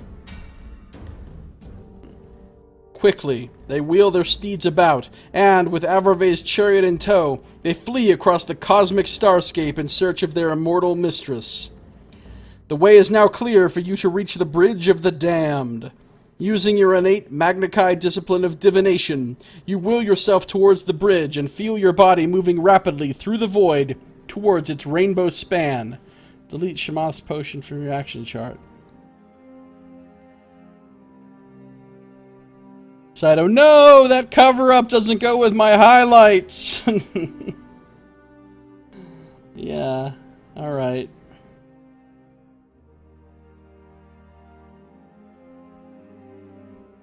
You soar across the shimmering span of this colossal bridge towards a new and terrifying realm. Ahead, you see a sprawling plateau burning with magical flame. At its center, there is a vast crater of cinder and ash, and, rising like a towering spike at the heart of this desolate bowl, you glimpse a titanic fortress. As you traverse the great Bridge of the Damned, you consult the Tome of Darkness, and it confirms your highest hopes and your deepest fears. Uh-oh. Wooden platform ahead. Ahead lies the realm of Naar and his dread stronghold of Dazganon. The tome warns those who would voluntarily seek to enter Naar's fortress that they must possess 3 magical artifacts: the Nazapak amulet, a Kune ring, and the scarab of the wingless dragon. Well, that's convenient, since I happen to have all of those. The final page of the tome lists the names of Naar's closest minions who dwell within Dazganon, and one who dwells without, whose name is Zor, the guardian of the Plane of Despair, keeper of evil souls. Of course he is. The text of the final page states that there is no secret name to bind Naar, and, most chillingly, that there is no exit from his dread fortress. As you close the tome, it suddenly ignites and is consumed by voracious tongues of blue flame. You drop the blazing book, and it disappears below, to be swallowed up by the fabric of the bridge. Book of Darkness gone. Tome of Darkness, see ya. Goodbye. Goodbye. Zora, the guardian of the Plane of Despair, keeper of evil souls. Alright, well that's who we're gonna face next, I guess.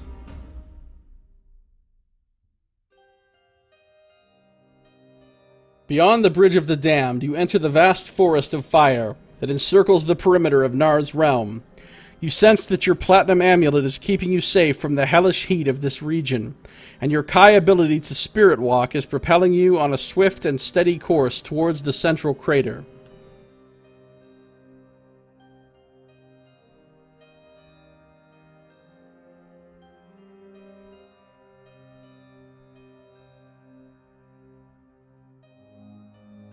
Upon reaching the lip of this crater, the forest of fire comes to an abrupt end, and you get your first clear view of the desolation which surrounds the stronghold of Dazganon. Cosmic winds blow across this barren plain, moaning like tortured souls. Now and then you hear cries of pain, bursts of mocking laughter, and haunting alien howls that chill your blood. Then you see swirling gossamer shapes that grow and multiply as your psychic senses become attuned to their presence. Millions of evil souls are swirling around the crater which encompasses Naar's stronghold, and as you watch their endless passage with a sense of awe and disbelief, you realize that this is the Plane of Despair detailed upon the last page of the Tome of Darkness. You stare at the ceaseless torment of these evil souls, and you are deeply shocked by the visage of one spirit which rises out of the howling mass. Deeply shocked. Mini cliffhanger. Saito says, now what will Lone Wolf do without his Brady Games guide? I know, right? He doesn't even know what to do. He's worried he might miss some side quests now. If he doesn't have the guide to tell him where they all are. Isle of Kor? Sounds familiar. Pretty sure I've been to the Isle of Kor. Where the fuck is the Isle of Kor? Oh. Couldn't you just ask me if I've been to Castle Death? Like, who the fuck remembers the name of the isle? We all remember that you've been to Castle Death. Could have just asked me if I've been to Castle Death.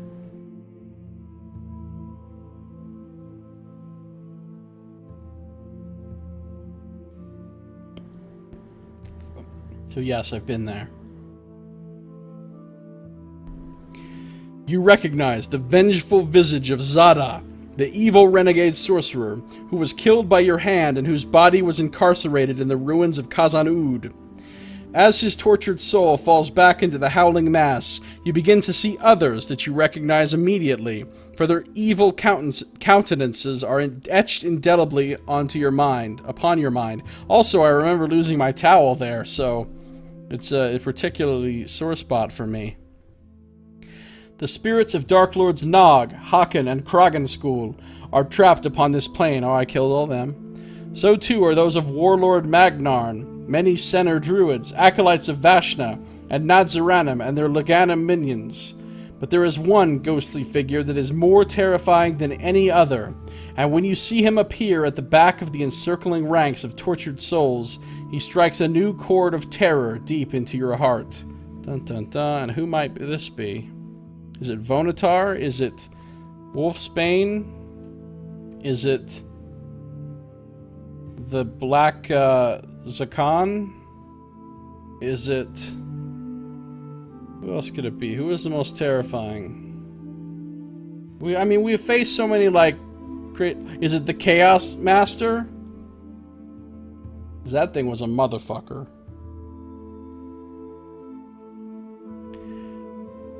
Wielding whips of living flame in each of his 8 massive hands, the demonic specter of Zor lashes the host of doomed souls without let or mercy.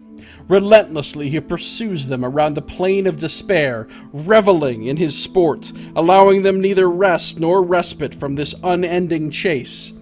Few avoid his watchful eyes, and fewer still escape the searing kiss of his terrible whips of fire. Whoa. He looks serious. Look at those eyes.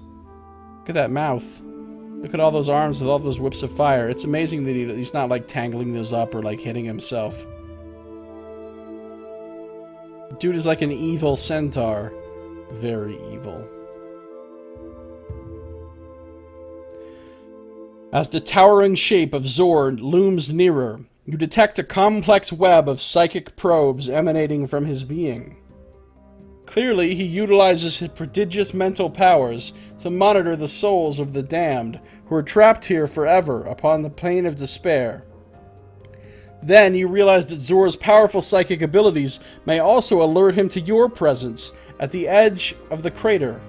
Zor is fast approaching now. You must act quickly if you are to minimize the risk of being discovered. He looks like he really enjoys his job. I know, right? He's loving it. I do have Kai Screen and Grand Crown, so let's mask myself. Mask my goodly aura. Using your improved Grand Mastery... Wow, okay. Suddenly had trouble, like, just taking a breath in the proper manner. You are able to successfully mask your mental and physical self from the unwanted attentions of Zor. Patiently, you wait for the demonic being to herd his vast pack of tortured souls around to the far side of Dazganon before you cross the plane of despair and make your approach to Naar's stronghold. The outer gate of Dazganon is open and unguarded, and you are able to pass through unhindered. Clearly, the Dark God considers the need for guards here unnecessary, for the walls and bastions appear never to have been manned. It is not until you reach the archway to the inner keep that you meet with resistance. Filling the inner arch is a curtain of black flames which crackle yet another type of fire that's not green. a curtain of black flames which crackle and spit venomously. You recall the text of the Tome of Darkness and retrieve from your pockets the 3 items that are required to gain entry to Dazganon. Then, with trepidation, you close your eyes and step directly into the wall of blazing black flame. Add together the 3 numbers which appear upon the 3 special items that will enable you to gain entry to Dazganon. If you have gathered all 3 items, you will have noted these numbers in the margin of your action chart. To continue your quest, turn now to the entry which is the same as your total. If you have not obtained all 3 special items, sadly you are doomed to spend the rest of eternity running with the lost souls upon the plane of despair. That's just it. There's no other option. You lose Lone Wolf forever if you don't have these 3 items. All right, we got 6, 31, and 20. So 57. 57 is what we're coming up with. Wait, back it up. 57. Here we go.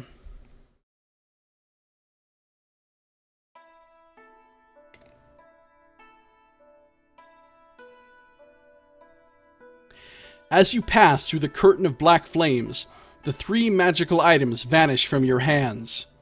Erase all that stuff from your action chart. Okay, goodbye. Zapok Amulet. Goodbye, Scarab of the Wingless Dragon. Goodbye, Kune Ring.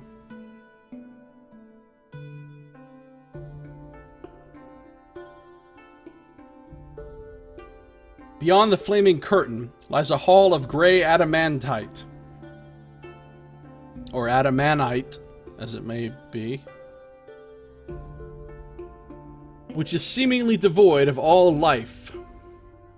You scour this eerie chamber, and your senses detect Alice's life force. Hers is the only goodly presence, save your own, in the whole of this evil stronghold. And although her aura is weak, it is sufficient enough for you to be able to track it. Guided by your instincts and shielded by your Kai disciplines, you follow Alice's trail as it wends its way deeper into the heart of this citadel of evil. Saito says, so it's both an evil stronghold and a citadel of evil? So it's an evil fortress of evil? Yes, it is. They are doubling down on the evil here. It's like evil squared.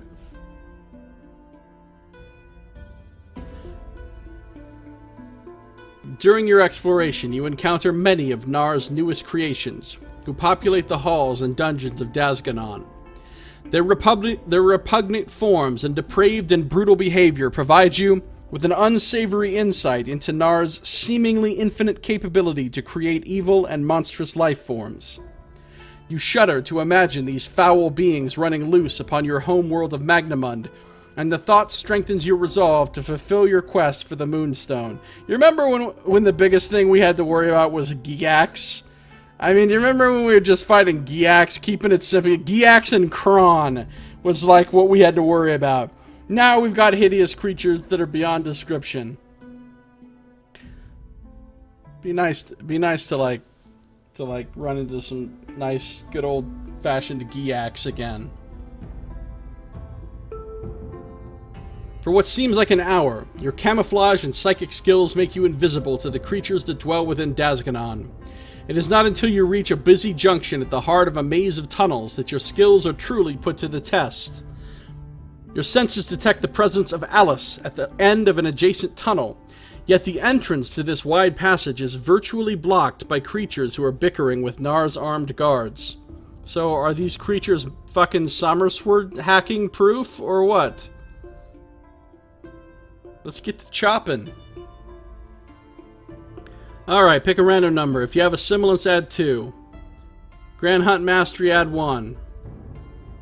Every level beyond Grand Guardian, add a further 1. 3 or less must fail, with all that shit added to it. Alright, so I got above a 4, adding all that, no problem. Don't body shave the minions, Lone Wolf. Not cool, man. Not cool.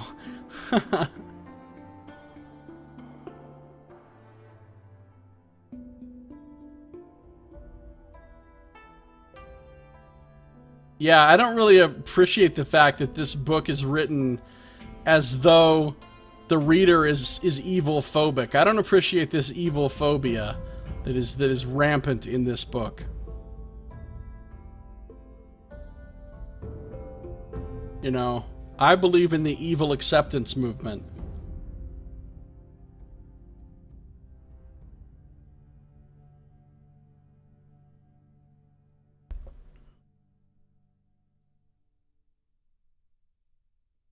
You wait until the bickering dies down and the tunnel traffic thins out. When you see your chance to move, you seize it swiftly and successfully. Shielded by your Kai skills, you avoid the guards and hurry along this tunnel. The deeper you explore, the stronger the sensation and concentration of evil becomes, but still you can sense the presence of Alice. Eventually, you reach the tunnel's end at an antechamber, where an open archway to an adjoining hall is dripping with blood. You peer through this gruesome entrance and recognize the hall beyond to be the inner sanctum of Naar's stronghold, his personal chamber.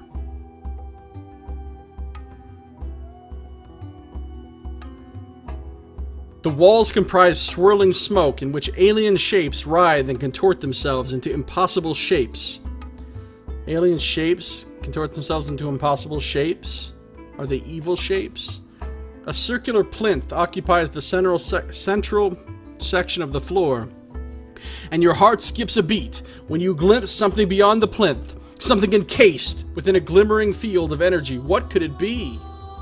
What could it be? Saito says there's no wrong way to love, even if that love sometimes comes in the form of mass butchery and eternal damnation. Right? That's what I'm saying. That's what I'm saying. Hashtag evil lives matter.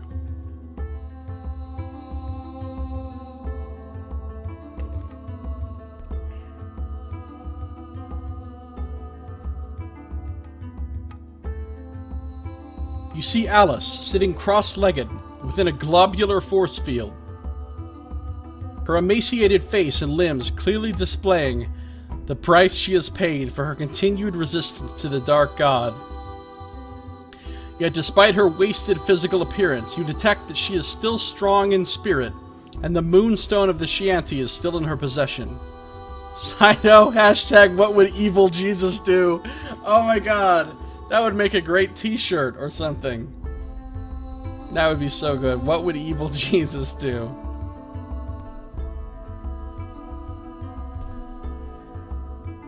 Wait, she has the moonstone? Okay, hold on. Stop. Alice is ludicrously powerful as it is. Like, she's like a demigod, basically. If she also had the moonstone, how the fuck is she trapped in anything? Her with the moonstone should be powerful enough to just do whatever the fuck she wants. I guess it's going to explain that to us in the next paragraph if I keep reading. You focus on this force field and deduce that Naar, having been unable to defeat Alice in combat, has chosen instead to imprison her within this seamless cell of energy in order to prevent her from using the powers of the Moonstone to create a shadow gate through which she can escape.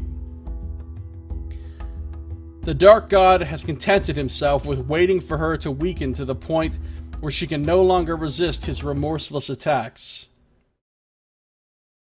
As you focus on Alice, you sense that she is dangerously close to reaching that breaking point. Prompted by an urge to help her, and by the sight of the moonstone which she cradles in her lap, you move quickly towards the entrance to Naar's inner sanctum. I do have Telenosis and Sun Knight. Yes, I do. Let's do it. Yeah, good point, Sato. You are approaching the entrance when Alice suddenly raises her bowed head and screams a telepathic warning that you are about to enter a trap. Instantly, you skid to a halt, but moments later you feel a massive weight hit you between the shoulder blades. You have been struck by a powerful shockwave that propels you headfirst through the blood-stained entrance to Naar's inner sanctum, which closes behind you like a rapidly healing wound.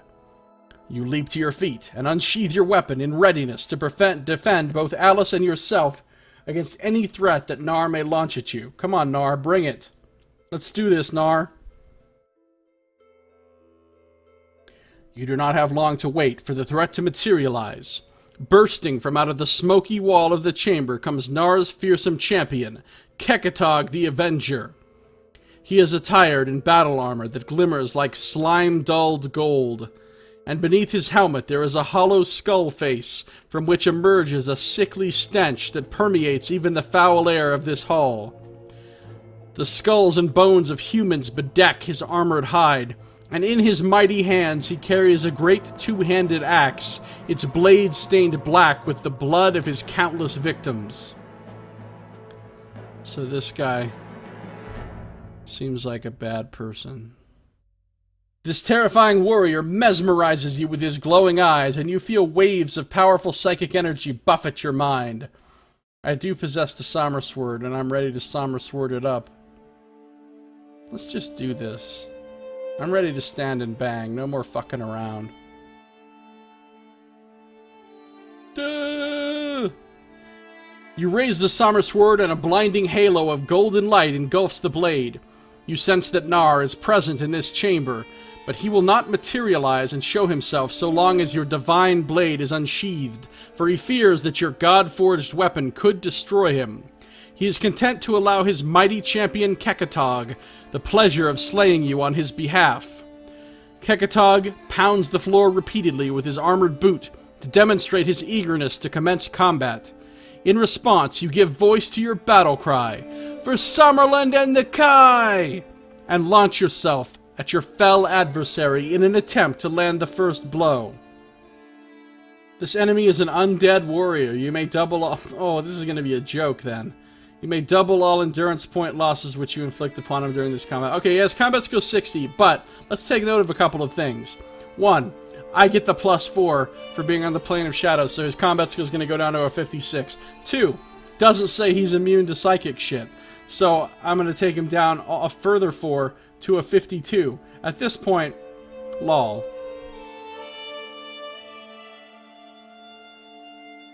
And I get to do double damage to him. This is going to be really easy, considering. Kekatog, prepare to die. 64 and 58, let's do this. Boom! I lost none, he lost 32. 64 and 26. I lost none again, he lost 24.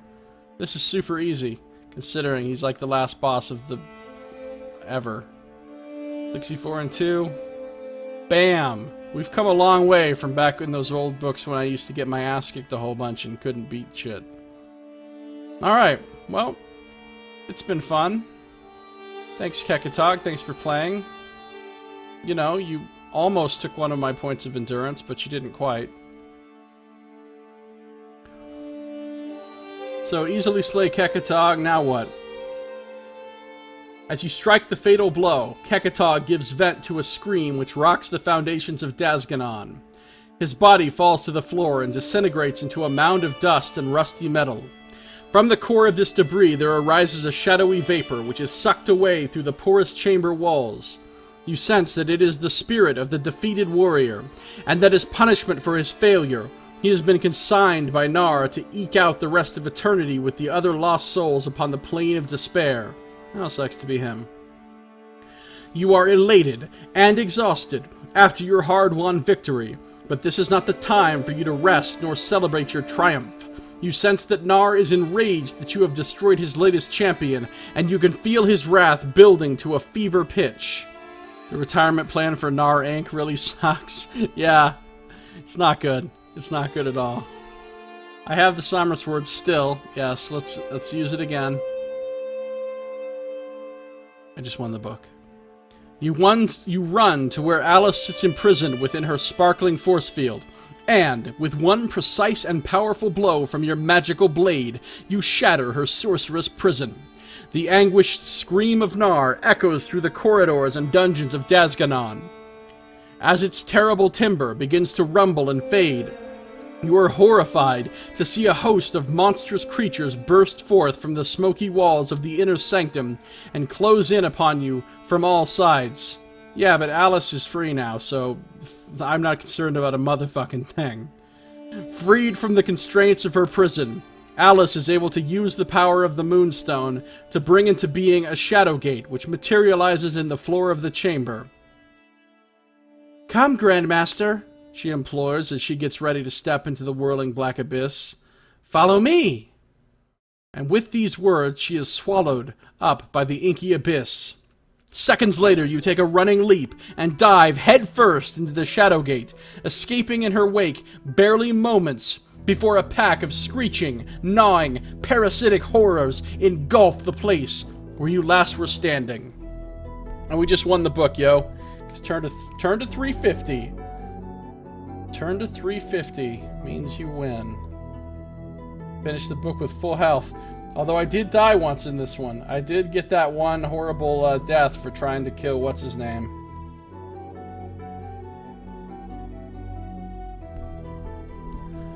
As you tumble into the dark vortex of this newly created Shadowgate, you see the glow of the Moonstone illuminating the silhouette of Alice in the middle distance. Behind and above, the mouth of the gate by which you entered the abyss is rapidly shrinking. Alice is using the power of the Moonstone once more, this time to seal the gate in Naar's inner sanctum to prevent his fell minions from following you home to Torin. The deeper you fall into the spiraling darkness, so it seems the stronger Alice becomes. Gripping the precious Moonstone with both hands, she extends her arms and glides easily through the whirling funnel towards you. As she draws level, you hear her speaking softly in your mind. Thank you, Grandmaster. I shall never forget what you have done for me. Had you not returned when you did, I would have forfeited my freedom to the Dark God. And freedom to me is the most precious of things. For without freedom, I would cease to be. For a moment, the whirling, frigid darkness of the Shadowgate is illuminated brightly by the flaring rays of the Moonstone. Alice passes the sacred artifact into your safekeeping, kisses you fondly on the cheek, and with the parting words, Farewell, Lone Wolf. Kai and Ashir should be proud. You are indeed their most worthy champion. She flashes you an impudent smile, and in the blink of an eye, she is gone. Congratulations, Grandmaster, for you have braved the many terrors of the Plane of Darkness and emerged triumphant, your quest fulfilled. By denying the Dark God the power of the Moonstone, you have won a great and lasting victory which will help keep your world secure. Your achievement will live forever in the legends of Sommerland, and the tales that will be told of your valiant deeds will inspire future generations of Somlending to follow the ways of the Kai. Your triumph over Naar paves the way for your ascendance to the rank of Kai Supreme Master. It also heralds the dawning of a new age, when new challenges will arise to test the courage and bravery of your new Order Kai. Under your paternal stewardship, the first of the New Order adventures is about to begin with the return of the fabled Moonstone to the remote and mysterious Isle of Lorne. If you wish to accept the challenge of the new era, the first exciting quest awaits you in the next Lone Wolf adventure, which is entitled Voyage of the Moonstone. Dun dun dun. And that is the end. And Saito says, but wait, I have fish. Damn it, now I'm going to be a 40-year-old virgin. Yeah. Yeah, when Alice kissed him on the cheek, that's basically the furthest Lone Wolf's ever gotten with a woman. He was... Yeah, so we won. We finished it. That's the final Lone Wolf book. I mean, it's not the final Lone Wolf book. It's the final book of the Grandmaster series, and it's the final book in which the protagonist is Lone Wolf himself. Starting with the next book, book 21, we're starting what's called the New Order series, and the protagonist then becomes one of Lone Wolf's Grandmaster students. So, pretty cool. Pretty cool. And then Alton shoots Lone Wolf in the head with the silver bow of Duodon. God damn it. That's silver bow. So that's it. We did it. We made it through 20 books. 20 books as Lone Wolf. And yeah, we died here and there. Quite a few times, in fact. But we made it. We made it through the books. 20 of them. Got the Moonstone back from Naar. Good times. Really good times. If only Lone Wolf had a silver helm to block it. Or Quen. Damn it. Here we go with Quen. And I'm going to play The Witcher 3 for like 300 hours at least. And you're going to be making Quen comments the whole damn time.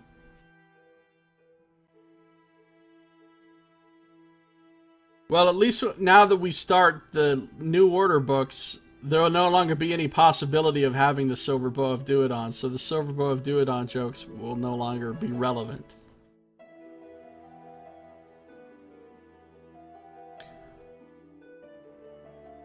Voyage of the Moonstone is the next one.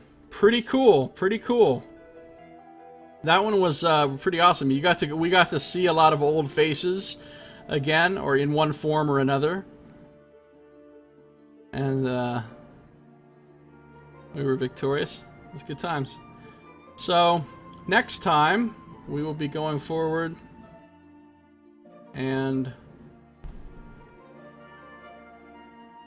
we'll be going to the next book, which is The Voyage of the Moonstone, which I don't even have a picture of its original cover here. This cover is from like one of the newer publications.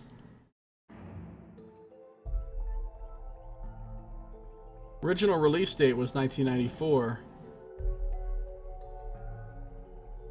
Or maybe this was the original British cover, I'm not sure. I don't know what the American Voyage of the Moonstone looked like.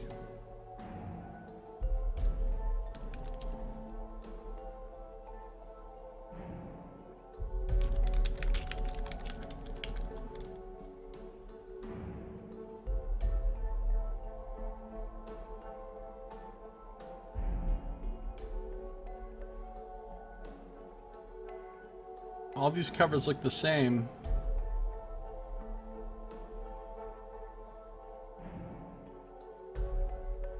See, these are these later collector's editions that were published by Mongoose in recent times. That's not what we're looking for. Maybe there wasn't a different cover.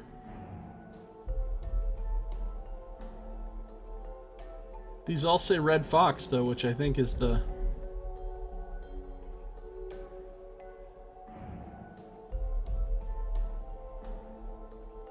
I thought that was the British publisher. Maybe there wasn't a separate American publication of the New Order series. I don't know.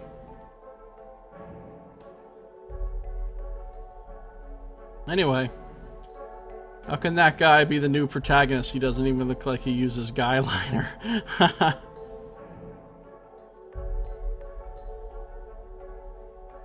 Is this the guy? Is this supposed to be the protagonist guy?